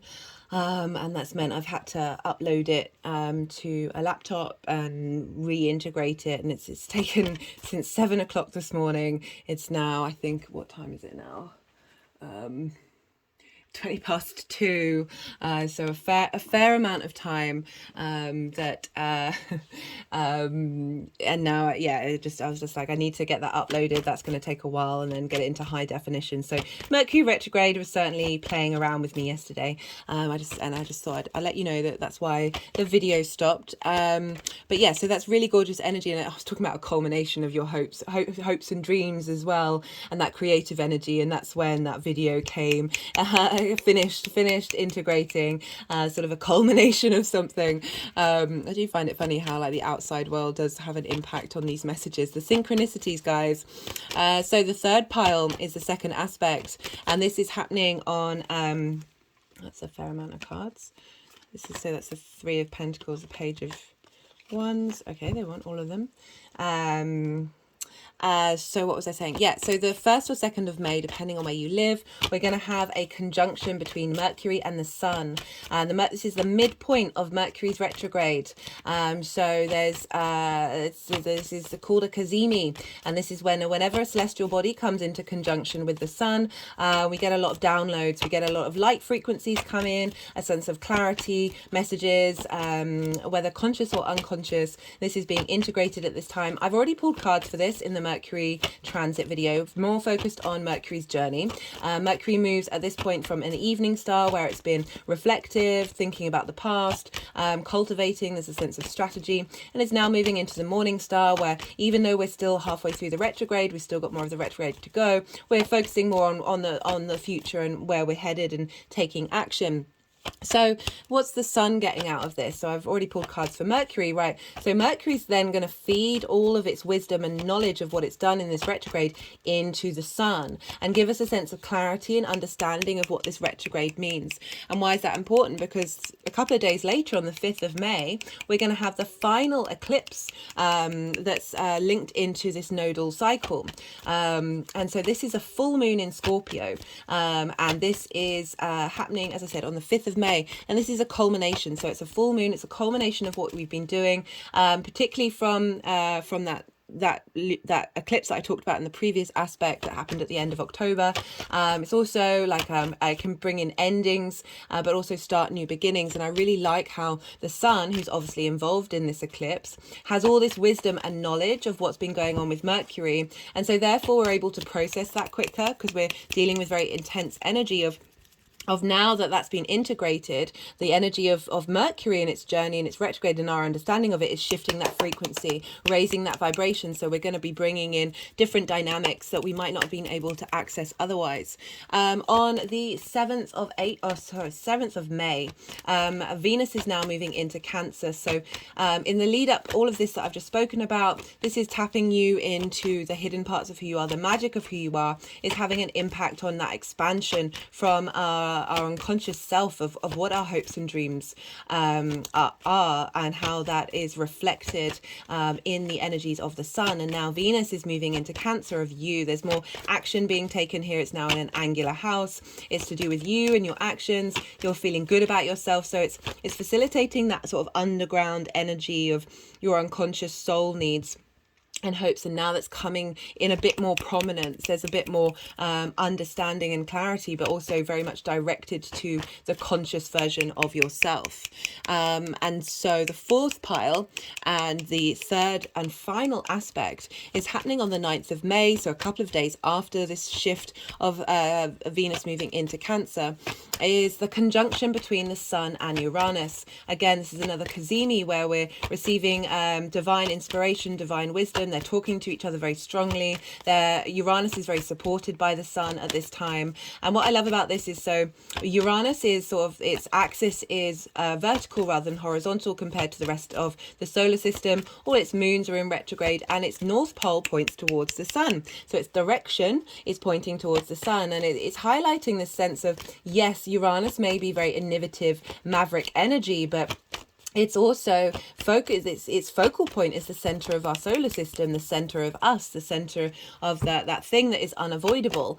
So they're talking to one another. Uranus has been helping you think of unique and maverick ways of looking at your hopes and your dreams, perhaps being very disruptive to dreams that actually weren't serving you, and that may have felt a bit difficult. Now the Sun, you're getting some clarity and wisdom and understanding of that, and the Sun is also passing information on to Uranus of giving strength and vitality to you being able to be you, especially in groups and alliances as well, and unique things coming in there, very innovative, inventive, sort of elevated ascension outside of the box, away from conformity energy that is Uranus. Now, I just wanted to let you know that the last part of this transit, the energy is really going to shift. So on the 14th or 15th of May, depending on where you live, Mercury's now going to go direct. So all of this, Mercury's been retrograde, getting a lot of support from the Sun, a lot of vitality. Things may have not necessarily been going your way. There may have been a change of direction. And now the direction is motivating and going forward. Things are coming into fruition, because not only that, but Jupiter is on the 16th of May, is moving into Taurus. So you're getting a real boost. Jupiter in the 11th, like, it's a really positive house. And now Jupiter coming in there is bringing you opportunities, a sense of abundance, a sense of wisdom and elevation, like opportunities coming in to facilitate those hopes and dreams, a bit more manifestation energy coming with Jupiter being there. And all of this is sextiling your Cancer energy. So you're feeling a lot of support by the universe for this transit. And Jupiter's going to be there for a year. I will be doing a separate transit video for that one. So that's the kind of energies that are going around. I just wanted to let you know that there is going to be a shift towards the end of Taurus season. And then the final pile is how these energies are integrating in that sign, in that house for you, and the themes of that, and how that's going to facilitate and move you forward in the long term. Right, so I'm going to keep shuffling. That's everything that I want to say, but I'm going to keep shuffling until the energies want to put the deck down. And then this is when I sort of quiet my mind, and I allow the channeling to fully take over, and let the energies move the cards around, put them into the piles that they need to, and then probably do some energy work as well. And yeah, this is when I'm quiet. So I've really been leaning into appreciating this quiet time. I used to be quite aware of, like, I don't want to waste people's time, and like, I had this idea that if I'm not talking or providing content or something, that this is it's not doing anyone any service. And with all these personal planets having been in yin night signs, we've got Mars in Cancer, Mercury in the Sun now, and we did have Venus in Taurus, of like this slowing down, this allowing space, allowing integration. I talked a bit about I think it was in the introduction, about how for me sleep's been really important right now. I've previously been sleeping, not for very long, and being, very present and waking up, and, a lot of energy, and feeling this slowness, this steadiness, this integration of what's going on with Mercury as well, especially Mars in Cancer, of our intuitive dreams, things that are taking at night time, things are going on at night time, are really helping us integrate this big energetic thing that we've had with that hybrid eclipse in Aries. I recommend, if you haven't checked out that video, that was a really powerful collective reading. Hybrid eclipses happen once every 10 years, so we've gone through a big energetic shift, and this is where we're integrating in the physical body. So we really want to take care of our bodies. We want to be still. We want to be silent. So That's why, like, this is a moment, like, we need that integration period. It's not all go, go, go, go, go. And so for this time when I will eventually be quiet, this is a time for you to integrate that message, all that information that I've just said. It's a lot of stuff. I do appreciate that. And then, like, pick up on your own intuition, let things just cultivate and integrate and see what comes up for you in that moment. So do bear with me while this is happening. It's all part of the process.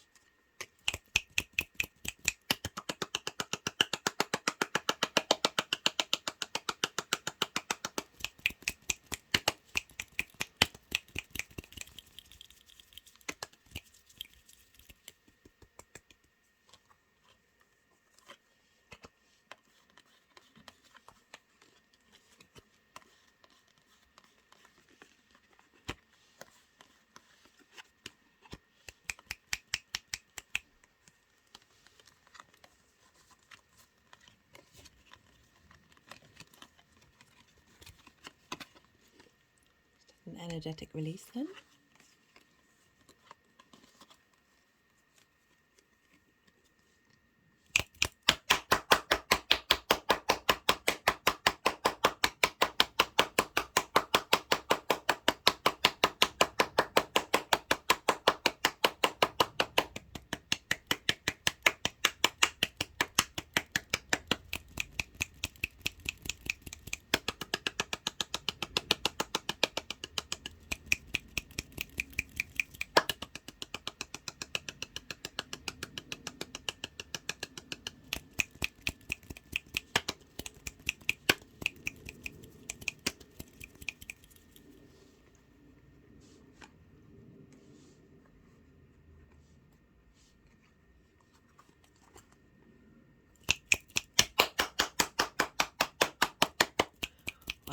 So having all of those major arcana crowning this energy.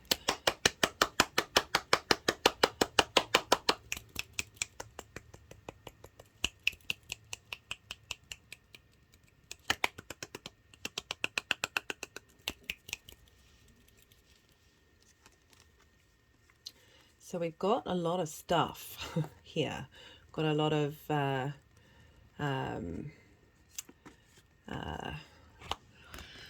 these are difficult energies, and this is what the eclipses are sort of have been bringing up, this sort of clearing out of this energy.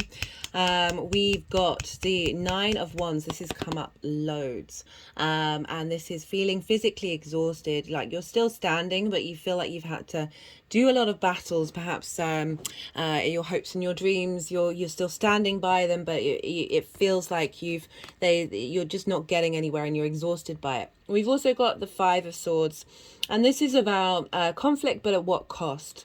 It feels like this is the energy of what's been going on. Those soul contracts that we have has been blocking you from winning. It's been this energy of feeling like things aren't that they're just not happening. And not only that, but this is exhaustion, and this is being depleted, this is being broken down.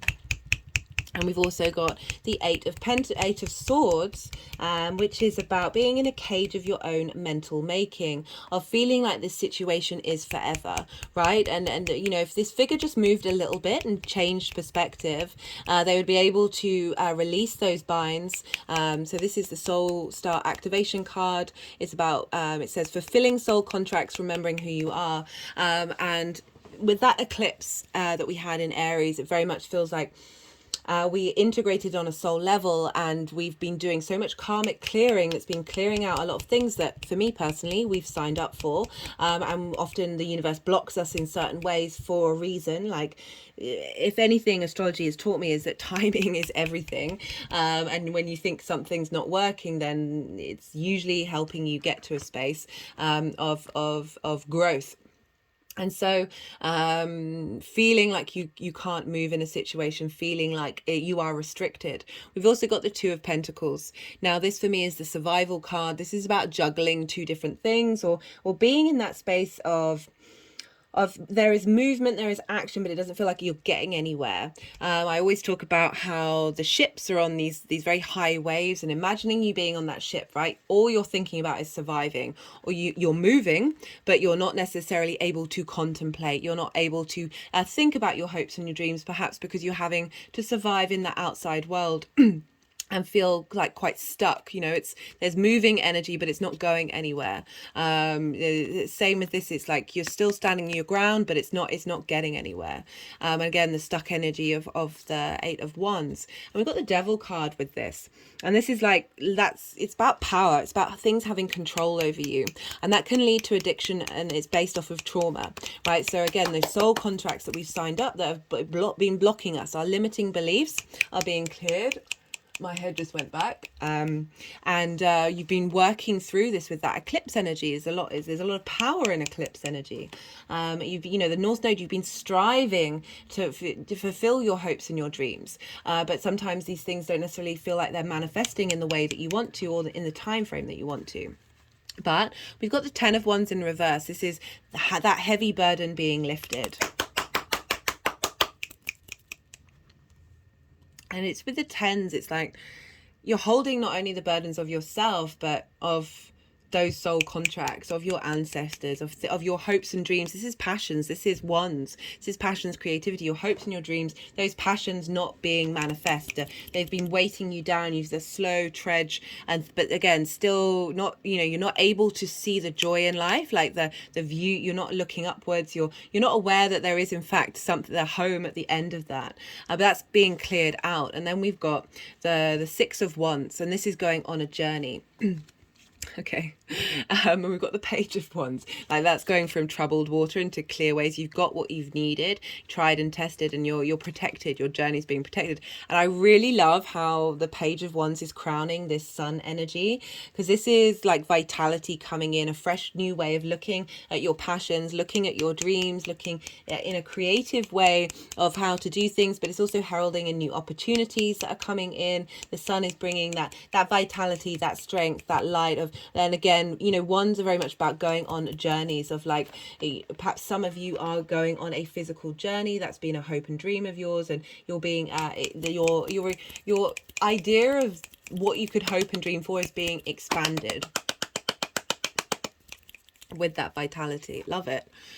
We have, for the conjunction with the North Node and Vesta, we've got the sun, so we're dealing with the sun here, that vitality, that play. We've got the Ace of Cups, which I love, and this is about renewal. This is about peace coming in. We've got the dove of peace, and this cup is overflowing. You're in the space of abundance, this renewal. Aces come up, it's like a new beginning, a fresh way of looking at things. And we've got the sun, which is vitality. There's play here, there's vision, there's clarity, there's strength, there's just a lot of joy coming in, of that of being able to see where you're headed, and where you're headed is full of joy. Those hopes and dreams can manifest, can bloom like those flowers. This is for the conjunction with Mercury, and here's Mercury as the Magician. So we've got the Strength card, which is the Leo card. So as I said, things can crop up in the Leo area of your life, and that's in your second house of your values, how you value yourself. And so this is about the inner balance between, the inner balance between your emotional space and your higher cognitive mind, and like revisiting and going over this and getting a sense of harmony and inner strength. And we've got the Magician here, which is showing up and saying you've got all the resources you need in order to take action, but you've been cultivating what those resources are with this retrograde in order to facilitate your hopes and your dreams. We've got the Page of Pentacles. And this is about, you know, this is earth energy. Taurus is earth, of really, you know, got 2 pages here of heralding in a fresh new vitality, lots of youthful energy into those hopes of dreams, and bringing in opportunities to facilitate them. We've also got the World. This is a sense of completion, but more knowing yourself, knowing what it is that your soul wants. Because remember, Venus is moving through the 11th house of your hidden self, and this is bringing that into the forefront and helping you be able to work consciously and through in the world, in the 3D realm, and truly know yourself. And the more that we do that, the more the world opens up to us. Then we have, for the conjunction with Uranus, we've got the Ace of Wands. This is, again, new passions coming in. We had that Page of Wands, which is heralding in new opportunities. And we've got the Ace, which is about revitalization of those dreams, being able to be creative with them. And there's a sense of virility here, a sense of things coming into force.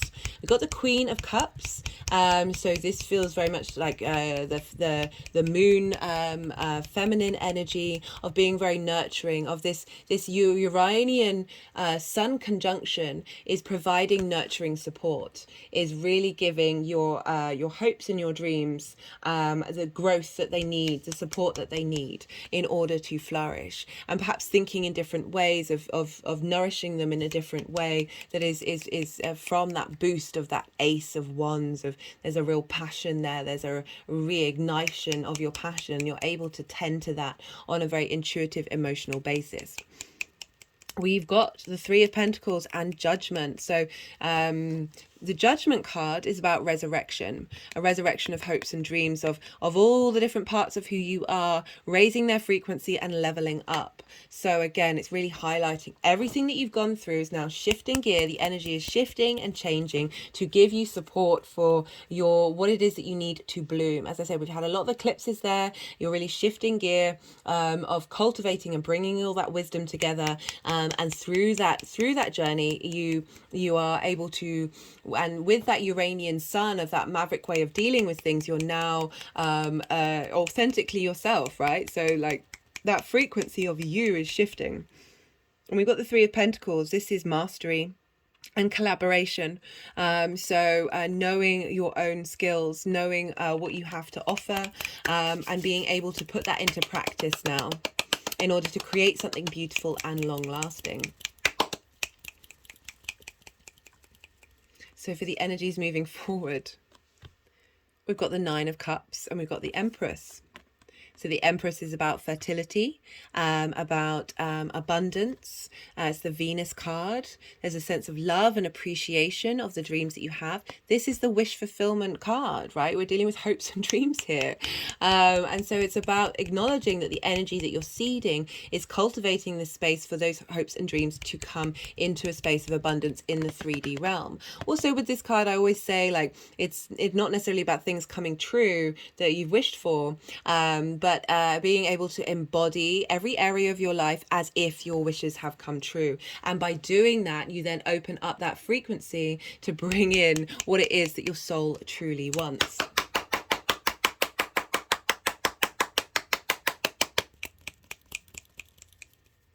Just the vitality of this, of having the sun, the youthfulness, the playfulness, and then Venus providing that sense of abundance to that vitality, that sense of fertility that, you know, light helps plants grow. Like there's a real sense of internal light being strengthening the clarity and understanding you have for your own internal abundance, that shifting that frequency to being able to provide for yourself that in your hopes and your dreams. I love this for you, Cancer. Right, I'm going to pull some clarification cards. These are either going to be new messages or nuanced parts of messages that have already come through, as well as just straight up repeating cards and messages that have already been said. Right, so this is the numerology deck. All the decks go in the description box, in case any of them take your fancy. So let's see what wants to come through for Cancer.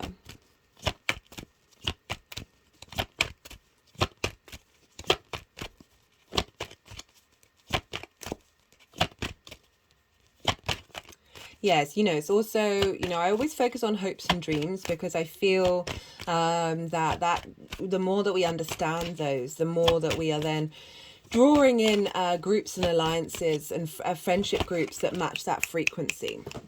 Right, so and then also the benefits from your 10th house that fall into the 11th, like this is supporting those hopes and dreams. So they're all kind of intermingled, but the root of it is that hopes and dreams space.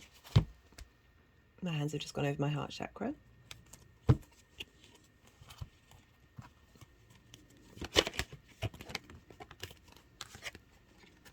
So we've got karmic completion.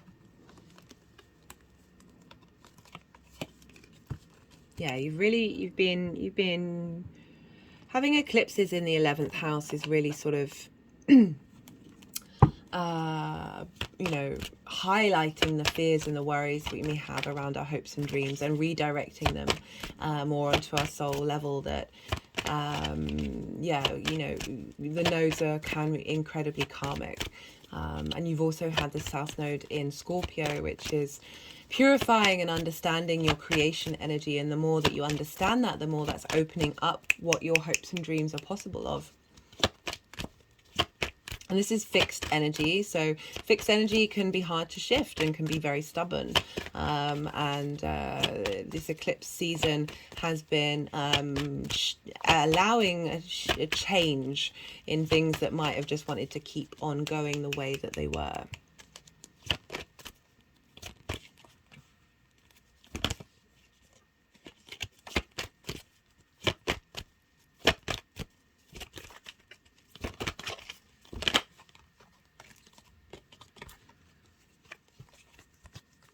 Intuition.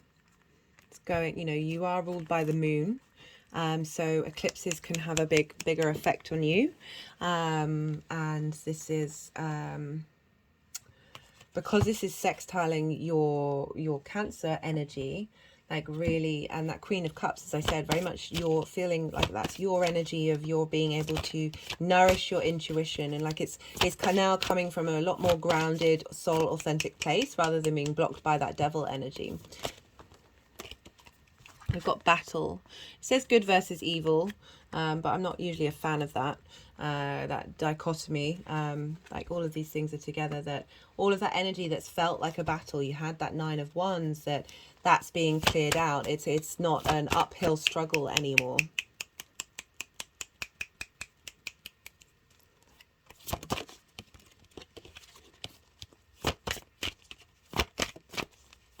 This is the First Light Tarot. This is made up of major arcana, question cards, statement cards, and keyword cards.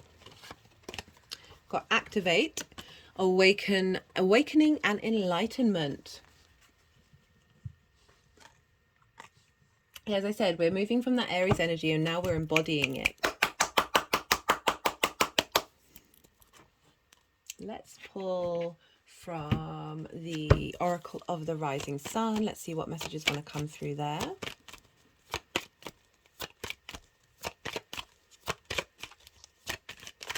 Whoa. Such a slippy deck. So this card flipped up and it's resistance. It's Mercury in Taurus. I talked a lot about how this transit is helping breaking down those body responses that we have based off of trauma, those things that are fixed in us, that has provided resistance in our lives. And we've just got the control card.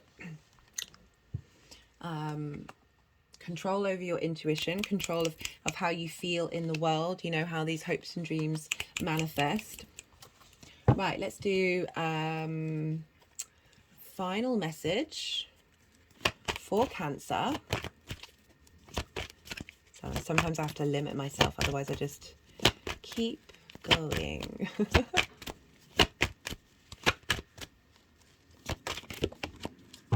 That's so funny. I clocked this, and so, you know, when you clock a card, I don't clock all the cards or like be aware of it, and I was like, should I say this out loud? I'm getting better at saying it out loud, but pride, that's pride of yourself, pride in what it is that you're able to create, and those hopes and dreams, and feeling really good about yourself during this transit. Okay, I'm going to leave it at that, Cancer. I hope you enjoyed this reading as much as I did doing it. I really appreciate you sharing your time and your energy with me. If any of it resonates, as I said in the introduction, there are things you can do to pay it forward, so this that resonation can go out into the world. On a personal note, I would love to hear from you. I really enjoy finding out about how the astro weather is affecting everybody, and seeing what's coming up. But other than that, be good to yourself, Cancer. Be good to those around you. Be good to your hopes and your dreams. And most importantly, be well until we meet again. Gemini rising, how you doing, Gemini? For those of you just tapping into the Gemini energy, look to where Gemini falls in your chart, the house that it's in, the themes of that house, and apply those themes to the messages that are coming through. It's as if your Gemini energy has moved to the first house. Take what resonates, leave what doesn't. But for Gemini rising, this transit is happening in your 12th house, your hidden house, the house of mysteries, the house of self-undoing. This can be a difficult house. It's also a house of magic. It's where the hidden constructs of who we are, it's our unconscious mind, those are linked into trauma behaviors, limiting beliefs, but underneath all of that is our soul. And so the more that we integrate and understand everything that's going on in the 12th house, the more we can get in touch with our soul's purpose, and the magic of our soul. So as I said, it can be a difficult house, it can be heavy. You've had a lot of eclipses there, you've been striving to understand yourself, because you've got the North Node there, and you've had lots of changes, new beginnings, endings, culminations, big energy happening in that house. And the sun is now there, bringing clarity. I love the sun moving through the 12th house, because it's like that dark hidden house, right? And now the light of the sun is shining energetically in the dark, and revealing things that you may not have seen before. And it's also a house of depression, loss and grief. So you may feel just a little more, you've been working with that energy, but all of that is just to show you and help you understand, okay, why do I feel that? What is the core root of that? And the light is helping give vitality to all of that. I feel like we've cleared a lot of stuff in the last couple of months. Energetically, that now you're really working with the magic of the essence of who you are, that soul part of who you are, and the magic of it, and the sun's coming through there and shining a light, giving vitality, clarity, wisdom, direction to your integration of that 12th house. So it can be a very private part of who you are that you don't necessarily share with other people. You might even find it really difficult to access and not integrate, but with all those eclipses there, I think you've been doing a lot of work and helping facilitate that movement. And we've had eclipses there. We've also had Uranus there since 2018. So lots of very interesting magical things happening to you. Lots of sudden changes in your mental health, perhaps. Uranus really wants you to get in touch with your authentic self, and it's really would have been bulldozing and clearing the way of stuck limiting beliefs in moving through the 12th. We've now got a Mercury retrograde. So you are revisiting, you are going over things, you are bringing an integration on a physical sense of clearing very stuck energy. So great to have that transit there at this time. I feel like this is really facilitating that 12th house energy. And the sun is coming along and helping us have an understanding of all of that, and really like being like, oh, I get it now. I see clearly. I see clearly. My hand has just gone like as if like over my brows, as if I'm looking out into the distance, and I can, it helps you see clearly and see a particular point in the horizon. And so yeah, we've got a really boost coming for you for this transit of the sun moving through there. Because we're dealing with Taurus, we look to where Venus is, because what's going on with Venus is going to add a flavor. So she governs Taurus, so what's going on with her is going to impact what's going on in Taurus. And so she is currently in your sign, Gemini. She's bringing some playful ease, a sense of flow. I bet you're loving that after that Mars transit, of just like really helping you clear out the clutter of the in your mind, and how you collect information, doing all the things, how you embody that information and take your action. There's a real sense of harmony coming in. Venus is really helping you move through ease with your in that mental space of who you are, and just as I said, very playful, very fun energy coming through. I've done there's the Gemini card. I've done a Venus in Gemini transit, so if you fancy watching that, it's there for you. And so that's your first house. That's you, how you embody yourself how you embody your sun or your moon in your actions and your deeds. This is your body, your appearance, and how other people see you. So this energy, this very vital energy in the first house, is feeding into the 12th. This ease, this playfulness, this mutable energy being open to change is feeding into that 12th, of where we deal with this fixed Taurian sense, possibly quite stubborn energy, is really allowing you to break out of that. Your actions and your deeds that you're doing at this time is integrating the subtleties of what's going on in the 12th house. She will then move into Cancer for the later half of the transit. And this for you is in your second house of your values, your resources, the things that are important to you, the things that, and also how you look at yourself and how you value yourself. It's had an energetic movement with the sun going over those cards. With the sun, with Venus moving into Cancer is like how you value yourself. So you're getting, and how you make money and how you manifest. So this can mean money coming in from a feminine energy. This can be a sense of you truly valuing your core beliefs, seeing yourself with appreciation and love, and strengthening your intuition. Mars is there as well. And so this energy of your value systems and how you want to manifest in the world is feeding into that 12th house energy of change, of clarity, of understanding. So really lovely transit for you, Gemini. Because we're dealing with the sun, we look to where Leo is, because the sun rules Leo. So what's going on with the sun in your 12th house is impacting the Leo in your life, and that is in your third house of communication and local community, the things you do on a regular basis. So do they want these? Just knocked these two cards off. That was the Queen of Pentacles and the Jupiter card. And sorry, the Wheel of Fortune. We'll see if they want to come out.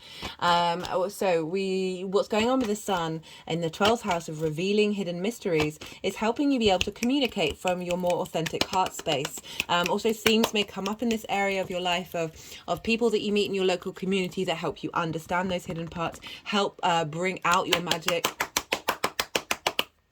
And yeah, just really love this transit for you, Gemini. My heart has been going out for you. Personally, I really enjoyed that Mars in Gemini transit, but I can understand how that might have been a lot for you, and now you're getting some support coming. So that's the kind of general energy that's around, the kind of themes that might show up. This is going to affect you all differently. So look to those themes and sort of, you know, be mindful and see what comes up in your life and see how it all connects. And then the more we do that, the more we co-create with the energy. Right, there are going to be 5 piles, guys. There's the first pile will be the general energy of what the Sun is giving to Taurus. For a lot of the readings, there have been cards that are linked into the eclipse cycle and everything that we've been going through, and highlighting what the Sun is, how the Sun is helping integrate those and clear those energies out.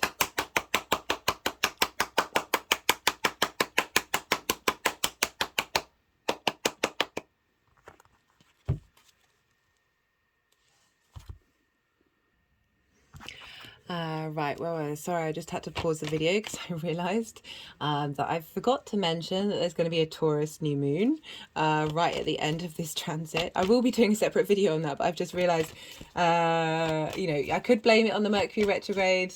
Okay, my head just sort of moved as sort of acknowledge of that there are things that go missing in the Mercury retrograde. It's all good. It's all fine. Anyway, right. So that's the sort of general energy of this, what the Sun is bringing as the first pile. The second pile, this is an aspect that you will probably have already gone through because there's been a delay in me doing these videos. And this is happening on the 25th of April. And I talked about this in the introduction. This is the Sun conjunct the North Node. But also we have this with the asteroid Vesta. So even if you're watching this after the event, you haven't missed it. You've not missed out on the messages. You've not missed out on the energy. This is conjunct the North Node, and it's also the Sun as well. So the Sun and the Moon are how we understand where the nodes are because they're linked into eclipses, right? So when we've got one of those luminaries making an aspect, a very strong aspect to the nodes, this means things show up in our real life. Like it's quite big karmic clearing. Whether this is clues that have come up around the time, we feel it in the lead up, we feel it at the time, we feel it afterwards, or a big event that's happened, or it's just subtle integration, especially because we're dealing with Taurus and our physical senses of how we feel in our body. So it's really, and this is in the 12th house, so it might not be as apparent for you, but it's all there and it's all still happening. So this is the Sun conjunct Vesta and the North Node. Vesta is an asteroid, and this is linked into the hearth, our sacred domestic flame. I've talked about Vesta a lot in these videos for those of you who are regulars, and it's like that. It's a very strong goddess energy that, you know, appears in many cultures because it's the hearth, the place where we cook our food, the place where we commune as a society around that fire, keep warm, talk to one another. But on an internal level, it's our internal domestic space, and she calls for purity, she calls for dedication, she calls for ritual. There's this sense of giving support to this asteroid moving through your 12th house, of you getting to the core of who you are, that soul of who you are, that inner domestic space. That is that purity behind all the trauma. And so with Vesta and the Sun in the 12th house, this is a real illumination of that core of who you are, with that North Node of like exaggerating that energy of karmic things happening, of where you're headed, of you being able to see clearly the truth of who you are, that soul energy coming in, and the illumination of the Sun, the vitality of that, giving a lot of support and nourishment, a sense of clarity and understanding the direction that you're headed in. And this is happening at 4 degrees of Taurus. And at 4 degrees of Pisces is Saturn. So this is a sextile between Taurus and Pisces. A sextile is an aspect of Venus. This wants to bring in creative energy. This is free flowing energy. You want to feel appreciation and value and connection and harmony. So this is in your 10th house of career, right? So Saturn's moving through there, giving you a sense of authority, or learning to grow authority, learn to grow integrity, and give solid foundations in your career for the next 2.5 years. And this energy of this journey of that 10th house of your life purpose and how the outside world sees you is feeding into your hidden house. So the hidden house is where we uncover parts of who we are, is the unconscious modes that we walk in, and helping you get in line with your long-term integrity and authority in terms of that which is hidden and the magic that you have there. I can't deny that there's magic there. It's very, very powerful.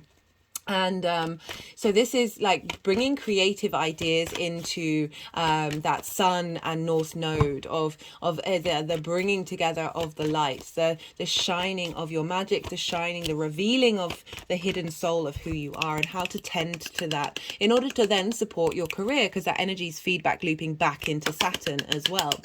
The moon. So we're dealing with the sun, and now we're dealing with the moon. The moon is in Cancer. The moon will be moving into the sign of Cancer and will hit 4 degrees during all of this going on. So it moves quite quickly, but it's still going to seed that energy in your 2nd house of your values. The moon, your intuition, how you nourish yourself, how you nourish others, like feeling of safety. It's feeding like the moon's going, hey, how can we think creatively about this? How can we reassess what it is that we need from uncovering what's coming in that hidden house? The moon will try, and I'm going to put this aspect up in the community page because there's a lot going on. The moon is trining Saturn. So the moon in your values is a trine aspect of Jupiter, wisdom, elevation, opportunities coming in, especially the moon being in her own sign. Like there's a real power there, there's a real strength. Or with Saturn of like perhaps things coming in that you're getting inspiration of. There's opportunities, as I said, the sense of elevation of the direction that you're headed in and how that affects how your core needs are. My hands have sort of gone over my heart chakra very sort of protectively, actually, of giving real support of no, this is how this person needs to value themselves, and this is how they're able to create and manifest moving forward. At the same time, guys, we've got the South Node in Scorpio, which is in your 6th house of work, health and routines. This is opposing that Sun and Vesta and North Node, but it's also trining Saturn and the moon. So we've got a grand water trine here.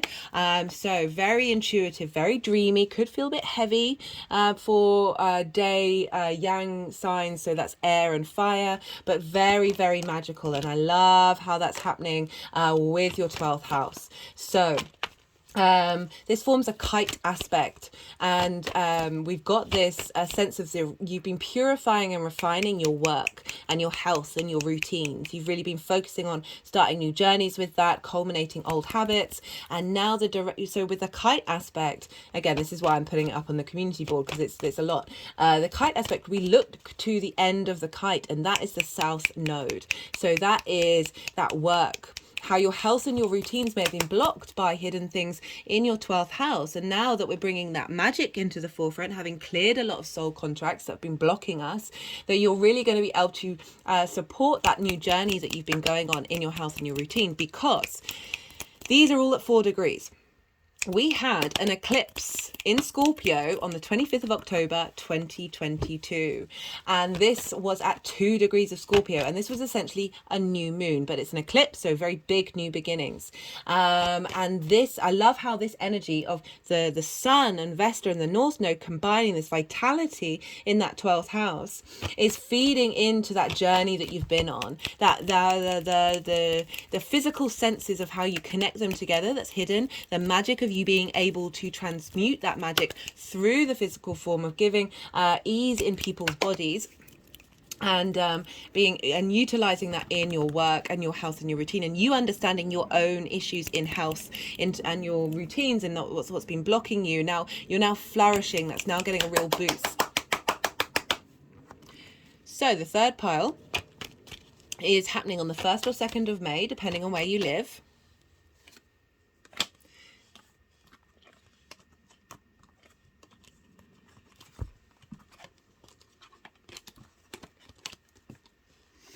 And that is when the sun is, do excuse me when that happens, that's when the sun is conjunct Mercury, and Mercury is retrograde and is at 11 degrees. This is the midway point of the retrograde that's happening in your 12th house.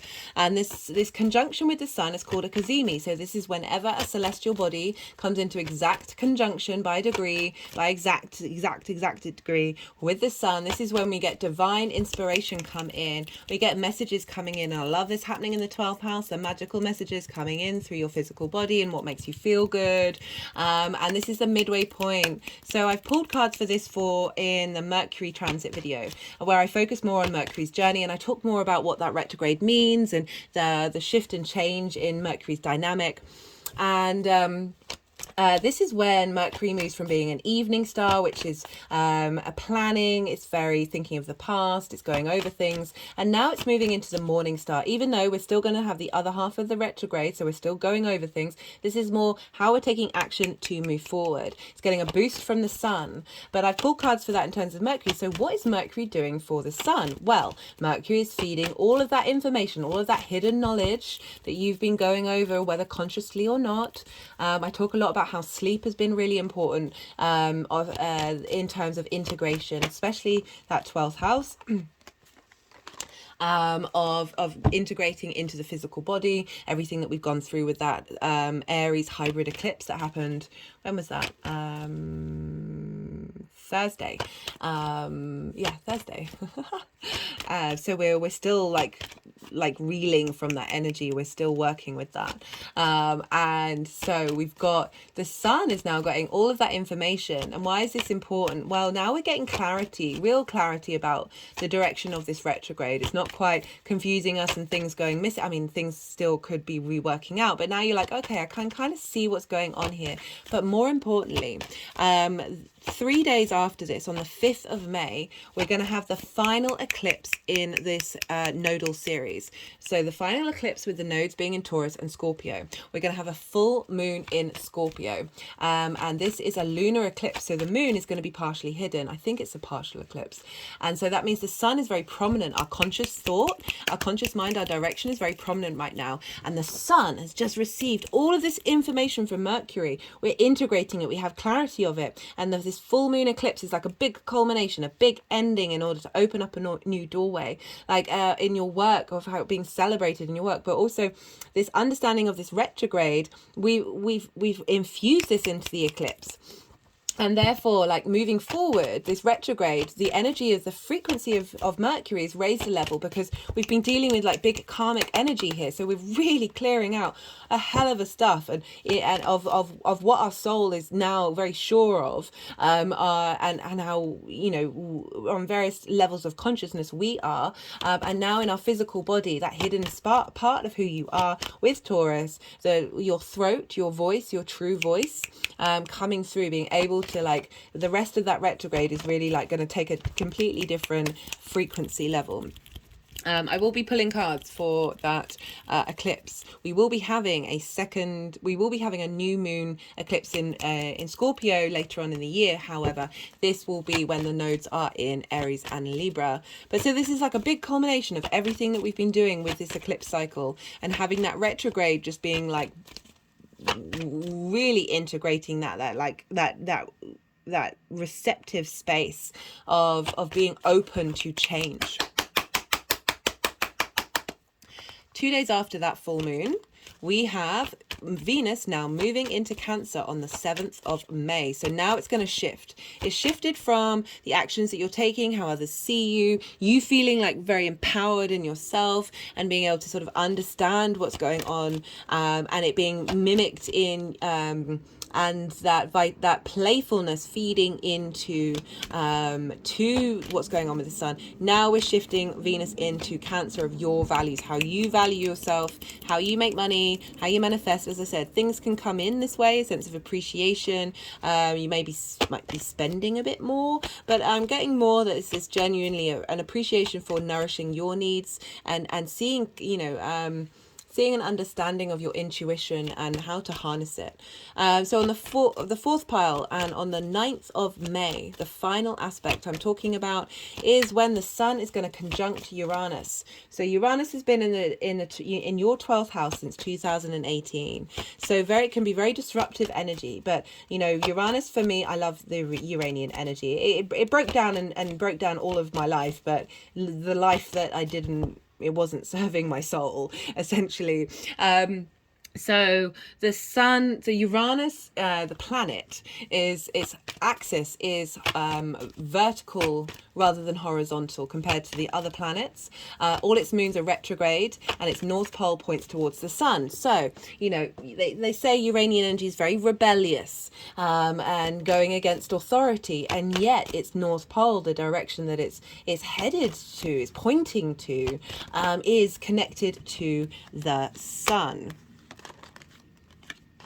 And so they're in cahoots with one another. The sun wants you to be your authentic self. It wants you to see clearly that. And now with the conjunction with Uranus, of you being able to, like real magical things coming through during this time. Again, it's a Cazimi, so messages coming from the sun. The Uranian energy is feeding this strength of authority of self, that hidden part of who you are, into that sun energy of, oh, now you're able to see yourself clearly. There's a sense of illumination and vitality with the eureka moments, with the innovative ways of you and who you are being manifest and integrated. This energy is getting integrated into your being. So following that, we have on the 14th or 15th of May, depending on where you live, Mercury's now going to go direct. So all of this, Mercury's been retrograde. So it might have felt like things aren't quite getting going. You wanting to take action, or your communications might be a bit off. Now things are starting to move forward. Now there's a lot more clarity of understanding of connecting your physical body to how you internally communicate. Also on the 16th of May, Jupiter is going to move into that sign. So you're going to get a real boost from Jupiter. Jupiter wants to bring you abundance, opportunities, expansion, wisdom and elevation of your hidden part of who you are, wisdom and elevation to the magic of who you are, but you know, wants to provide opportunities. So things are really going to shift with the energy at the end of this transit. And then right at the end of the sun's transit, I can't believe this is the only time I've said it during this reading, we're going to have a new moon in Taurus. I think it's at 28 degrees of Taurus. I will be doing a separate video. So you're going to getting a fresh new start after all of this going on. It's like a reboot of planting seeds at the very potent energy of Taurus. So again, kind of like we had that new moon that we had in Aries, which was at 29 degrees, of like the powerhouse of that energy coming through at like the end of Taurus, of being like that new moon of now we're starting from a higher frequency, a higher integration. The fifth pile are how these energies are integrating into this area of your life and helping you move forward with those themes. So I'm going to keep shuffling. That's everything that I want to say about the aspects. I'm going to keep shuffling, and this is usually the energies tend to put the deck down. Oh, hello, Mercury. Tend to put the deck down when they're finished with what the cards want to come out, and then I will quiet my mind and I will channel and let the energies move the cards around, put them into the piles and do some energetic work. This is a time when I am quiet. This is a time of integration of all that information that you have just been absorbing. A time for you to sit with what comes up intuitively, and just we need the still times as well as the action moments. So do bear with me during this process. It's all part of the journey that we're on, and bringing the action and the receptivity, the yin and the yang, into balance, guys.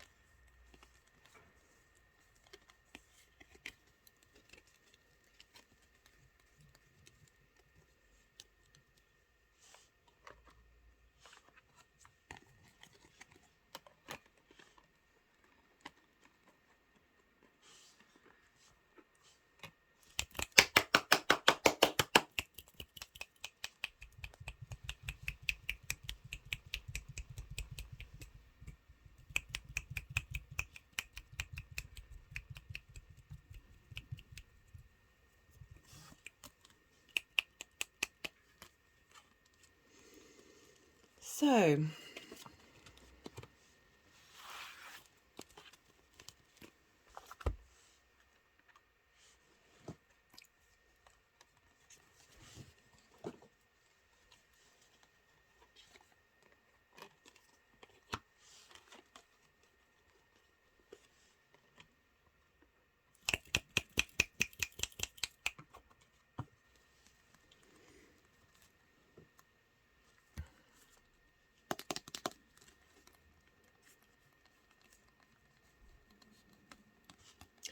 we've got a lot of energy here for this is the general energy of the sun moving through Taurus, but also dealing with things that are being cleared out and worked on. We've got 2 5s and and we've got 2 8s as well as a 10. And we've got the 5 of Cups and the 5 of Pentacles. This is dealing with grief. This is feeling a sense of lack, a sense of not. It's also not necessarily seeing things clearly, because you know this figure isn't, it can't see that there you do in fact have a great resource of union. It's the 2 of Cups. It's that sense of union. It's more that lack. So if you've been going through eclipses in your 12th house of like really working out like what is going on here, and like that it is the house of loss and grief as well. Like you've been when we that grief is because we've shedding old versions of ourselves. We've got the 5 of Pentacles, and this is feeling not supported, a sense of scarcity, a sense of lack coming in, and you being in that situation for a while and being in that mindset. These eclipses are sort of our 12th house can feel not supported because it's quite hard to access. We've got the 8 of Swords, and this is about a cage of your own making. So this is all about how our thoughts are illusions, right? These constructs of who we are illusions. And if we just if this figure just moved a little bit, i.e. changed the dynamic of that being standing still to that movement, that changing that frequency, these binds would fall down, and you would be able to remove the blindfold and open up that space. But it's very much that 12th house energy of our limiting beliefs and our traumas keeping us in a stuck position. We've also got the 10 of Swords. This is completion. This is I always say with these swords, they're all along the spine. We hold so much trauma in the spine of feeling like you've been blocked, you've been broken, and you can't get up and you can't move forward. Like that hidden part of us again can be very, very debilitating, and having all those eclipses there without necessarily comprehending this could have felt very exhausting. But it's also the death of an old version of yourself as well, because it is a completion energy. And we've got the 8 of Cups. So this is about leaving, typically it's leaving something comfortable, but the way that I look at this is all the cups are upright. So this is like not that feeling of lack. It's just that for me, it's the habits that we have that feel comfortable that are actually based on trauma responses.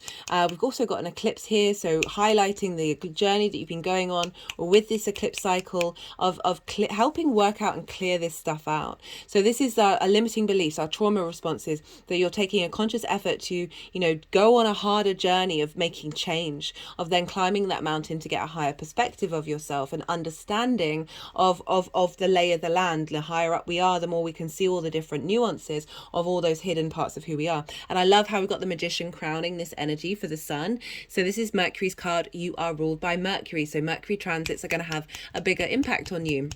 And this is the Magician. This is the sun is helping you realize you have all the resources you need. And I like how it's the Magician, because I have been talking a lot about how that 12th house is a very, very magical house.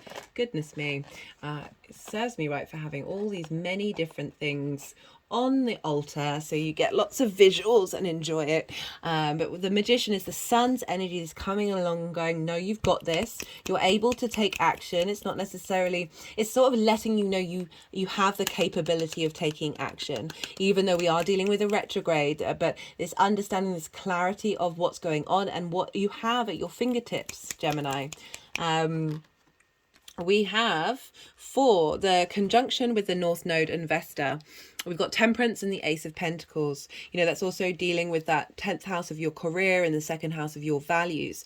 So Temperance, this is a very 12th house energy, because Temperance is about alchemy. It's about understanding and working on and purifying all the different parts of who you are and getting them to a space where they are able to create magic. Again, that theme of magic coming in. Because if you look here, the cups, the water is going upright into the cup. So it's going against the laws of gravity, i.e. magic is just science we haven't figured out yet.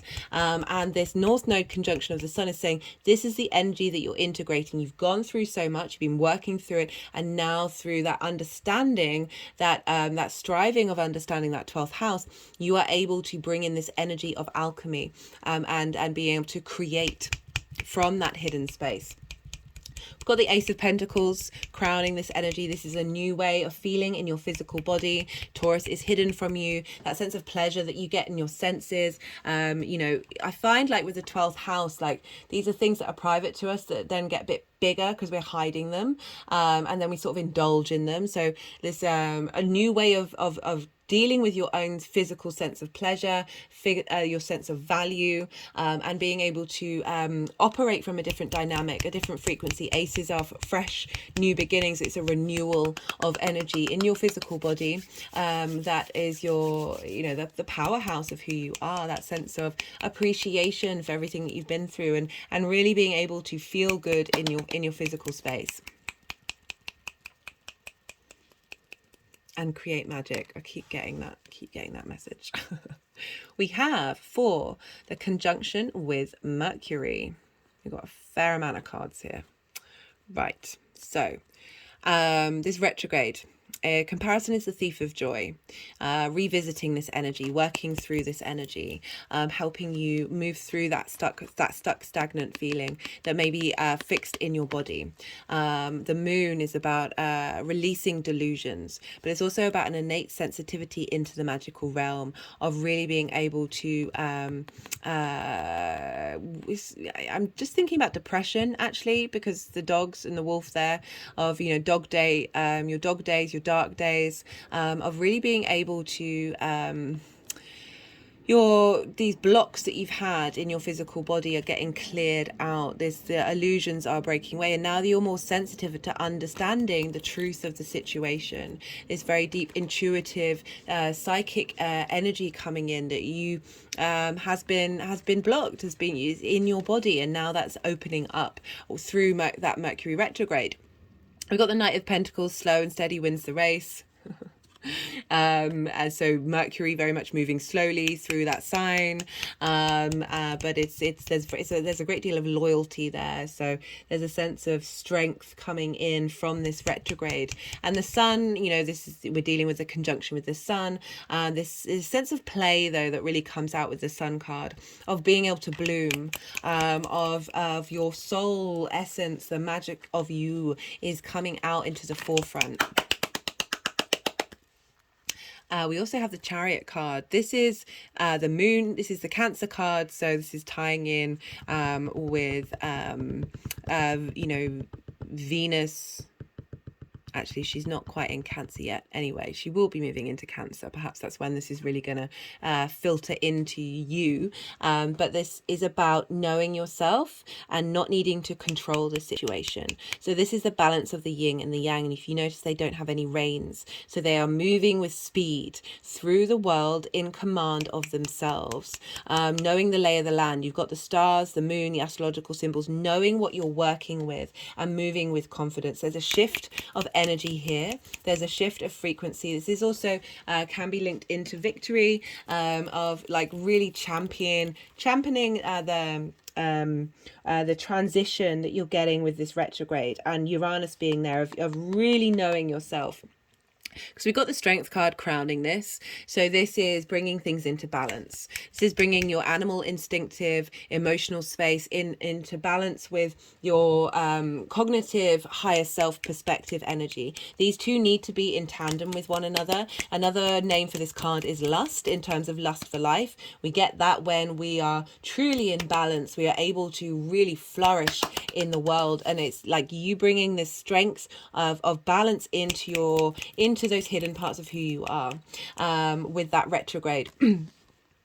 And we have, for the conjunction with Uranus, we've got the Fool heading out on a new journey, really being able to see clearly. And we've got the Sun there as well, if you see, of like embodying your truest self. The Fool, this is so far away from the Four of Cups of comparison is the Thief of Joy. The Fool is enjoying the experience of life, the good, the bad, and the ugly. No matter what's happening, is able to just be refreshed. There's a real refreshment here with that Uranian energy of thinking differently, of coming at it from a different dynamic. And the Ace of Wands, a new sense of passion. There's virility here. There's a strength there of, you know, you've got two aces, so that's the universe going that there's going to be a leveling up. There's going to be a sort of, not necessarily a clearing of the deck, well, yeah, clearing of the decks, a clean slate, but it's all based on everything that you've already been on. It's now there's a freshness, there's a newness coming in of how you look to your passions and your creativity. And again, like, this is like a magic wand, right? So it's highlighting the fact that there's a real boost of magic coming into your life.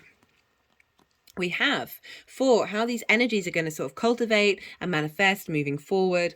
And again, right, so this is when Venus is in Cancer, so you being able to look at you and how you value yourself with fresh new eyes, because that's impacting what's going on with the Sun transit, and feeling being able to manifest as well. And manifestation is very much the second house, based off of everything that you've incorporated in the 12th. So this is the energies cultivating in this area of your chart and how you're moving forward. We've got the Emperor. The Emperor is very sure of themselves, their own inner sovereignty. Okay, they wanted to move on quite quickly. And the Lovers, this is your card, Gemini, but this is about making the right decisions for yourself in the long term. This is integrating the feminine, the masculine, the spirit, the earth elements, the air elements, nature, all together. And the more that we integrate, the more we integrate our 12th house, the more that we can then make very, your eyes are open to the choices that you're able to make. You're not being clouded by trauma responses or limiting beliefs in the way that you were. Right, I'm going to pull some clarification cards. This is going to either bring up new messages, nuances to messages we've already heard, or just straight up repeating the same cards or the same messages that have already come through, which is usually that confirmation of the energies that are around right now. I put all the decks in the description box. This is the numerology deck. Let's see what wants to come through for Gemini and this Sun in Taurus transit.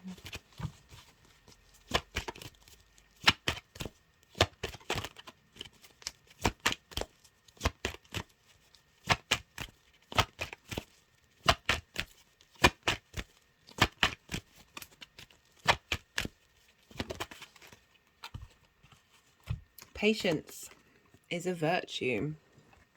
That's come up a fair few times, actually,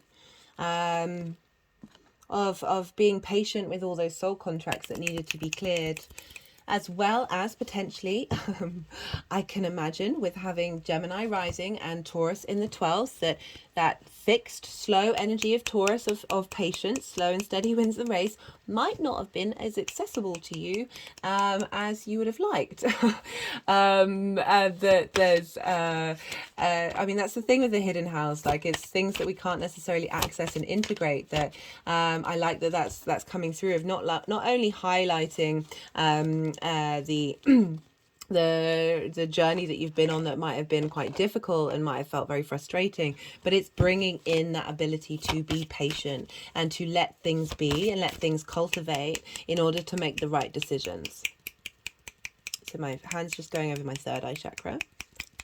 Had an energetic release. This is the Soul Star activation card that I talk about in part 1 of the introduction of part 1, and it's about fulfilling soul contracts. So we've fulfilled a lot of soul contracts and they're all getting cleared out now in our physical body, with Mercury being there.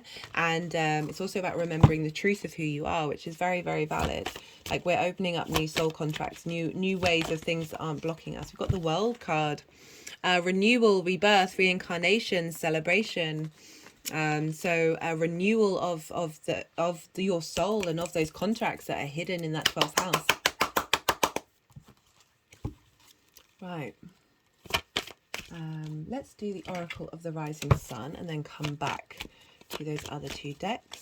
See what messages will want to come out for Gemini.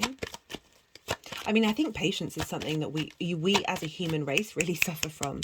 Like, we're dopamine, cortisol filled, fear filled, go, go, go, go, go, go, go. Like, it's hard for us to concentrate. It's hard for us to be, you know, accepting of pause, of accepting of stillness without needing to fill that space. I know I certainly suffer from it. Like I said, you know, with that stillness of me being quiet for some of the reading, I've really had to stop worrying about it and stop freaking out about. We've got defense, Mars in Taurus, being on the defensive, feeling, you know, because of this, what's been going on, like this sense of betrayal of that instinct, that hidden instinct within us of being on the defensive, feeling like every situation is a you know, a moment of the Ten of Swords, of you being stabbed in the back, when that might not actually be the reality. What was I saying? Oh yeah, yeah, it took me ages to be like really okay with that stillness of not being like, let's go, go, go, go, go, and stop. Venus in Gemini. So this is an interesting card. It keeps coming up, and like flattery is like just getting a lot of being. So it's two different things. So this is the god Janus, and this is his ability to look backwards and forwards, of seeing the reality of it. But that flattery word is like being able to appreciate yourself, flatter those hidden parts of who you are, be flattered by your surroundings, and that helps open up that value that you have, that appreciation for.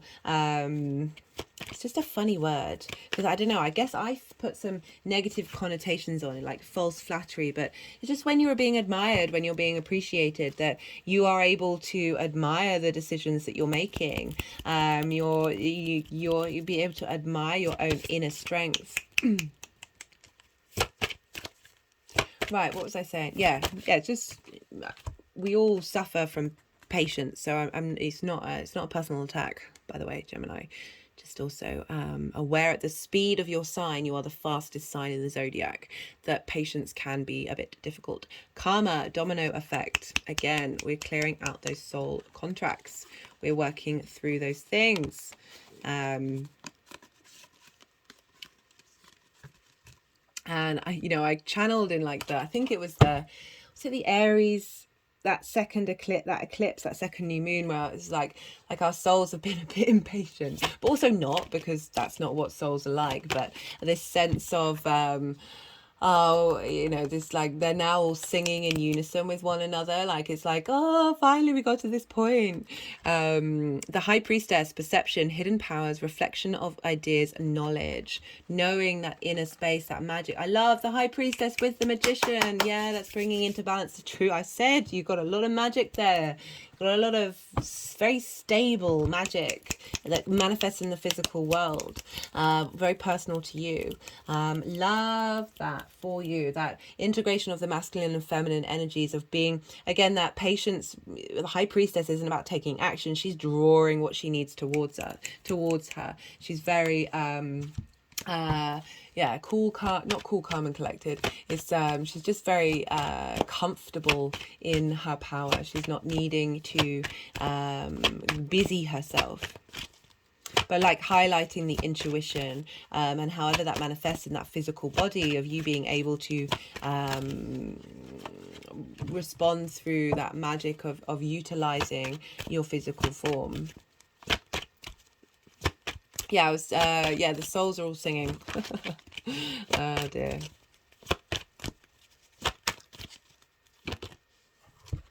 Got completion. Okay, they're really wanting to hone this point in, because we've got that karma card, we've got completion. Let's do another one, because we're getting kind of repeat messages, and sometimes, yes, those repeat messages are good, because it gets to know, like, okay, this energy is floating around right now. But I want to, end on a something else, because I'm greedy.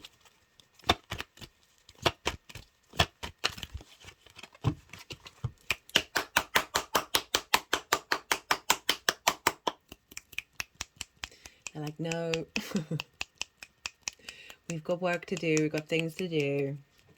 I am very impatient, Gemini. So it's not, yeah, I am fully aware of the cross that we are all bearing collectively. Whoa. Okay. Let's try that again. Decks are being playful.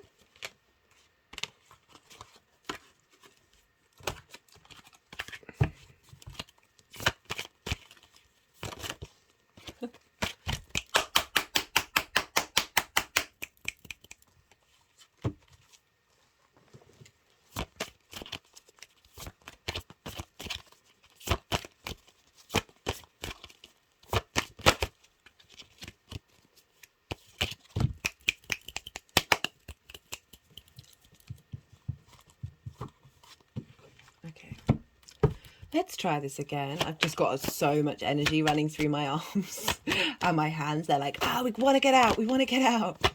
They're being impatient too. My hands have just gone over my heart chakra.